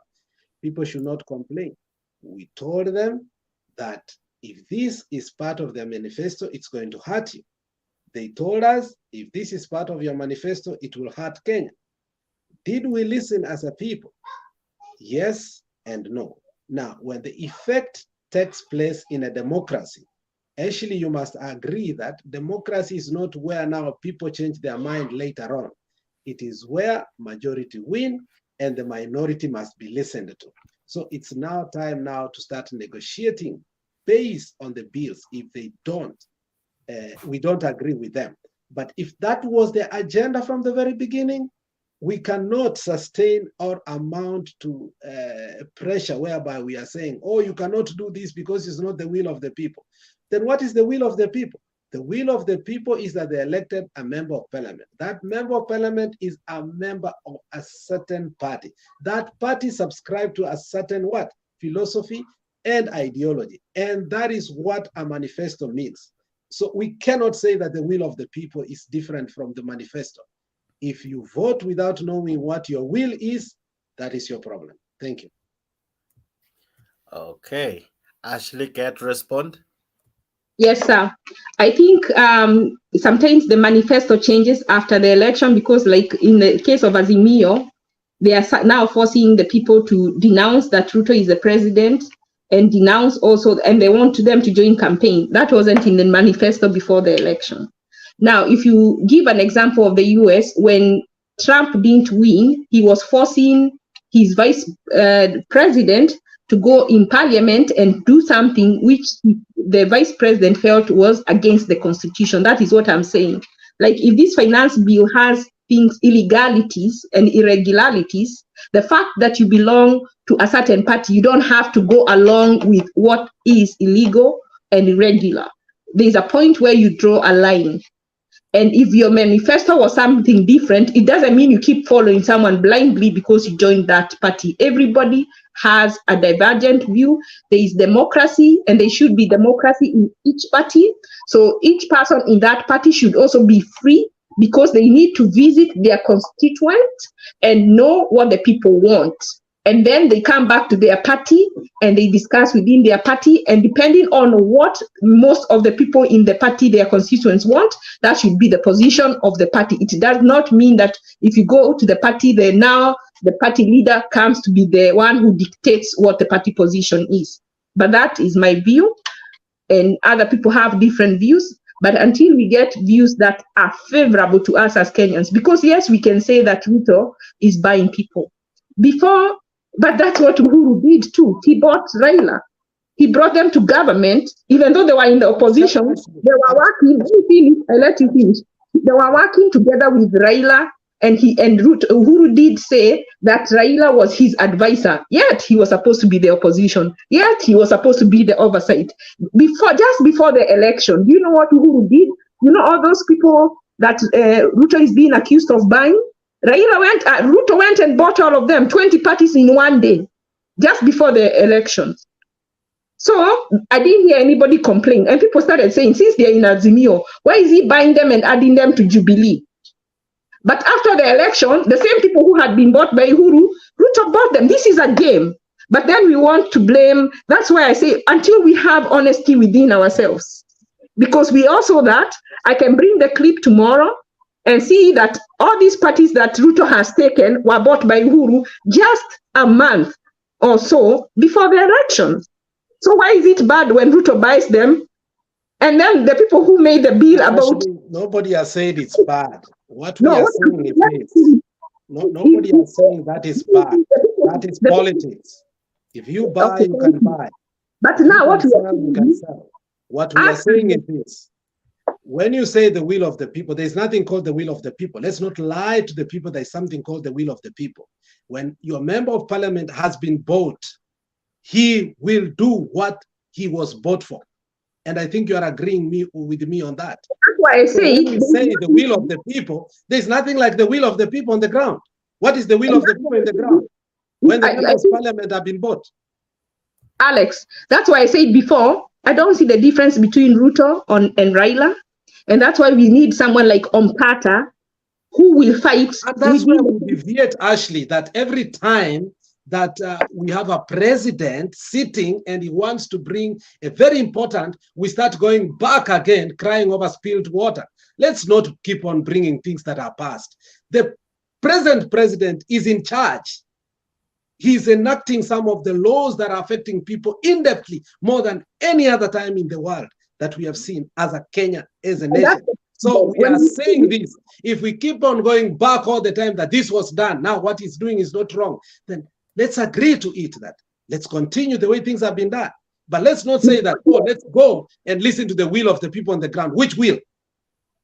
The will of the people is not the MPs to be bought. My prayer is this. Yes. If we really want to do our country to do better, we have to drain the swamp, which includes Raila, which includes Uhuru, and which includes Ruto. Let's not bring Raila and Uhuru right now. Let's be honest. My friend, this is politics. The so-called Raila and Uhuru, if you saw, and I like what Jakes brought earlier, and we have refused to debate about it. When you saw whatever Murkomen was doing in Mutembei today, and I watched that clip like 10 times, my friend, there's nothing like, oh, let's drain Raila, let's drain Uhuru. There's no place these people are going. There is no place these people are going. You will wait and you will wait. Murkomen was there even saying this. Murkomen was even saying this. Mimi ni mtu ya mkono ya Raila. Where are you expecting him to go? What I am saying is this: until that day when we reach the bottom, that is when we will choose the leader that Kenya needs to move us to the next level. Until then, we will play games with our people. And that's the unfortunate truth. That one I agree with you. That one I agree with you that it is ping pong being played here. That is what is called politics. Now, when it comes now to administrative part of it, of implementation of whatever we we need to be implemented. The ad hoc issues that right now are affecting our people.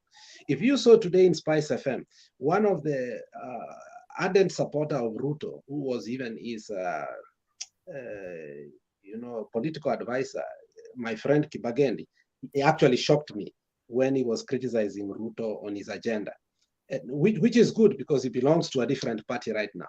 But the whole issue is, you cannot sanitize our politics by just thinking that because the other person did this, why should they say that this person cannot do this? We cannot. We cannot. So you cannot, two wrongs don't create a right. And two wrongs will never be the right thing again. So the problem is they set a train into motion and nobody has the brakes for that, because when you are in power, you feel good to use the same expediency that was used. When you are in the opposition, you feel like you should stop the same expediency that you started. And we have become so perpetual in that, to a point that the electorate is to blame here, not the politician, because the politician have understood to be a politician in this country, to win a seat in this country, to be favorable with the present regime or the present president. These are the rules. So the ping pong that is being played to us is this: we will do this. The moment they win the seat, they have to get their money back. And once they get their money back, they must keep the power, because they are not sure if they will be re-elected. To be sure that to be re-elected, they must play with the present government. So in the end of the day, you cannot say that there's a will of the people there. The word, the will of the people in Kenya, is a myth. I don't think Kenya people's will ever be achieved, whichever way, because the present politics of Kenya dictates that the president is too powerful. The presidency is too powerful. Once you become the president, you even dictate. Like today, they are holding on us, Sabina Chega, to become the minority leader on us. Can you imagine even that openly, without even blinking their eyes? How can you say then we have the opposition, then we have the majority, or we have what? Those in governance. If those in governance are dictating who even becomes. You can't whine too. It's ping pong. And now, if you get defeated, don't go crying to your mom. No, nobody's whining. We are only telling you that whatever you are saying, the will of the people does not exist. Stop whining here that the will of the people. There is no will of the people. The will of the people is that they were bought. And so, they must buy whatever they have been, they must pay the price for what they were bought. The will of the people is lacking. And that I say that the will of the people is lacking, because if these leaders listen to the people, they wouldn't be saying their leaders. Do the people listen to themselves, or they listen to what they have been bought for? Let me tell you, the reason we have this group, it might take long, but as more people become educated about their rights, I'm telling you, one day. The education has never been the problem in Kenya. Let's not even go to education. People are well educated in Kenya. Not education of civic education, because what I have about civic. Look, if there was any sanitizer, look, we have had how many, my friend, my sister, how many referendum have we had in Kenya in the past 20 years? What I'm saying is, what I've come to realize is people do not know that they need to expect and demand service from the government because they pay taxes. Once people come to understand that, and people are more than the leaders, when that knowledge comes to the people, there will be a revolution, the right kind of revolution. That's my hope. Okay. Alex ni kama amekwama, lakini ni sawa. Mimi sijakwama, mimi nimesikiza tu. All in all, thank you so much for tuning in. Naona no BS ako ndani, namuona Gitash wanasukumana hapo na Cornerstone. Zadok Shari, thank you so much. Nimekuona pia umelike. Asante sana wewe ambaye una like hizi video. Thank you so very much. Frank, Wiki, Amos, Daniel, Ezekiel, Humphrey, and many of you who are liking. Asanteni tu sana. Kenya Rebel na kuona, asante sana kwa kuwa part of this show. I have like a minute to wrap up, unless I hand it over to Alex to continue. But with that one, let me say one thing before we finish. Kenyans are not going to like what is going to come. There have been a talk in town that Panyaka brought, and makwiny has been talking about it, and I think we've been speculating about it, that there are 6 individuals who are superseding Ruto, and they are directing Ruto what he's doing in that country. And people have been asking, who are these 6 people? And on top of the list has been 2 people, Chirchir and Murkomen. And but on top of that, I think you see the two of them are almost like equal in terms of cabinet. But the man Murkomen seemed to be having to wield power like Biwott, and it doesn't surprise me that he also comes from the same place that Biwott came from. So he has done his study very well. His tenacity, his personality, his what is the right name? What's the right adjective to use? The man now lately is handling issues. I wish I had the right name. He's a copycat of how Biwott was operating, which makes me now start fearing this man called Murkomen. If you look at Murkomen, the ministries that he has is the Ministry of Transportation, the Ministry of Roads, and is it not the Ministry of Housing too? I mean, he has a humongous ministry. In South Africa, it's called a Ministry of Public Enterprise. The word public enterprise means anything public from, I mean, it's a huge, huge ministry. And him talking today in Homa Bay raised a few questions about what the agenda of the Big 6. And the Big 6 seems to come from also, I think they've usurped their powers, and it's a replica of ANC, which is not the Amani National Congress, the deadbeat of Mudavadi. We are talking about the National African National Congress of South Africa, which is Mandela. Now, they have the Big 6. The Big 6 seems to be making decisions for the whole country. They can even recall the president. But in this case, they are not able to recall Ruto because I think Ruto knows how to play his politics. So far up to now, I may like Ruto or not, but it looks like Ruto as a person, alijipanga vizuri. He knows how to wield his power. And he has, in education, there's something called class control. How do the teacher control the class? You know, when you're seated in front there and you're teaching, how do you really control the class? So Ruto is standing in front and all the students are sitting down, and, you know, he's dictating to the students on what to do.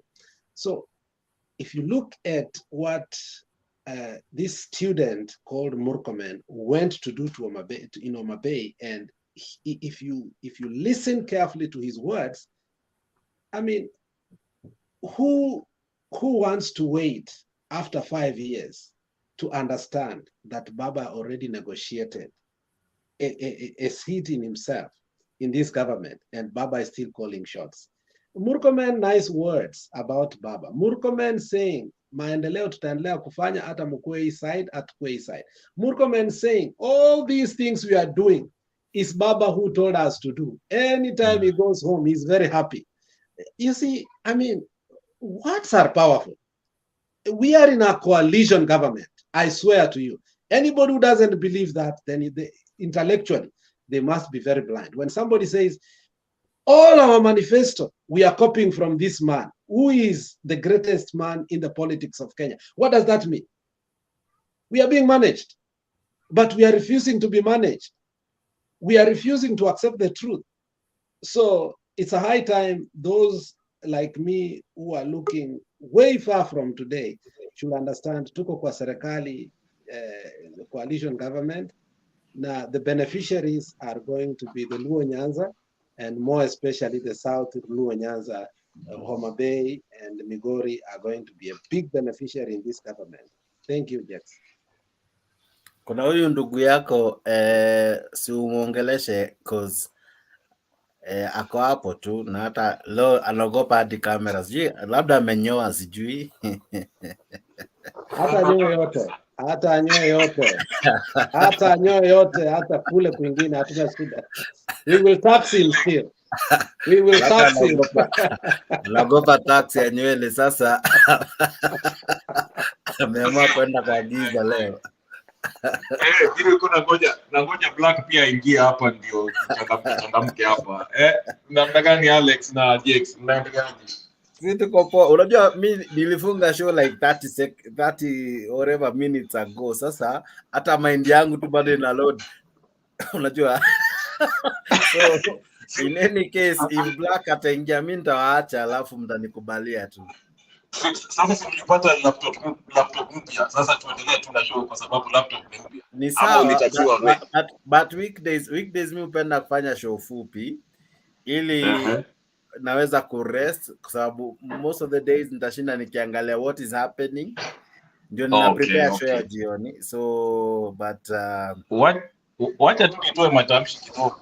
Nimekubaliana na ndugu yangu. Ngoja, nani alisema nimepata laptop mpya wadau? Unajua vitu zingine huwa mnasema hapa kwa show. Congratulations. Mimi ukanyangia tu. Jax, congratulations kwa revolutionary kusema atakununulia laptop mpya. Thank you very much. Huyu jamaa ni mchoyo. Huyu jamaa aliniambia atanitumia 500 tu, shilingi 500, pesa kidogo. Sasa wewe utaki yenye hata ijatosha nywele ambayo tutatax. Nywele yake tutatax pesa mingi sana. Wewe utaki kumarket channel yangu. Sasa unataka kulipwa bure. Ni market channel na already amemarket hapo. Unaona amemarket hapo chini kwa jina yake. Sasa nina market aje tena. Wewe mzee Black ameingia sasa. Mzee ameingia. Sasa ndio show itashika vizuri. Alex na ndio huyu mkongwe wa kule Lamu. Ni Lamu ama ni Kilifi ameingia. Sijui kama ni mkongwe ya Mswahili. Jax nikuulize, nani alienda wapi? Omolomolo na Mburu. Omolomolo tuliongea naye the other day. Omolomolo is okay, he's doing well. Mburu nitatumia Alex number cause yenye alinipea ni ngumu kumcall nikiwa Kenya. So nitatumia Alex. Unajua walikuwa mabeshte sana na Alex. Ni mandugu watoka nitoke.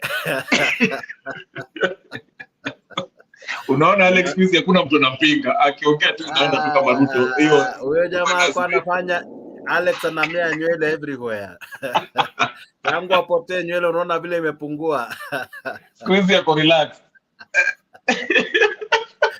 Jamaa alikuwa anafanya black anakuwa black yenyewe. Squeeze hata tunamuona. So tunatafuta Mburu is around. Mburu is around. Omolomolo arudi. Omolomolo I think atakuwa hii wiki. I think he'll be there this week. Mwambie arudi. Unajua watu walipokilia kwa sababu watu wengi hawaelewi. You can have your views which can either fall pro or against a certain candidate. Nyinyi mlikuwa mnaingilia mtu personally, mara mnamwambia si mimi wakina Uchuka ndio walianza kusema sio mdunge shindano. Kwa sababu anaingilia mtu personally mpaka na catch. Yeah, niliona hivyo nikasikia vibaya kweli. Maana Omolomolo nimependa nimeo yake. You know, he's one of those contributors ambao hata kama tusikizani on some things, I appreciate their views. Just like wadau, ni mko na story ama ni waje? Naona mnakuja hapa kwenye nice tu. Wacha story yangu ilikuanga tu hivi short. Wewe unaona jamaa anatavuna njugu kwa show. Una expect hiyo nguvu yote atapeleka wapi? Korosho. Hiyo korosho yote anatavuna sasa hii atapeleka wapi hiyo nguvu? Si analeta hapa kwa show. Wacha nitoe point full. Inasaidia. Alafu niwachie. Inasaidia. Pengine ana mechi. Inasaidia mgongo. Inasaidia kichwa, inasaidia miguu. Unasikia vile babu amesema hapo nyuma. Amesema nini? Ubingwa na mechi huyu. Ubingwa na mechi. Anaendeleza game ya jana. Anaendeleza game ya jana finals. Babu umeretire. Bwana Babu umeretire. Mashine amerejesha nilihang viatu ba. Babu pole. Nilihang viatu mgongo ikubali. Alex, kumbuka kwenye kulikuwa na ile kisiagi ya kuzungusha hivi. Nakumbuka hiyo kisiagi. Mgongo imekataa. Tukutuku. So by the time inaguruma mkono imechoka. Yaani yenu ilikuwa ni ya stima? Hiyo ilikuwa ya diesel I think. Sikumbuki. I think ilikuwa ya diesel. Ulikuwa nafanya na manual, nakumbuka 1973. Nikiwa kijana mdogo. 1973. Ilikuwa inanga stima, unasaga paka mwisho. Ulikuwa unajaza hapo juu, unajaza mahindi hapo juu, alafu unazungusha hadi iwe unga So nashangaa ukiniambia kwamba yenu uko na stima. Ilikuwa inazungusha hadi inawaka bana we. Inatoa sauti bwana, unaisikia ukiwa very far. Hii generation yenu hii umepata mambo rahisi sana. Huyu tangu asikie financial bill itapita ameamua kuficha nywele. Unaona vile ameifunga tu, ni giza tuone. Ndio maana nataka kuipinga kabisa. Nimesikia imeishwa 1.5 sasa. Housing levy 1.5. Tumia umtata pesa bwana. Mtumie pesa ya kwenda kotini. It's not cheap. Hata ufiche uso, content creators lazima wakuwe tax. Nywele lazima kila kitu. Hii channel ya Kenya Rebel itabidi tu amemerge na Mutembei. Ilikuwa maja. By the way, here is the question. Here is swali. Kuna swali. Sasa unajua kama YouTube ukifika 1000 subscribers ndio unaweza kumonetize. Sasa kwa wale watu ambao hawajafika 1000 na haujamonetize, bado unakutax tu kwa sababu kuna channel cap ama hiyo utataxiwa aje kitu hauna hauna revenue. Because it's vague when I say content creators. So what does content creators means? Anyone? Lakini that idea that to have 1000 subscribers iliisha kitambo sana. The algorithm for YouTube changed. You may even have to be monetized. Yes, they will say they have monetized you, but the algorithm that they are using right now, it's totally different. And in fact, to make money out of YouTube right now is completely different than before. If you ask people how they use, that is why now likes and other things are more important than even views. So it's not going to affect anybody. What affects is the amount of money they are receiving through because now you have to register your company through kituo cha sheria. And once you do that, if you don't do that again, that will be a criminal act again. So I think what? No, I was just wanted to answer you. So I just wanted to ask you. So let's say you have less than 1,000 subscribers, you're not getting. Okay, you're not monetized yet. Whether you have 1,000 or you have 200 or whatever the case is. And I'm answering you. You can be monetized. You can be monetized even with 10,000 subscribers and still not getting money because YouTube has changed its algorithm. So it's not about the subscribers. There is amount. What they want to do is how they monitor how YouTube. I think they are going to have an agreement with YouTube on how to send money to those who are in Kenya. I think they are in talk with that. Okay. So the government of Kenya wakiona unapata dosa ndio naikatia. Okay. Yes. It's amount you receive. It's not about your subscribers. Ni kama those who work with what we call is it called Upwork? Yes. By the time you are getting your money, there's how the government already has a way of taxing it. So I'm sure they will know. They will know in Kenya, because here you'll find it different. unacheza na gava. Ruto amekanyagia hiyo 1 trillion mpaka I raise in 1 year. If the government wanted, it can.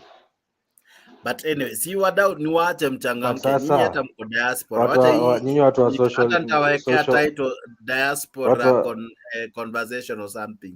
Watu wa social media. Jana nilio we always see them on YouTube wakionyesha venye wanaishi high life. What do you expect the government will do next? Yeah, exactly. That's a good point. You see people, mtu anasema amespend sijui how many millions for a party. You how many millions for a baby shower, for some crazy amounts yenye hata sisi wenyewe huwezi fikiria kufanya hivyo. Okay. You guys endeleeni, just one moment. You guys endeleeni, but allow me to give a special thanks to the many who have been watching. Baby reveal party.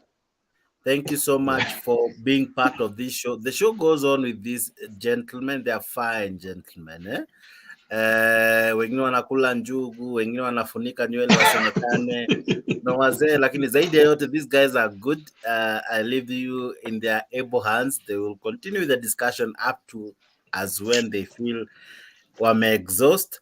But as for me, it's a wrap. I see you tomorrow from 10 p.m. Kenyan time. It's already 2 in the morning here in Kenya. But zaidi ya yote asante sana kwa part of this show. We do this tomorrow again with another awesome topic. And thank you, manze. Mnatu support tu vinoma and we always appreciate. Asante sana Alex for being part of the show, Black, Kenya Rebel, Ashley, I didn't hadi deni ya juzi, so Ashley nimekumname thrice. Where is Ashley? Asante sana kwa alikuwa kwa show, I think atarudi, but zaidi ya yote asanteni sana wadau. You guys are just wonderful. Akina Roda, akina Edgar, akina Nyagaka and many who joined in. Edgar akinionanga anatoroka. I don't know kama anafikiria pamoja na jamaa anaitwa Lee. Asanteni sana kwa kuwa part of this show. Na I now leave you in the hands of Alex, Black and Kenya Rebel. Let them carry on. But sina kifungu, remember, nimeingia na simu, so I don't know. Utanitext hapa nyuma ya tent. Niko tu lakini niko nyuma ya kambi. Okay. Unawe Alex Jakes, I mean ile headline uliona jana ile ati sijui Ruto is worse than coronavirus. Yeah. Hizo headlines zenu ni moto squeeze. Tafadhali muipeleke chini kidogo. Lakini leo nimepunguza, I've been kind ama niliamua it's balance. Kesho I don't know what's the discussion kesho ndio to prepare. Kuna uwezekano nitadiscuss kuhusu mabibi za watu kesho. Ama kama si kesho kutwa kuna uwezekano. Kesho ndeza lakini kesho kuna swala nyeti bungeni, kesho kuna bill inakuja kwa bunge. So kesho tutadiscuss parliament, but Wednesday Alex Wednesday or Thursday kuna mabibi za watu tutadiscuss hapa, but in a light note, siko baya si. Okay. Lazima nilete bibi ya mtu hapa to discuss one or two things. But anyway, thank you so much for being part of the show. Here is the link for those wanting to join in. Zaidi ya yote, God bless you, God do you well. Edgar is in, anajita Surveillance Media. Sijui kama hiyo ndio YouTube channel, unaweza kimbia hapo nyuma ya tent uangalie. Kuna huyu jamaa anaitwa Kenya Rebel, ingawa na deni yangu, anaye pia kona channel, YouTube channel yake inajita Kenya Revolutionary at YouTube. Endo mtafute, umfuate. Jakes, naituma leo kabla hujamka. Ukiona anafanya mambo, tuma like. Ukiona afanyi kitu, and subscribe tena, subscribe. Thank you. Share. Lakini zaidi ya yote fanya ile kitu. Wacha tu grow pamoja. Hata wewe uko na channel, nitakutangaza for free. Dunia ina mambo ako na channel. Enda usubscribe. Kuna jamaa anajiita Brother Benson. Kuna jamaa anajiita Brother Benson, endo subscribe. Alex Media bado hajafungua stesheni, lakini akifungua tutaitangaza. Niko nayo inaitwa Mbarikiwa TV. So okay. Itype hapo uta subscribe nani Alex. Hiyo ya Mbarikiwa nitangoja kidogo nione kitrend, but zaidi ya yote kama iko tutasubscribe. Lakini pia kuko na pia ya malipo ya uzeeni ya Black, ukitafuta upate ya malipo ya uzeeni. Hiyo wanashare na kikundi cha chama cha wazee. So pia hiyo ni channel unaweza itafuta, ni ya Black Sawa. You guys, I love you so much. God bless you. God do you well. See you on neni. Niko nyuma lakini niko hapa. Goodbye. Have a good day. Bye. Sasa ndio huyo Edgar tena ametoroka. Hapana, yuko. Edgar is there. Nilikuwa nataka kuuliza. Sasa Alex, wacha nikuulize. Nitaanza na wewe. Maana najua Black ni mtu wa Kenya kwanza. This is an opportunity, perfect opportunity according to me, the way I see it, for the ODM Azimio to revitalize the coalition, because government inakaa inayumba, unaona, inajaribu kupasi whatever bill, na people are also kind of, there's a trust deficit ambao watu wanaangalia kwa hii government. What do you think, Raila, should he leave it to somebody else? Ama should he go back to the drawing board na repackage tena as a revolutionary? As viewers, as Azimio, who voted for him or supported him, let me say that. Edgar, that can go to you too, because I think you're Azimio too. Let me say something quickly. And then Edgar probably actually I was behind the scenes. I was watching you guys from Facebook, and I heard what Alex said, that whenever I see him I always but Alex niko kazi leo. I'm on night shift, so that is why I actually joined the show earlier on kamaliza. So leo nimeshikana kiasi. Sina channel. Alex, okay, we can mute because I think it's echoing. Okay. Every time a new leader comes in, whether there is contestation, even if there is polarity and toxicity in terms of politics, he's a leader, because you can never have two commanders in chief. And whenever a new commander in chief comes in,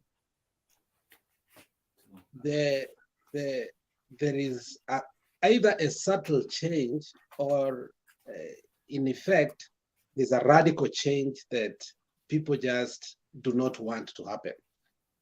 And for instance, now, when Ruto comes in as a president, who I didn't vote for, who I don't think I'll ever vote for, but you can never say never.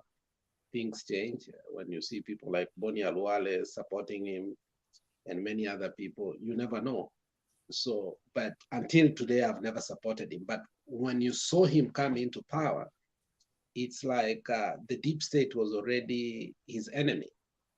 So for him to come into power, it seems like he had to disrupt the establishment.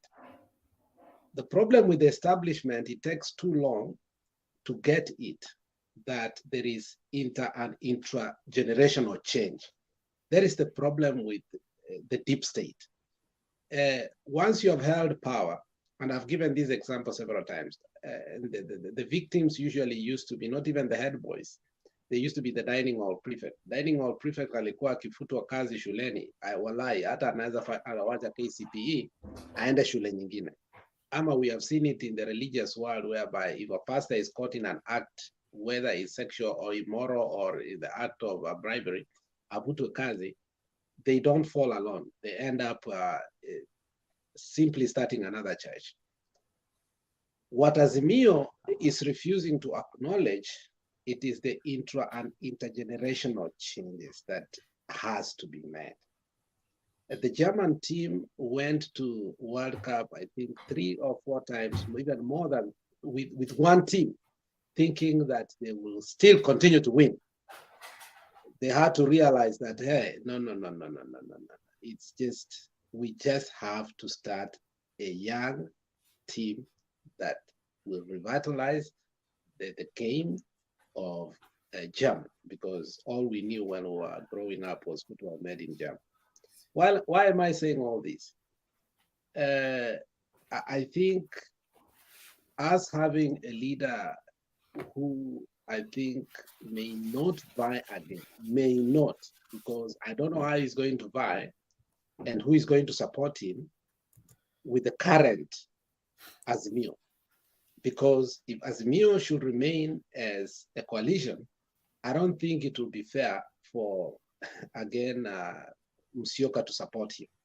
But the problem is that he's the face of that organization. If he goes silent, I don't think even Kalonzo himself is able to carry a united front opposition with only people from his side and the Luo Nyanza, if that's the case. Now, it's not like ODM and Wiper and the rest of the family in Azimio are refusing. It's hard also to fill in the shoes of a staggering figure, a person who supersedes a position and who plays a role. For instance, if that man keeps quiet in the next 3 months, I think we will not have any opposition in that country. And whoever who speaks, he will feel like a political crybaby.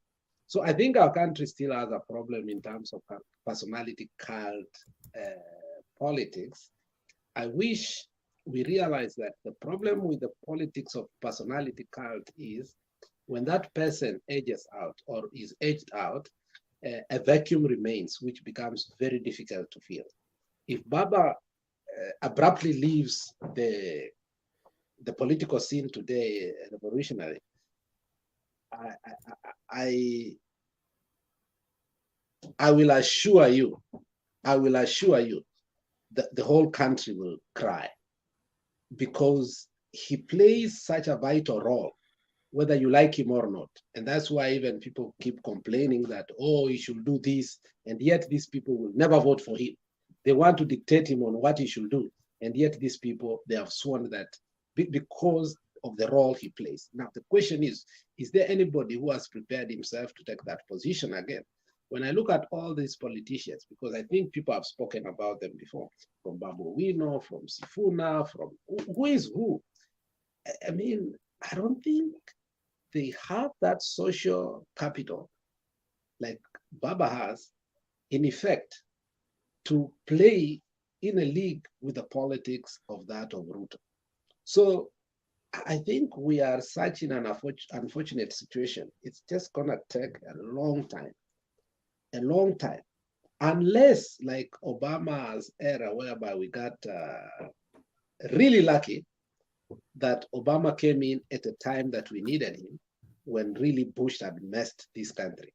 But for now, when I look at all political players, from Ledama, Western, I look at Nasifuna, maybe Wanyonyi, maybe who, Kisi Simbarati is just as dead as forever. I don't think even he will win even 20% of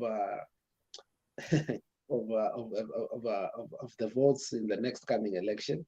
And when you look at people who we are fronting in Central, like Wairia, I think those are jokers.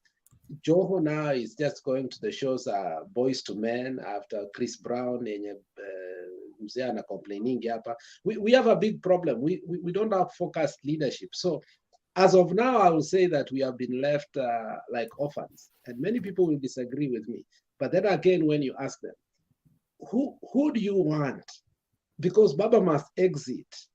You know, nature has come calling.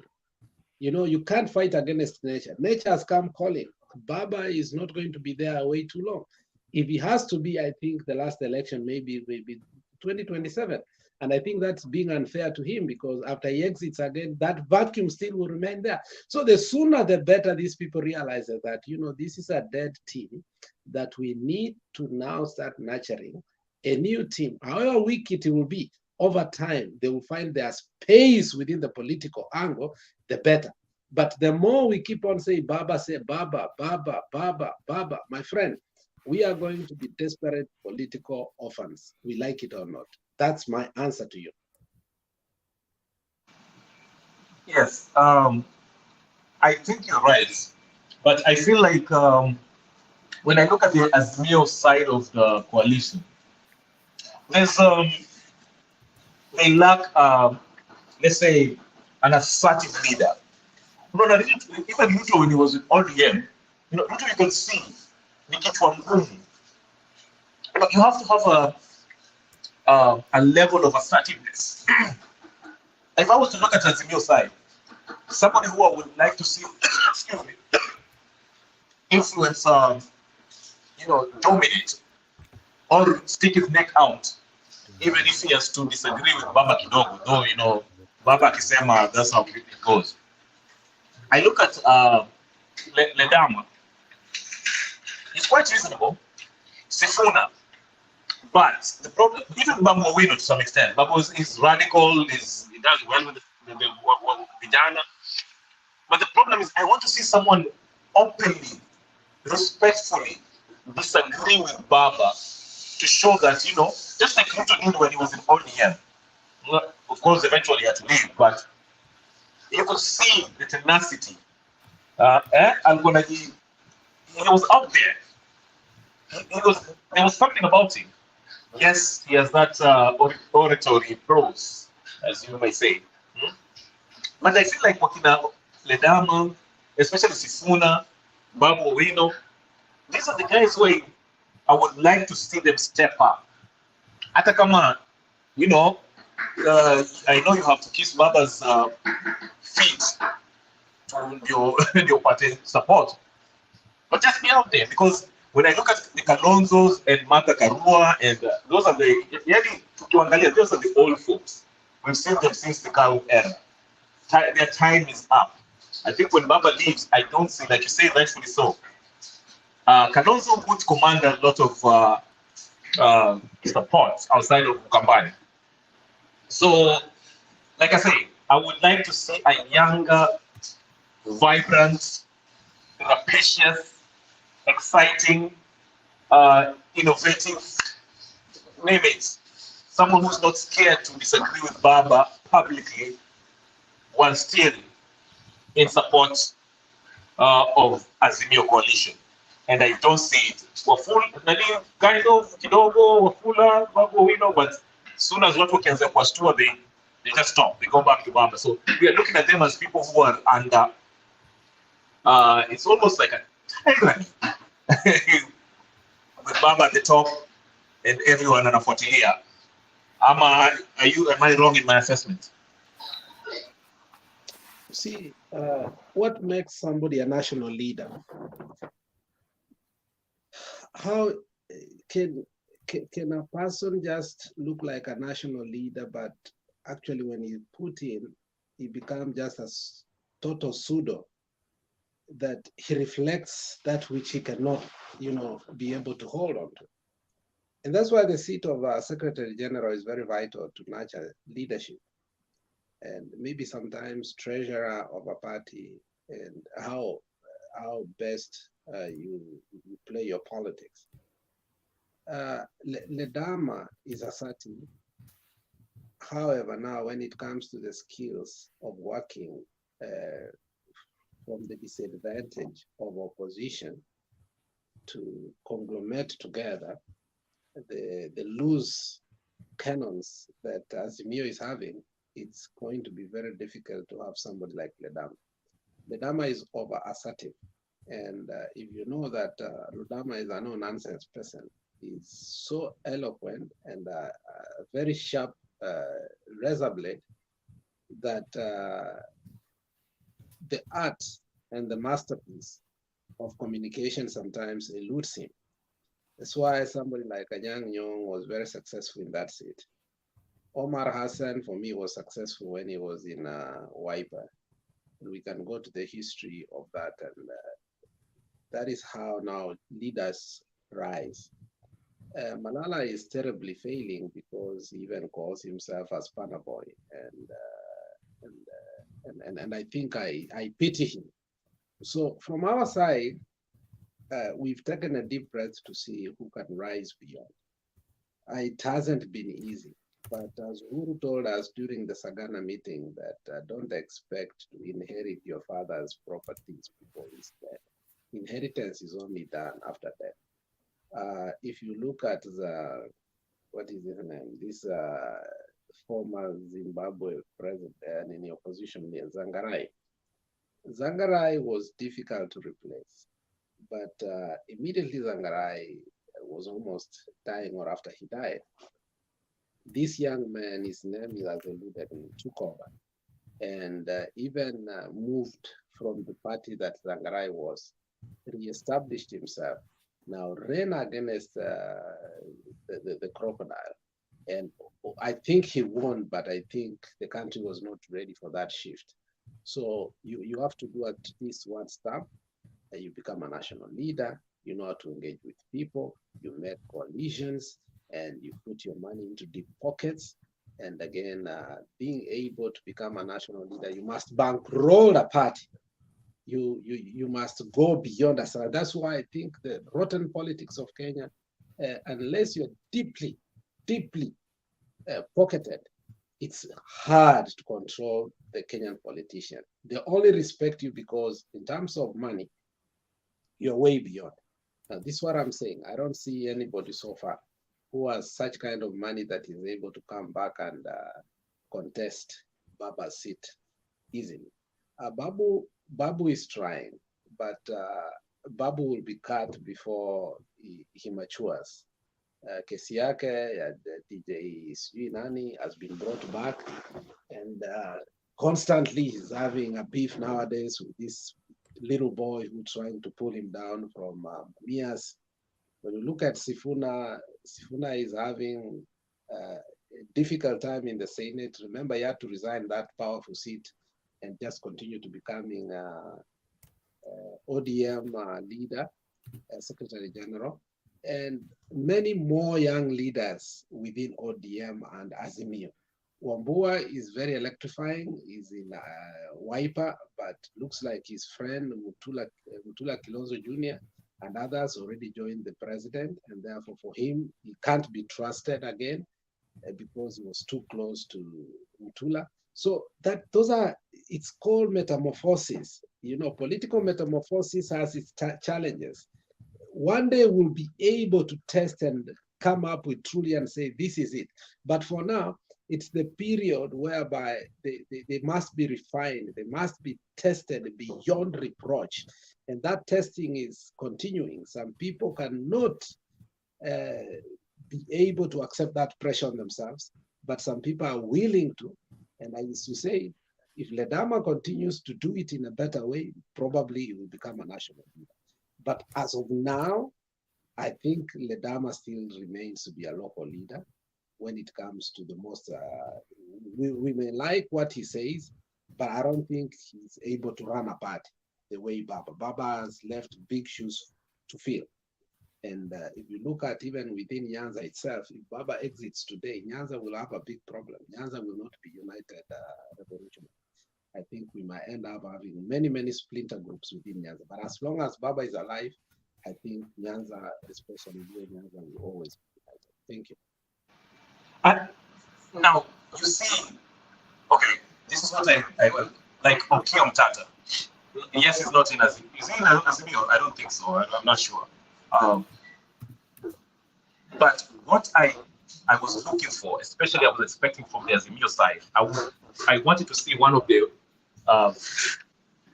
young candidates, young members that I've mentioned, that you mentioned also, take that position. Just something different, something that separates them from just this, what do you call it? Yes, Raila it's okay. He's a leader, he has a history, he deserves his respect. But I would like to see somebody step out of that. I like just like Okia Mtata, challenge the president, because this government is so vulnerable at this point with everything that's going on. And sometimes I'm looking at the opposition like, this is a perfect opportunity to make your views known instead of besides the mandamano. Because mandamano is okay, I get it, I get why you want to do it, but you can have something, an alternative. Just like that, what's that young man that reconstructed Mr. Inga? I forgot his name. Kwame something. I don't know where he's from. I don't know what's his. Yes. Kwame Owino. Yes. I wish it was somebody from Azimio, a future, like, okay, like you say, but Owino is probably, his case will let him down. But someone of Nami, I don't know, damn it, you know them more than I do. It's a perfect opportunity for them to reshape,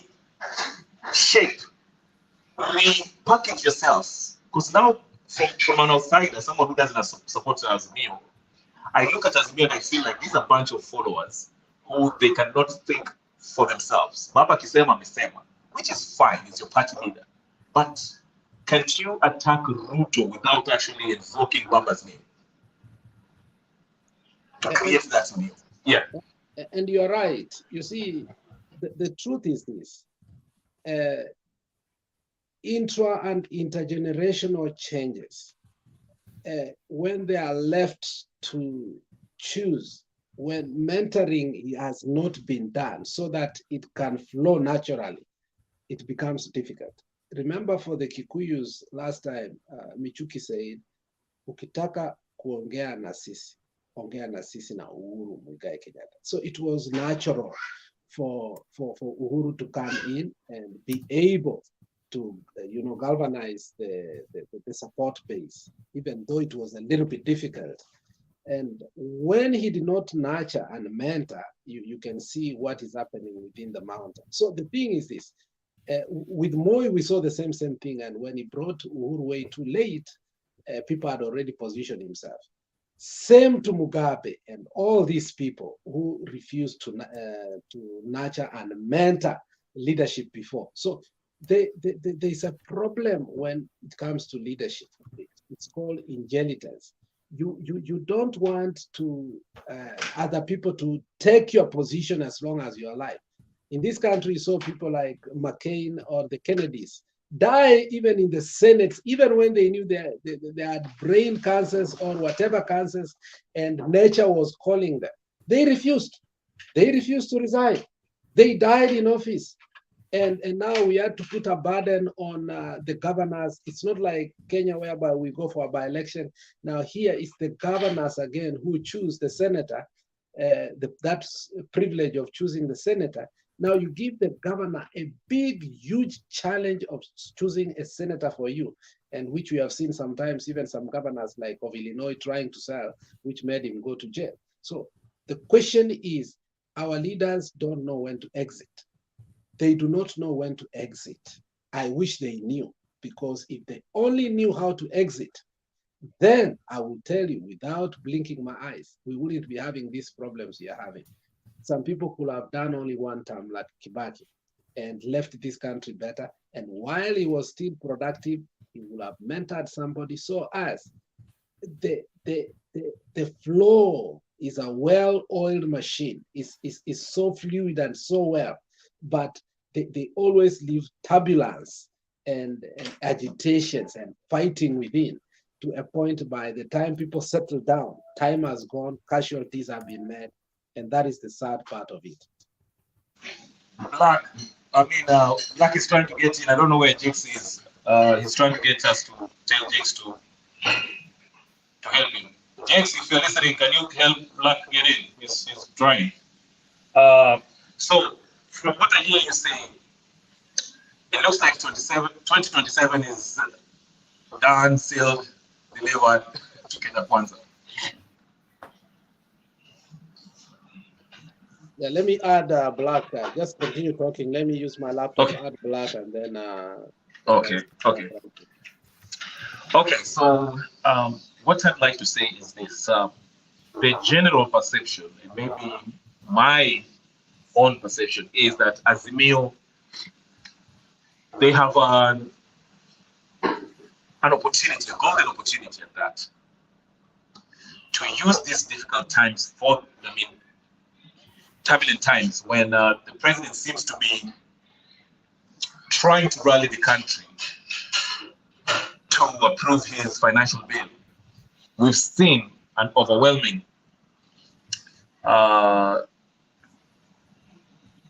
vote, let me not say vote, but people criticizing this bill. They are rejecting it for the most part, from what I see. And while Azimio are also speaking their minds, I kind of expect more from Azimio.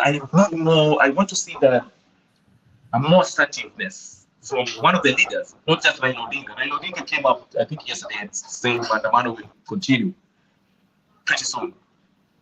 But for the people who are going to be the future Azimio leaders, now to mention Olekina, Wafula, I'd like them luck, and I would like to bring you into this. I would like to see the same assertiveness that Ruto had. We might agree or disagree about Ruto's leadership, but one thing is he's confident. In fact, you might say he's arrogant. He believes in himself. He has a vision, he has a plan, and he understood that the odds were stacked against him.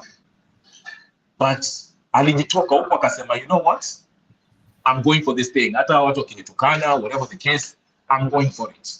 I admire that about him. I did not vote for him for my own reasons, but I'd like to see something similar from the other side, which I don't see. I just see a bunch of people who they can't finish a sentence without saying, our party leader Raila Odinga, our party Raila Odinga.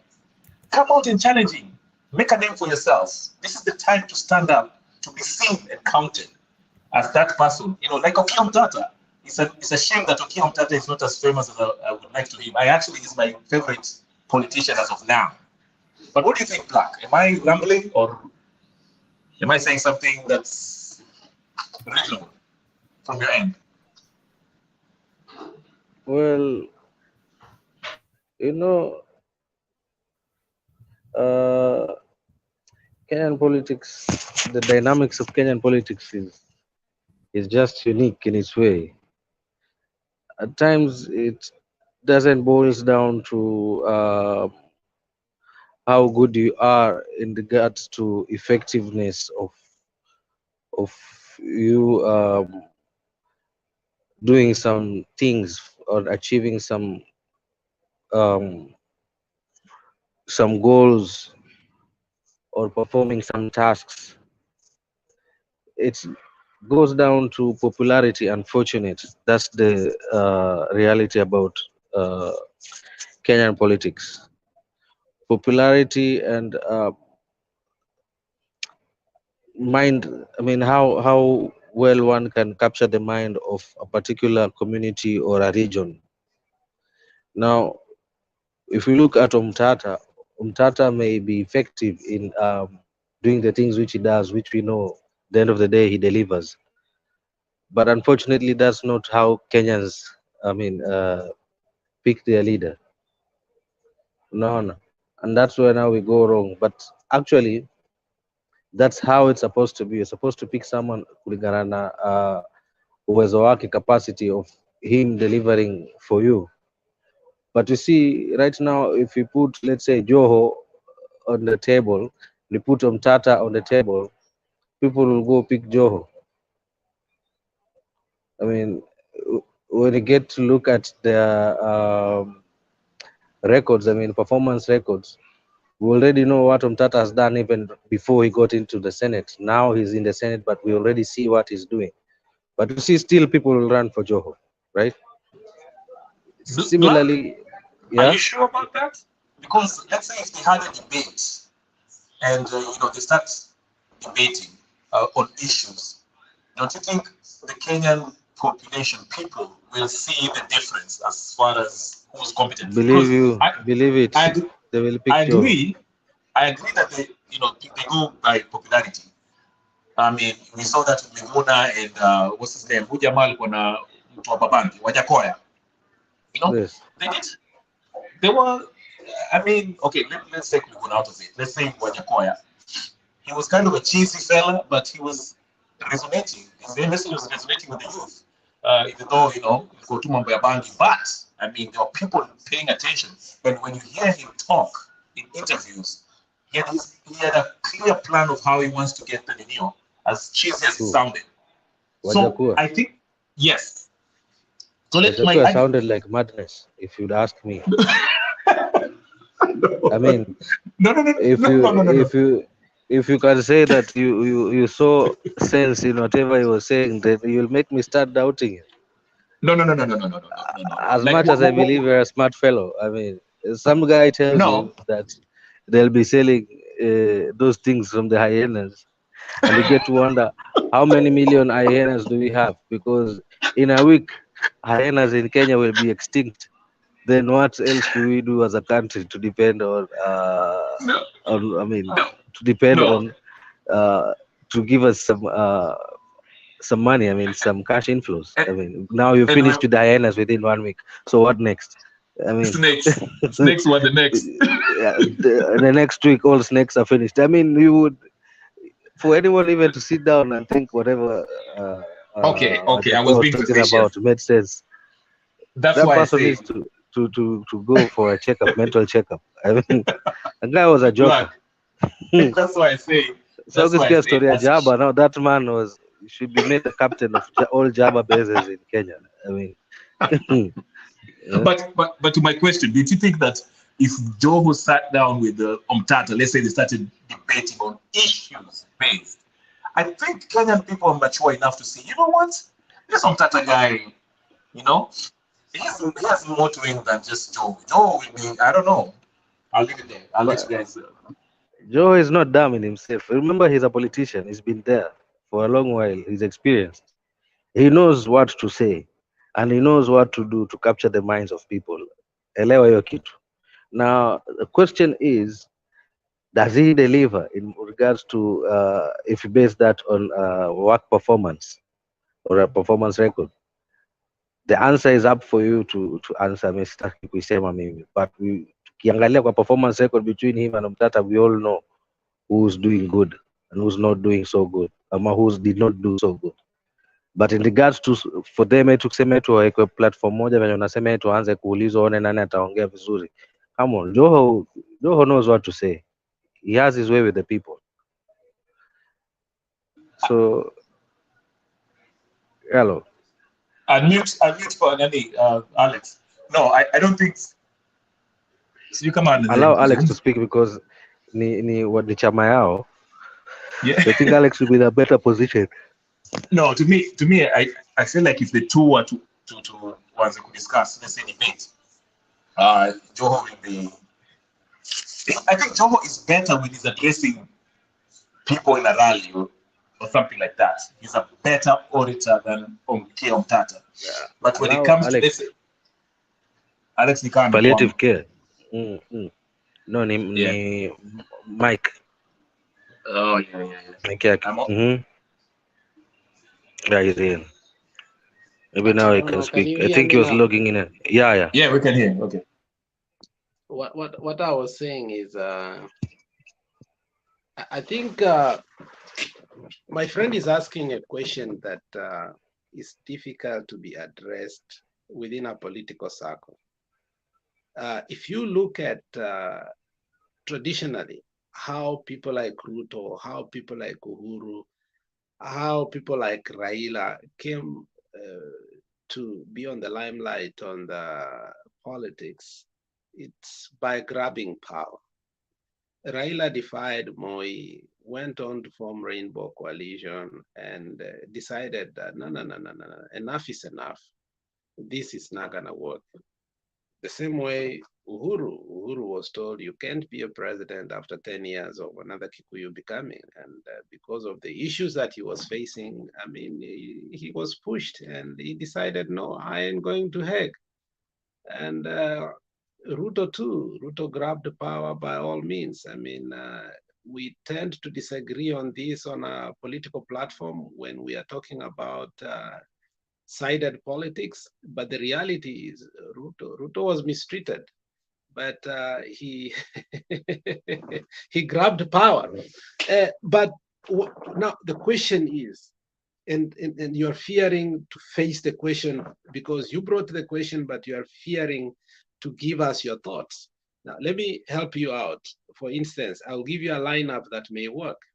If it really wanted to work at the time and take advantage, and some things, you can be a strong leader, but you must take advantage of political events. And if those political events supersedes you, you must know that however good, rich, smart, mature, all those qualities and features that make a great politician, if you did not grab an opportunity, then again, that is it. Now, there was a time that Simba Arati could have grabbed the opportunity to become a national leader within ODM and within Azimio. There was a time, I guarantee you, without a doubt. And what Simba Arati ought to have done is take somebody like Joho, take somebody like Mutula Kilonzo, and just take somebody like Malala. I mean, those young four boys could have made noise, and I think they could have found their space. And today they will be giving Ruto a hell of a problem. But what did he do? He took his work so serious, and he forgot the future of him. He thought he simply wanted to become a governor and think about politics later on. So he has to wait for another opportunity. Now, can he arise from that dark, dismal pitfall that he put himself in? He can't. So that is one example. Another example is a man maybe we can say is underrated, and who I've seen in some circles of politics, people say that he needs to be watched, and it's Sakaja. And what does Sakaja needs to do? What does Sakaja needs to do to continue to become politically relevant, to be independent, to get his own money, to bankroll his, I mean, what does he need to come out of the servitude of UDA and probably come out with a formidable player in politics? I think he can defy that, but it can be also difficult. But he also a governor within a county that he doesn't have majority, which actually has been able to work very well with and extremely well because of the shenanigans that they had with Gachagua. He took the opportunity, grabbed the opportunity, he solidified Nairobi to himself. You were seeing the other day them dancing, the two Luyas dancing during Madaraka Day, yeye na senator wake. And if there is anybody who loves his senator na anatetea senator yake sana, ni the man called Sakaja, if you don't know. He has given him very great responsibilities, and also there are no events of county level that he will have without inviting him. Therefore, he has put a niche of a leader that knows how to work with the opposition. Now, when it comes to others like Otienda Molo and Orengo, I think they are in a conundrum in a way that even if they wanted to supersede the current tradition, it becomes difficult because you cannot inherit your father's cows and your father's properties when he's still alive. So for them, that's a tough cookie. So I want you to be bold enough to just spell out a formation that you may feel that if this formation was to come, I think it will give a formidable and robust opposition to Ruto, and I think Kenyans will be excited. Don't start naming people who are politically in a dustbin. Just be honest, give us names, tell us who they can work with and what you see good in them and what opportunities they need to grab and what opportunities they have failed to grab. I mean, that is the only way we can speak. Thank you. Of the current, sorry, Black, you want to say something? You want to say something? No, go ahead. From the current group of politicians, especially on the Azimio side,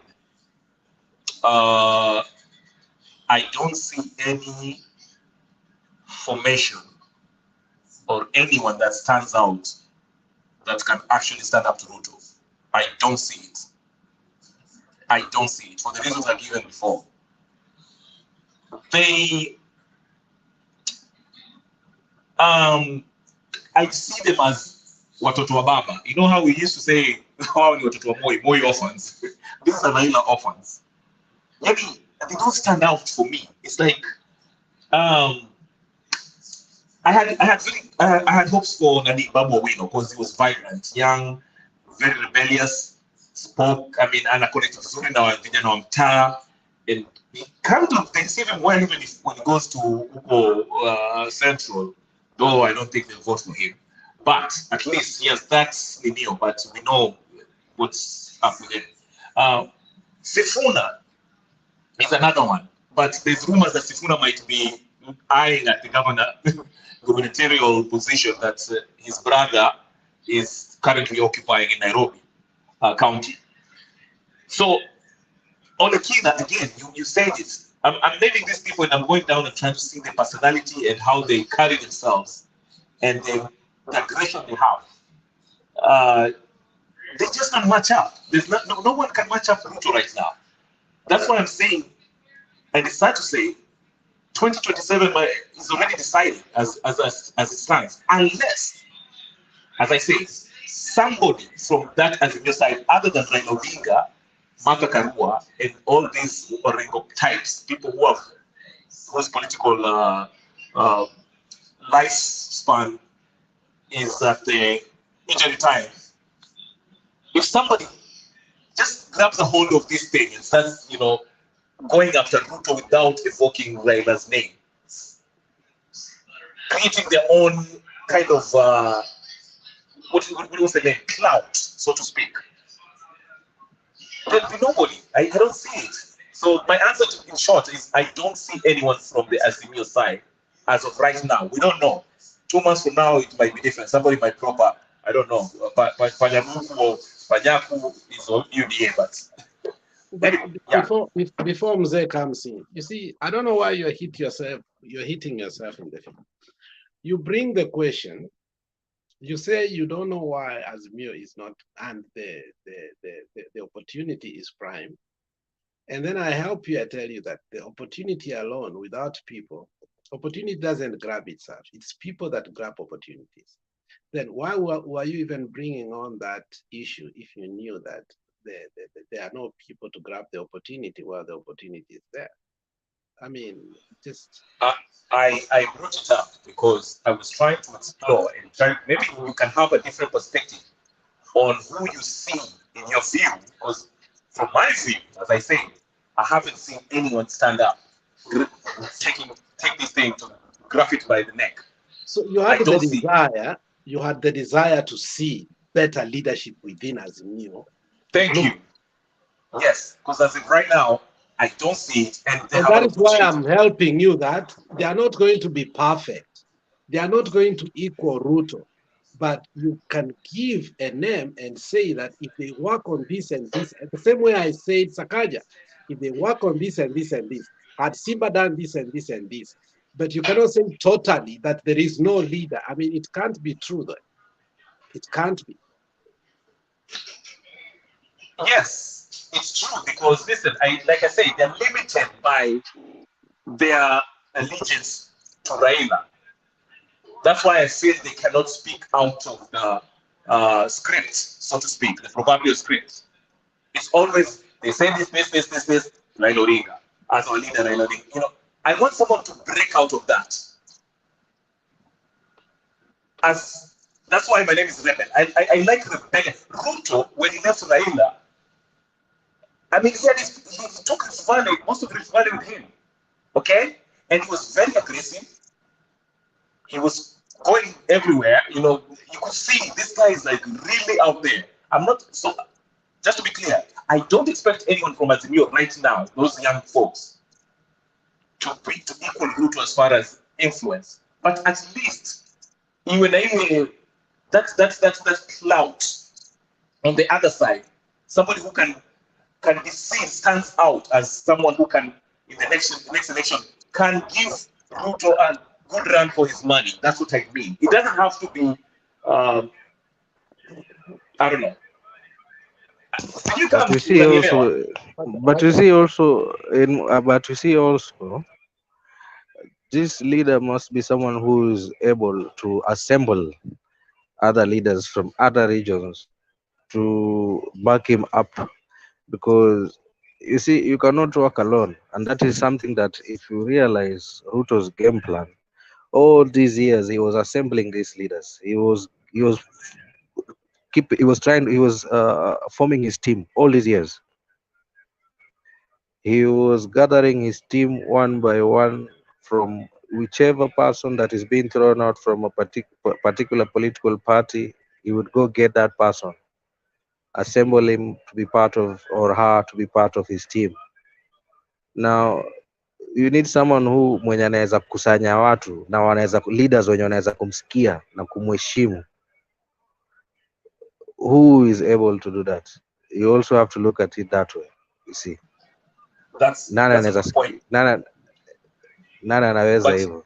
Understand? Let me help you somewhere. Let's look at examples. It's dynamic. Let's look at examples the same way Mzee amesema. When the ANC actually expelled Malema, the one thing that Malema had done over the years, was rising through the ranks.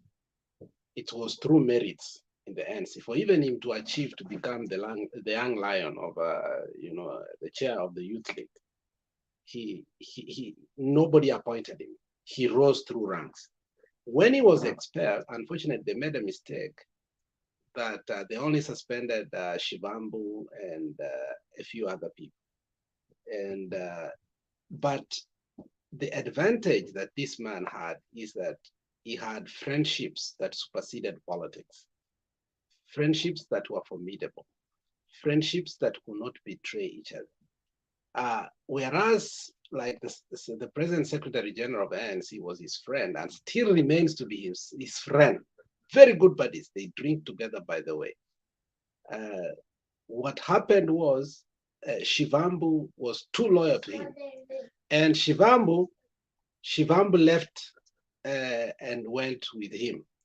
And having gone with him, they established a movement that has become very formidable. Nobody in their wild dreams thought that Malema was going to move from this party, form a third force, and the kind of vision, because many had failed before him. Now, Ruto built his base over the years. If you remember the time of Men in Black, and I remember this, Black was there. Black was in that group that scuttled the Kasarani.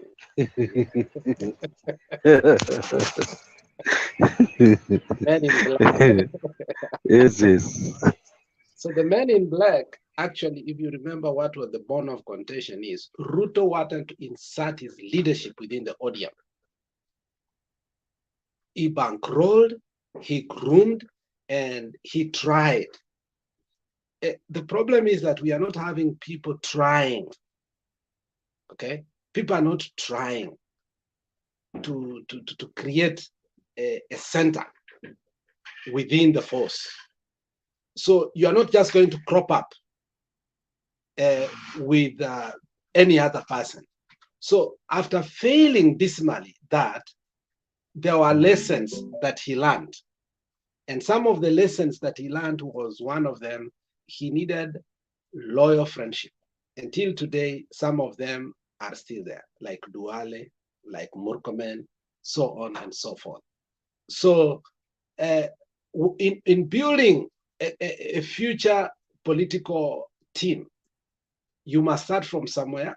You must have ideologies. You must be extremely loyal. You must have money to bankroll them.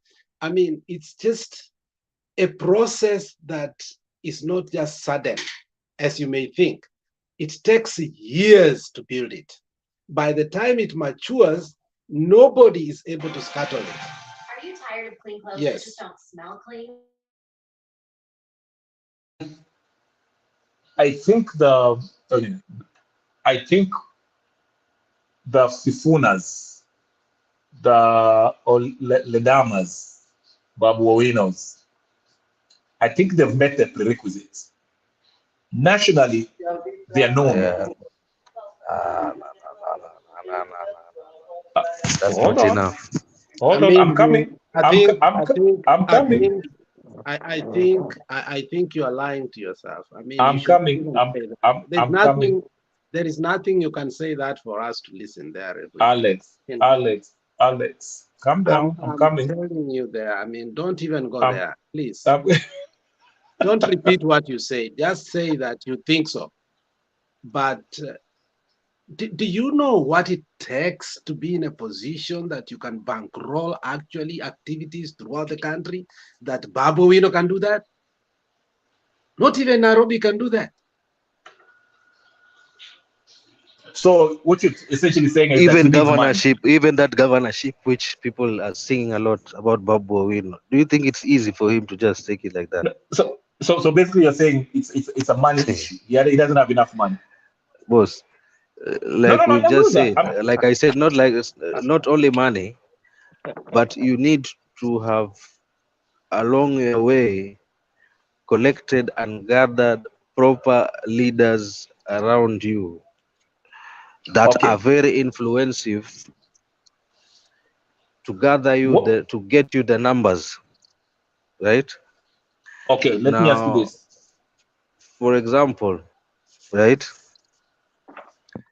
Ekuru Okot he still is a very nice and smart guy, right? He was a presidential candidate, isn't it? If you put him on a table, you put Raila on a table, and you put Ruto on a table, believe you me, by merit, I think Ekuru Okot would stand out. To me, in my view. That's true. If we are looking at the three by merit, right? Now, if we wanted to go through the other now aspects of a presidential aspirant, now like the ones which we were talking about, the ability to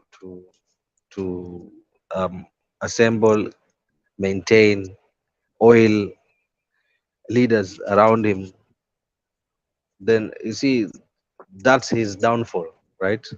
The other two are strong on those areas.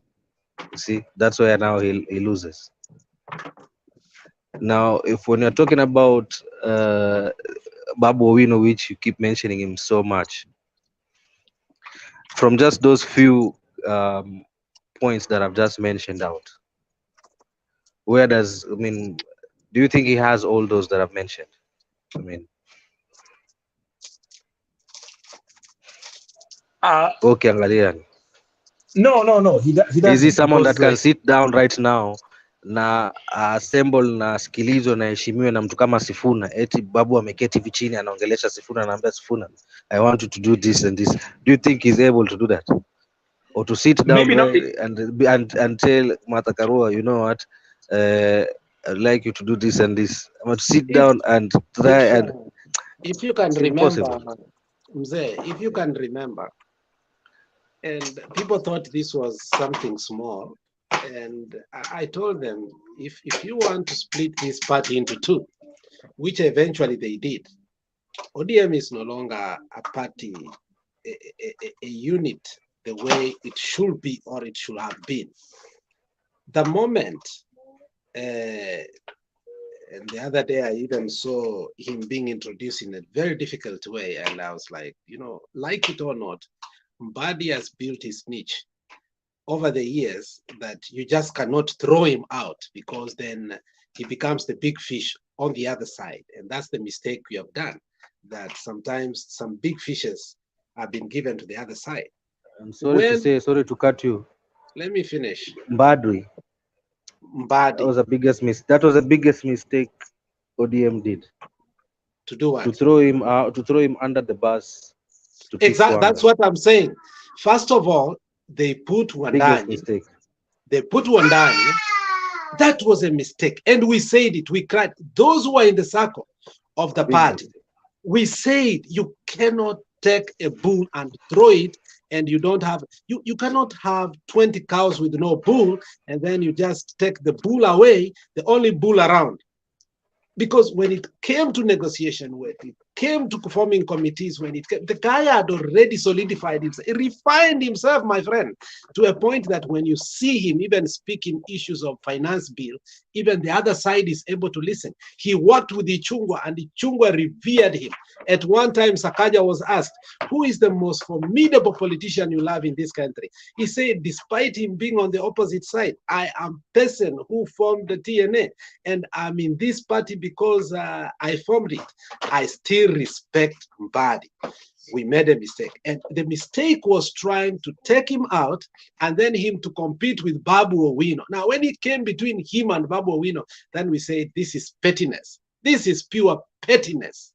You can't even do this. You take Mbadi and you give us Babu Owino.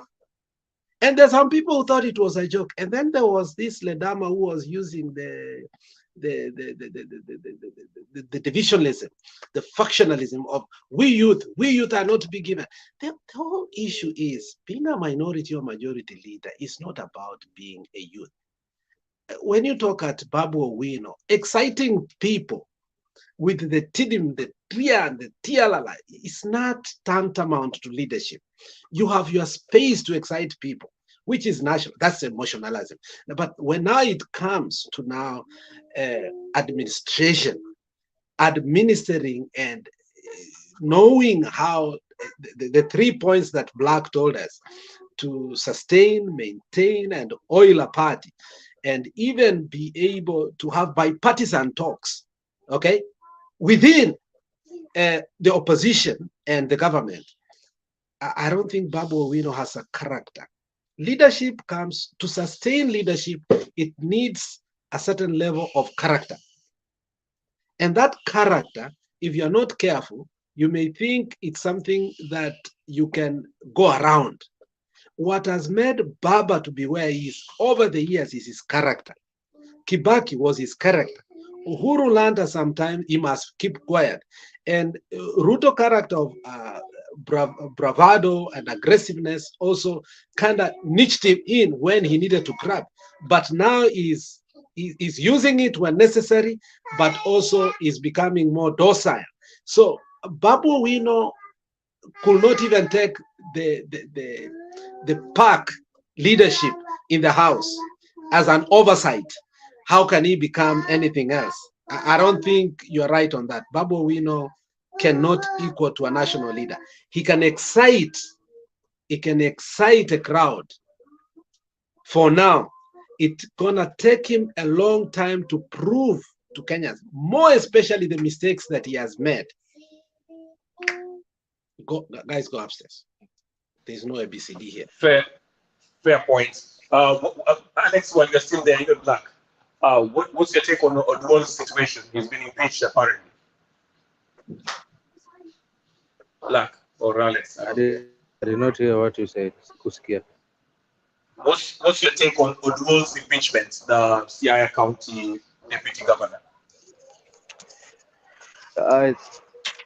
Has he already been impeached through the Senate? Or his issue is not going to get to the Senate? No, it's not going to the Senate. Does it go to the It's Senate? not going to the, I don't know. It's only that's why I wanted to find out. Is it only the governor's case that reaches the Senate? No, it will go to the Senate. It will go to the Senate because I had Kalwale say that they'll take this opportunity to review what's going on over there. No, they can review, but I don't think it's a Senate that for the governors. I don't think so, because we did have a show about it here with Jakes.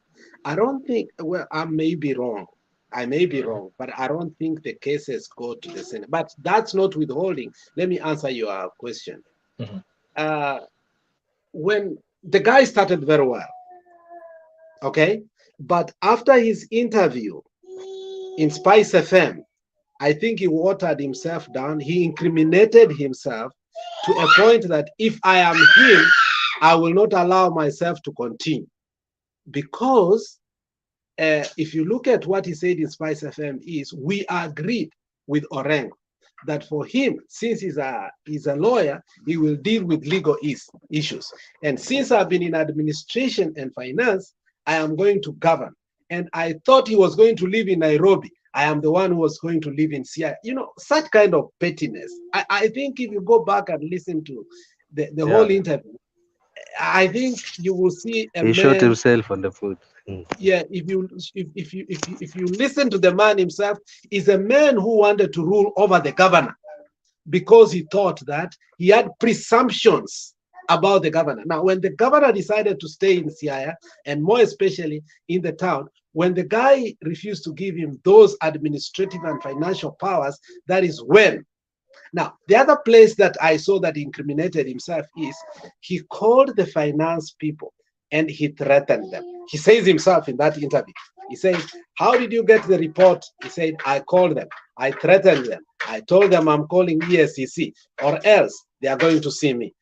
How do you go to an interview in a national platform whereby you're supposed to exonerate yourself and put yourself as a force that has been betrayed and then say that you threatened employees with sacking them? So he shoot himself on the feet. So I think that's why everything has been quieted. I think had he kept quiet, and that's why I told you, leadership comes with certain character. If you don't have that character, however smart you are and mature, you end up shooting yourself without your knowledge. So the issue of the deputy governor of Siaya is a bygone, according to what I have seen. He shouldn't have. He spoke too much beyond what he should have said. I wish he would have just kept quiet. And if at all the case was going to reach the Senate, it goes there, presents the papers, and just dwells on the documents and the statements, and that's it.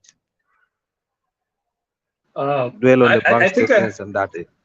From the beginning to the end, just trying to show how money was being withdrawn against the county rules or protocols. And that way he could have had a chance of at least he had a very good case from the beginning. But you see now when he added these other things, those are what now made his allegations I don't think look like he incriminated himself. I don't think he incriminated himself or shot himself on the foot as such. Have you listened? Yes. Have you listened? Have you listened to the whole of it? Yes, I watched the whole thing with Latif and Eric Latif and the other guy. I forgot to say and the lady. Yes, I did watch the whole thing. I think he was very candid, and he provided a really good case. And actually, he had evidence. He had evidence with him. He didn't show it to them, but he had a file with them. Because what he said basically was trying to get an opportunity for the county, not national county, what do you call it, county assembly, to give him a chance to substantiate what he was claiming, because that's one of the things that the county assembly was claiming, that he could not substantiate his claims. So he was asking for time for whatever, an opportunity to do so. But they were so quick to take the issue to impeachment process. So you see, let me tell you something, and you know, you need to understand how devolution functions. Revolution. Okay. Let me tell you. You see, when you start looking at the monies that were withdrawn, and as a finance expert, you see that some of those monies were for, how do you call the money, for petty cash that we use every day? That name has gone. For the petty cash, how do we call it? It was an impress account. Yes, an impress account. Impress account. Yeah, so which is very difficult, okay, to incriminate too. You need to know that. So, and again, this money was within the committees. When it was withdrawn, it looks like even if corruption was part and parcel of it, the channel it was also used was the committees within the county assembly. and the beneficiaries were also MCS, which means that if there was any criminality was done, the executive and the legislature of the county level, which means Orengo and the MCS, colluded and did whatever they did. And that's why the speed at which the guy was impeached, and why no MCA alimwonea huruma. Okay, and it could tell you why they surpassed even the senator. Okay, and you've never heard the senator talk about anything. Now, if he was wise to put Orengo down, he needed to have had a good case also within the structures, not the MCS. Now, the fact that he also trying to incriminate the MCS, he's going to have it rough. Now, the other thing that I keep saying here, corruptions that happen within the county are not away from the blessings of the senators. You ought to know that. So the senators who come and talk about these things, you must understand they will push somebody harder who is not giving them pork. And that is why we saw Simbarati having a problem, because Simbarati is not eating with who? With Onyonka. And Onyonka went there prepared to incriminate him. And he learned it in a hard way. Yeah, I'd like to reiterate what he's saying. According to Mr. Odwol, he's saying that the most they could take out from the interest account should not exceed 300,000. Okay, but the withdrawal that was happening was 900,000 a day, sometimes 21 million in one day, and then 100 million in total within the 3-month span. Okay, so according to him, he went and brought the issue. He actually called Orengo and asked him if he knew anything about that, and Orengo said no, he does not. So after initially asking Orengo that question, the trail went cold. His relationship with Orengo kind of started died down because Orengo was not taking his calls and stuff. So he went ahead and notified, I think, EACC, the body that's supposed to investigate this thing, where the money was going.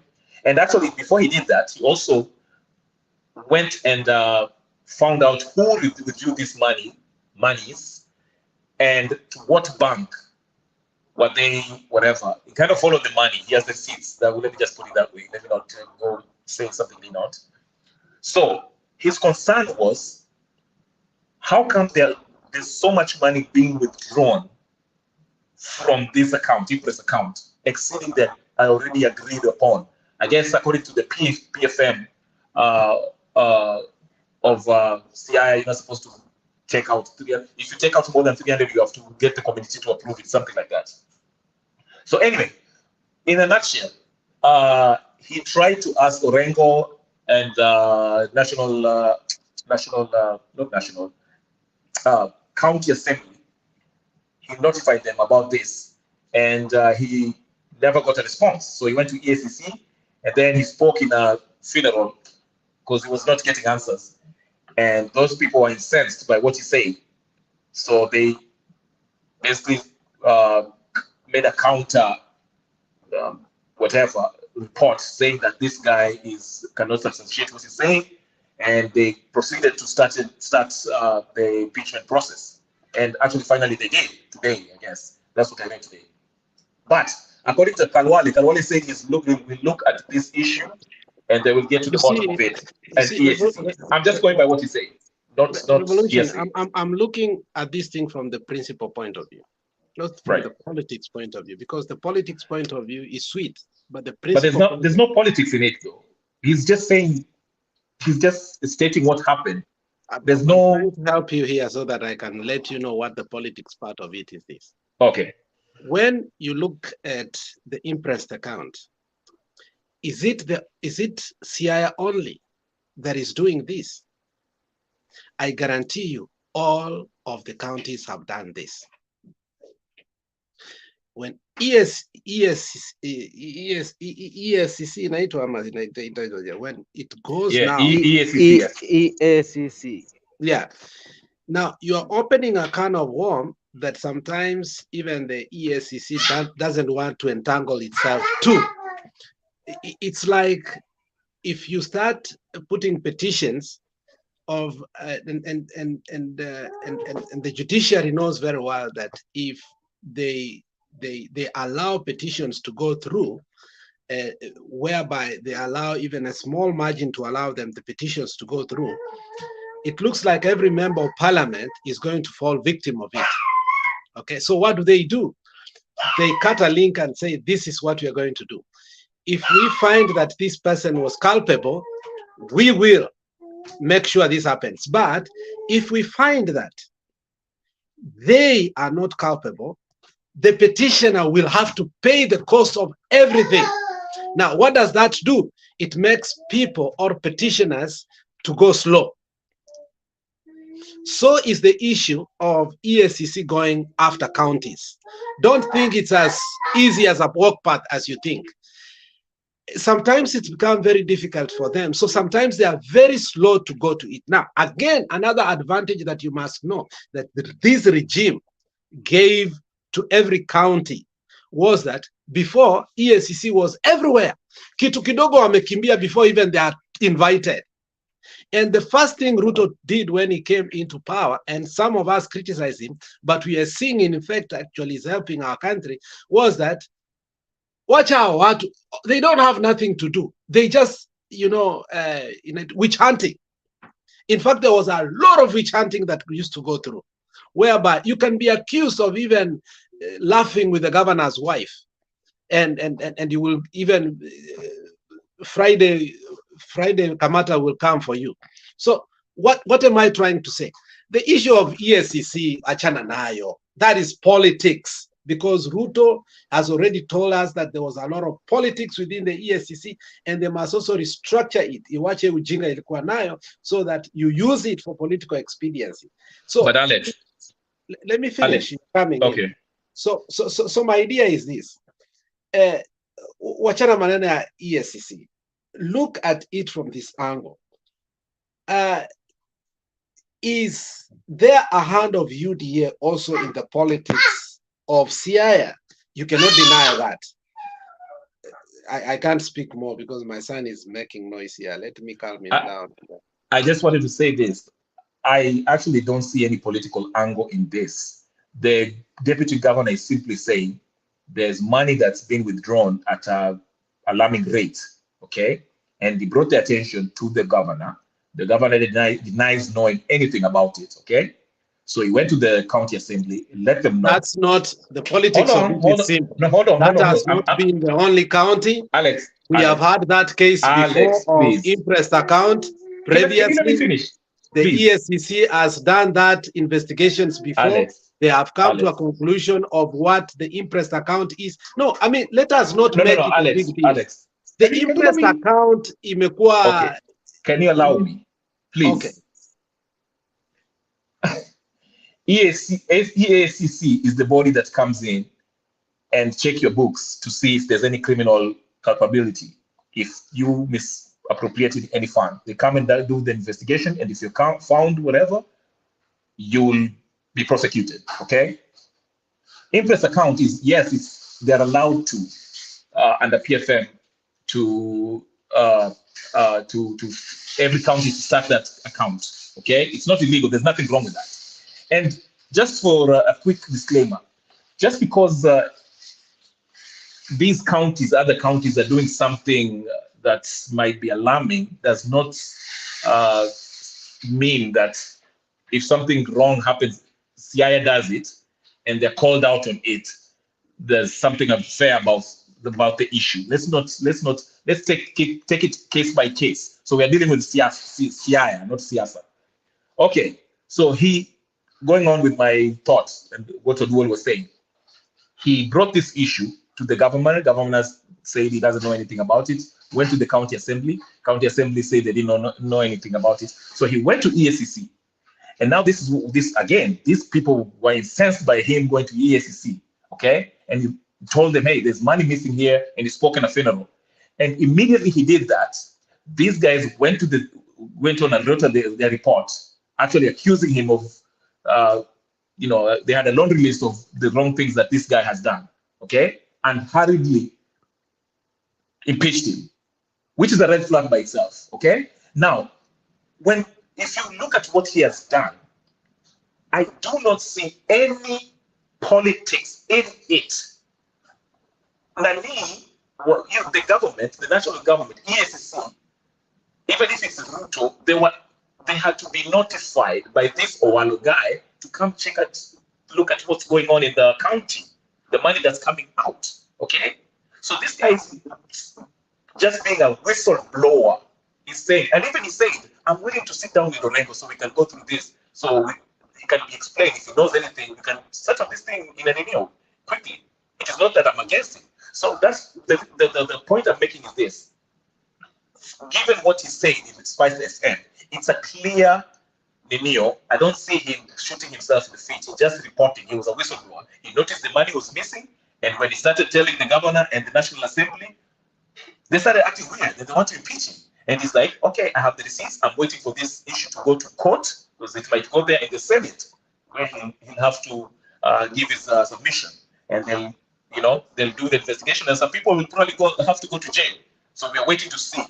Kalwale, I told you, Kalwale, the senator, saying he'll look into this issue, because it looks like there's smoke in there. But anyway, that's all I want to say. I don't see the politics in it, or any kind of whatever. There's a lot of politics.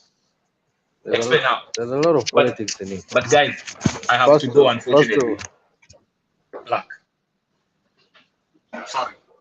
First of all, he didn't have to take this route which he took. If at all there was no politics in it, they must have had some intentions. And those intentions were not for the purpose of trying to show accountability, but trying to paint someone in the negative light. Now, question would be, what was he intending to achieve, and who are the people behind him? Because he could not have done that by himself, right? There must have been some people pulling his strings behind him. That's a fact. Now you can't prove that. You can't prove that, Black. That's an assumption. There was something that he was. I mean, someone must have been behind him, trying to put. Okay, in my belief, let me put it that way. In my view, someone must have been behind him, pulling his strings to do what he did. But as to how he ended up executing that issue was now where he made the mistake. And if at all it was on his own accord, then still I believe his intentions, in my view, as per how I look at it, was politically trying to paint Orengo in some light, right? Because like Alex said, this is something that happens everywhere. It's not something that just began with Orengo. Actually, right? He never mentioned Orengo in a bad light. He just said that he tried to tell Orengo that, inform Orengo, and Orengo denied knowing anything about it. Then he said weeks following after, Orengo was went cold. Then they had a good working relationship, and Orengo stopped communicating with him at all. But you see, in his interview, he said that the persons that withdrew the money took the money to Orengo's house, right? So I think Revolutionary has not really had the interview, because I think the more he speaks, the more it proves to me that he hasn't candidly listened to that interview. I listened to the whole thing, but if there is anything that rubbished that guy's credibility, was that interview for Spice FM. His first interview was really good. He came out as a professional, but now this Spice FM interview, I think he hurt him. Alex Black, I appreciate. I have to go, unfortunately. I'll see you guys tomorrow in the discussion. So good night and tutaonana kesho. ungebaki kiasi, alafu ndo bibi leader pamoja. Bibi anataka kuniua hapa. Bibi hawezi kukuua. Hata sisi watoto wanatuua hapa kama usikii. Yes. Kabisa. Watoto wanatuua hapa kama usikii. So you people allowed us to come in na tukasema tutafunga show pamoja. Wacha tufunge pamoja. Nitakaa tu hapo mimio ataelewa. Bibi anaelewa kwamba unachangia nchi.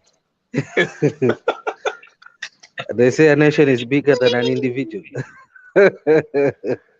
Saile nimewachwa na bibi ndio hautanisaidia kulia. There comes a time when a nation is bigger than an individual. Tutakupeleka Senate. Hauwezi kuwa impeached hivyo. Tutakupeleka Senate. Mushanitoa already. Tutatengeneza maneno, usikuwe na wasiwasi. Hiyo ataelewa tu mama. So yeah, so like we said, this man, he went to a lengthy extreme lengths to try and paint the governor in a negative light. Mpaka pale akaanza kusema that he believed that he would be doing these tasks and the governor will be doing these tasks. This governor will be stationed in this particular in Nairobi. That showed that the issue actually was something else entirely. So akatumia hiyo story ya Impress account maybe he tried to use that as a blackmail, maybe to try and get whatever agreements that these people they must have discussed prior to the elections. Maybe that could be a reason. But anyway, at the end of the day, I don't know if he's gonna have a day in the Senate. That is something which I don't know. I don't want to talk about something I don't know. But if at all he's gonna go to the Senate, then maybe we would wait and see what the documents would come up with, because they even brought someone who was I think something to do with the finance CEC from the county, that said that yes, there was some misappropriations and some things were not done the way they were, but they have corrected it. And there was some money that was about to be lost, but it was not lost. They averted it. You see, so there seems to have happened something, but the way this guy handled it, he messed up. He may have had all the weapons and all the arsenals to try and attack, if at all he had any motives, but he used them in the wrong way, and these guys have remedied it. Amesema yes, kulikuwa kuna shida hivi, but tumerekebisha. So what now can you do when it comes to that point? There's absolutely nothing. I saw that finance guy talk, and he was basically just giving a list of how they spend the money in the county. He never really addressed what the money that Ruto was talking about specifically. He explained himself well, and he was smart, because he said sometimes system inakataa, they end up kutoa hapo, alafu baadaye system ikija ikikubali, wanakuja wanaifanya ina reflect katika system, then they refurnish, you know. There are so many things. If you say that in court, I'll take you to jail if I was the judge, without even the system in. No, I mean, because they still have to pay, right? That's what he explained. Because, you know, at the end of the day, at the end of the day, what you're trying to prove is money has been stolen, right? But if your books balance, then there's no case there, isn't it? And that's why I kept on. The only thing that maybe someone can be punished for, but the courts will not do that. They will assign that to your conflict resolution mechanism that's internal, as to how now your organization or the institution, or in this case now the county, can punish you for not having followed the procedures, right? But in actual case, the court cannot take you anywhere. They will just want to find out, now, is the money stolen? No. Is there any money missing? No. I mean, so. And actually, the best that can happen to that guy is to retain his job and retain his specs in terms of salary, but his working relationship with the county, I think, is forever divorced, and that's how deputy governors have really messed themselves. And if you have a future desire to become a governor, try to be patient. There are two people classically in our history of governorship who will have become governors, but they were not patient enough. And of course, they exonerated themselves. They set a reset button, and I think they are in a better place in the future to become governors, but they should not be in the position they are. Somebody like Khalwale and somebody like Omar Hassan. I think they became impatient too fast, and their wars with the governors started way too early. That history has shown that it's not productive. So if this man desired from his main points in that Spice FM was, we agreed, these were my assignment.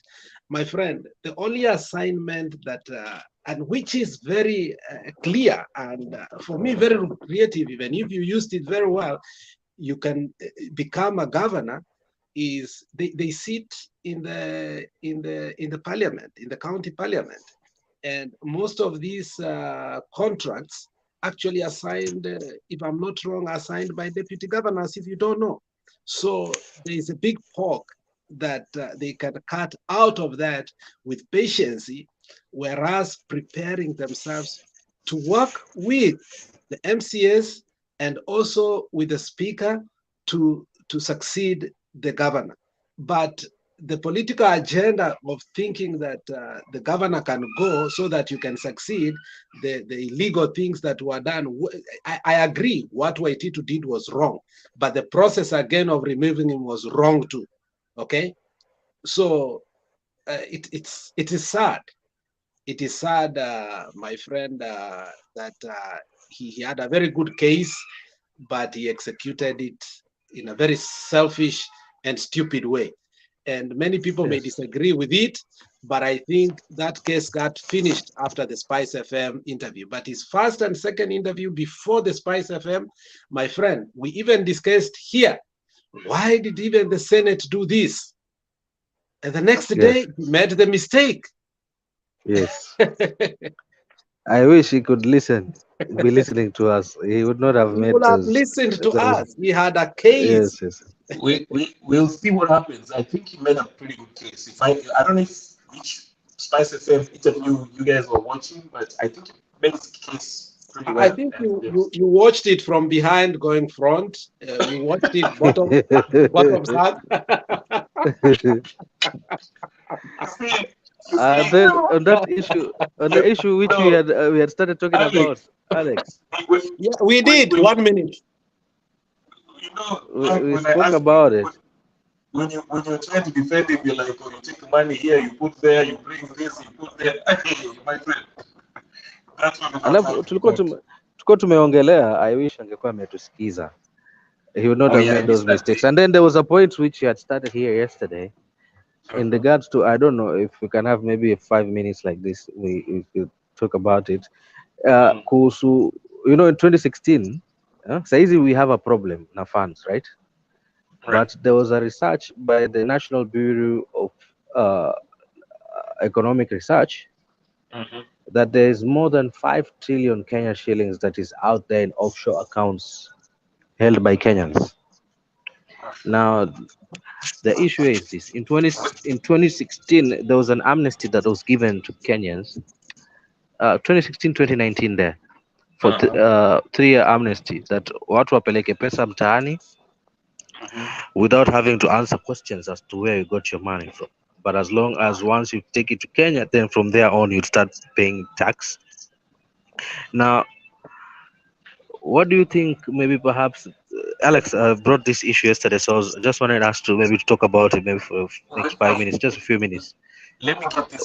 This 5 trillion ni pesa of individual or different individuals, people in general? Different individuals, not only one. Because you would be surprised. Like in 2019, around 16,000 Kenyans had applied for this amnesty. Na wakapeleka pesa home close to 1 trillion Kenya shillings. So it's not only one, there are very many. Now, why? Okay, in my view, I was thinking, should the government now go ahead and come up with the same plan or initiative to give this amnesty for Kenyans that are holding these offshore accounts to repatriate these funds back home without being condemned or pelekwe kotini, court cases and all that to account for this money. What do you think? Why? Let me repeat the question. I didn't hear you. Just one more time. Unaonaje hii pesa ambayo iko nje, serikali kwa Kiswahili watoi amnesty, watu wote wenye hizi offshore accounts walete hizi pesa zao nyumbani bila kuhukumiwa wala kusema eti pesa wameitoa walitoa wapi, bora tu warudishe nyumbani wainvest Kenya. That would be very difficult because if there's an amnesty, they brought that under those conditions. So what ukiwapeleka kotini, you cannot enforce that any law or any proclamation by the president or the government, because they specifically brought that money because of that amnesty. So you can't turn around and say, oh, now this is a new rule, why not you based on the amnesty? No,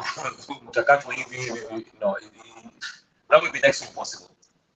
But it will help. I don't know if there's something similar that Jimmy or Jiggy said. Well, not similar, but he actually said that Kenya debt was what? Was 6 trillion? 6.7. 6.7, about the uhurus, whatever. And he said only legit ones was what, 5? Or 4? Yes. He said something like that. Yes. Which I thought was interesting. Which I don't know why we don't address that. Even on the public debt.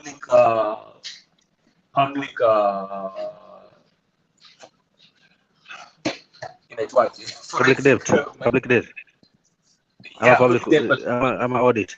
Public audit. Are you talking about the auditing? Yes. Public debt audit. We audit our public debts, that is. Yes. Why don't we do that so we can see which one we actually, how much we really owe if we carry out the foreign audit. Or both foreign and local or foreign? Both actually, because under what circumstances? Okay. No, because under what circumstances did we borrow, and where did that money go? Both foreign and yes. So okay, but in your view, so you disagree? First of all, if I got you right, do you disagree with the government coming up with an amnesty for Kenyans holding offshore accounts for them to repatriate money back home?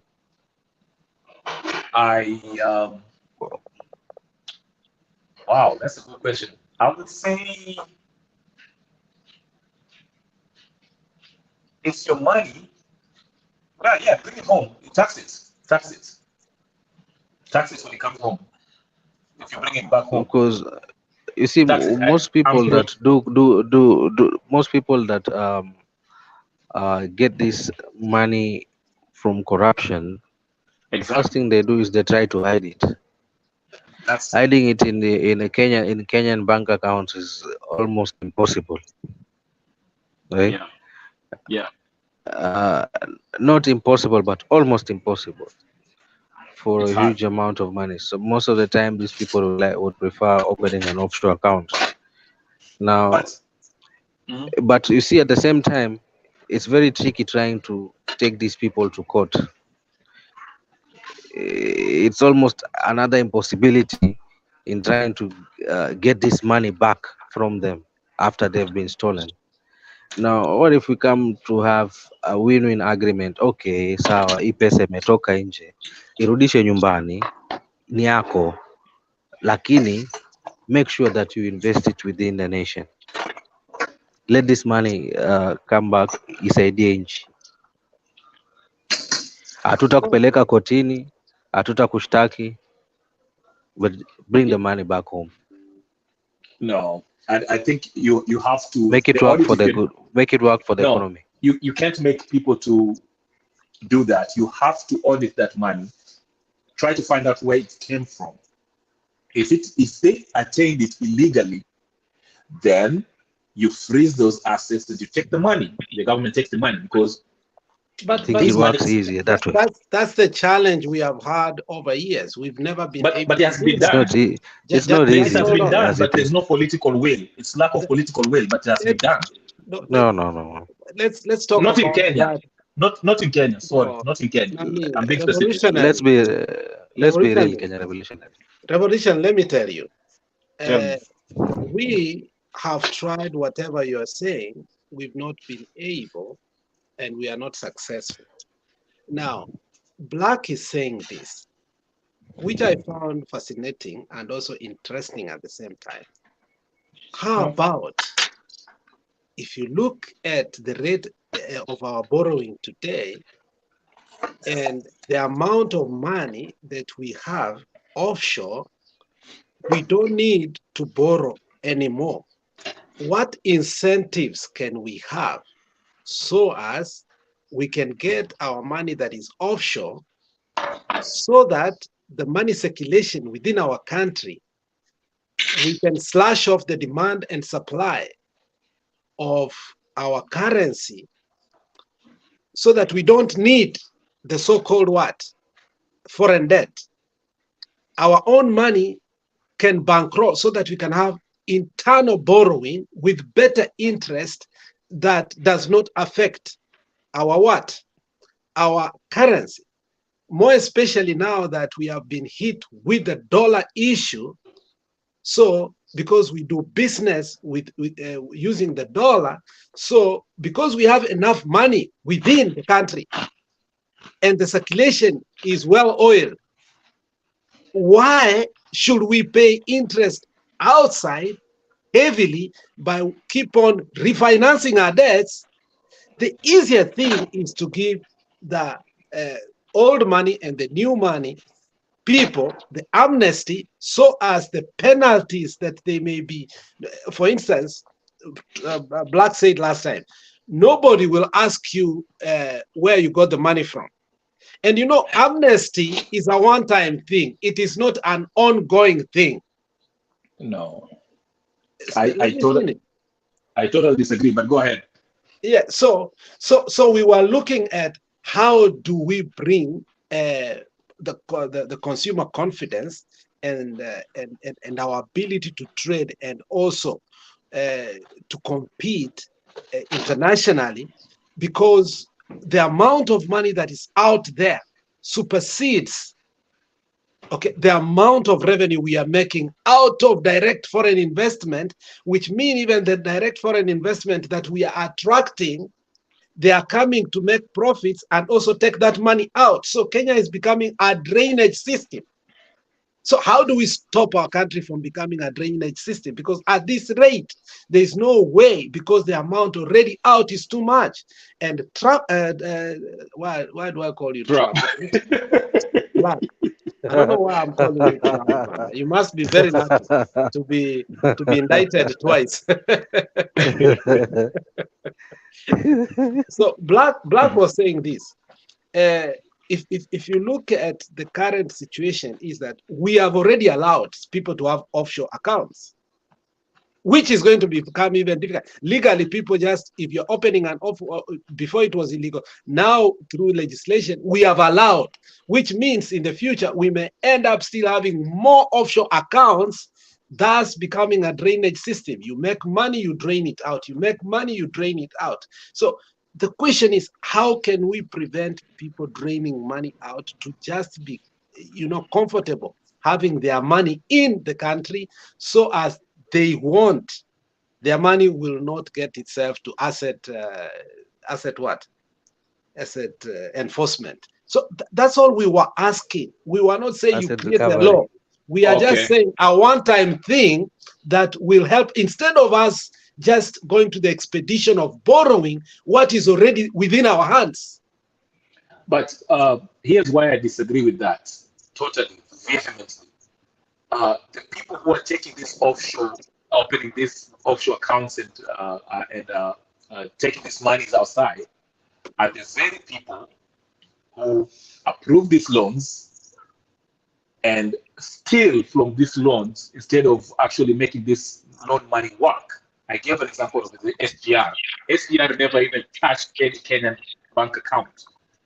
Okay, but we are footing the bill. So why do you turn and then ask those people who took that SGR money and tell them, hey, you know, we have amnesty now, you can bring it in Kenya so it can help the circulation? No. Kenya revolutionary. These people are criminals. These people are criminals. Let's do what Mozambique did. Is it Mozambique? Los Santos? Was it Angola? Yeah, Angola. What they did. But amnesty is given to criminals. What does amnesty mean? No, but okay, that's what I'm saying. Amnesty is given. That's why there's a word called amnesty, my friend. Okay. You can't complain. You know, this country has given financial, this country we are sitting has given financial amnesty, immigration amnesty, a lot of amnesties. So you know what that essentially what you're saying? You're telling the thieves that, you know what, it's okay to loot and take that money outside. You know if the enforcement can do nothing over the years, that's what the problem is. That's why I'm saying the problem is political will. That's the problem. Come on, Kenya revolutionary. No. That's the problem, because in fact, I wish George was here. We were Let me give you an example. Let me give you an example. Why do you think? Let me give you an example. Why do you think sometimes you'd find that the government, especially the law enforcement agencies, give amnesties for people to come and wanajisalimisha zile silaha zao? You come and bring in your illegal weapons, and you will not be taken for. You will not be taken to court for possession. You're comparing oranges and apples. I mean, I'm just giving you an example. If I steal 2 billion from the government, you can't compare that with somebody who is asked to regesha AK-47. Come on, let's be serious. Revolutionary, the problem we are having in Kenya is this. We have set commissions. We have set what we call enforcement. We have done everything we can in our capacity.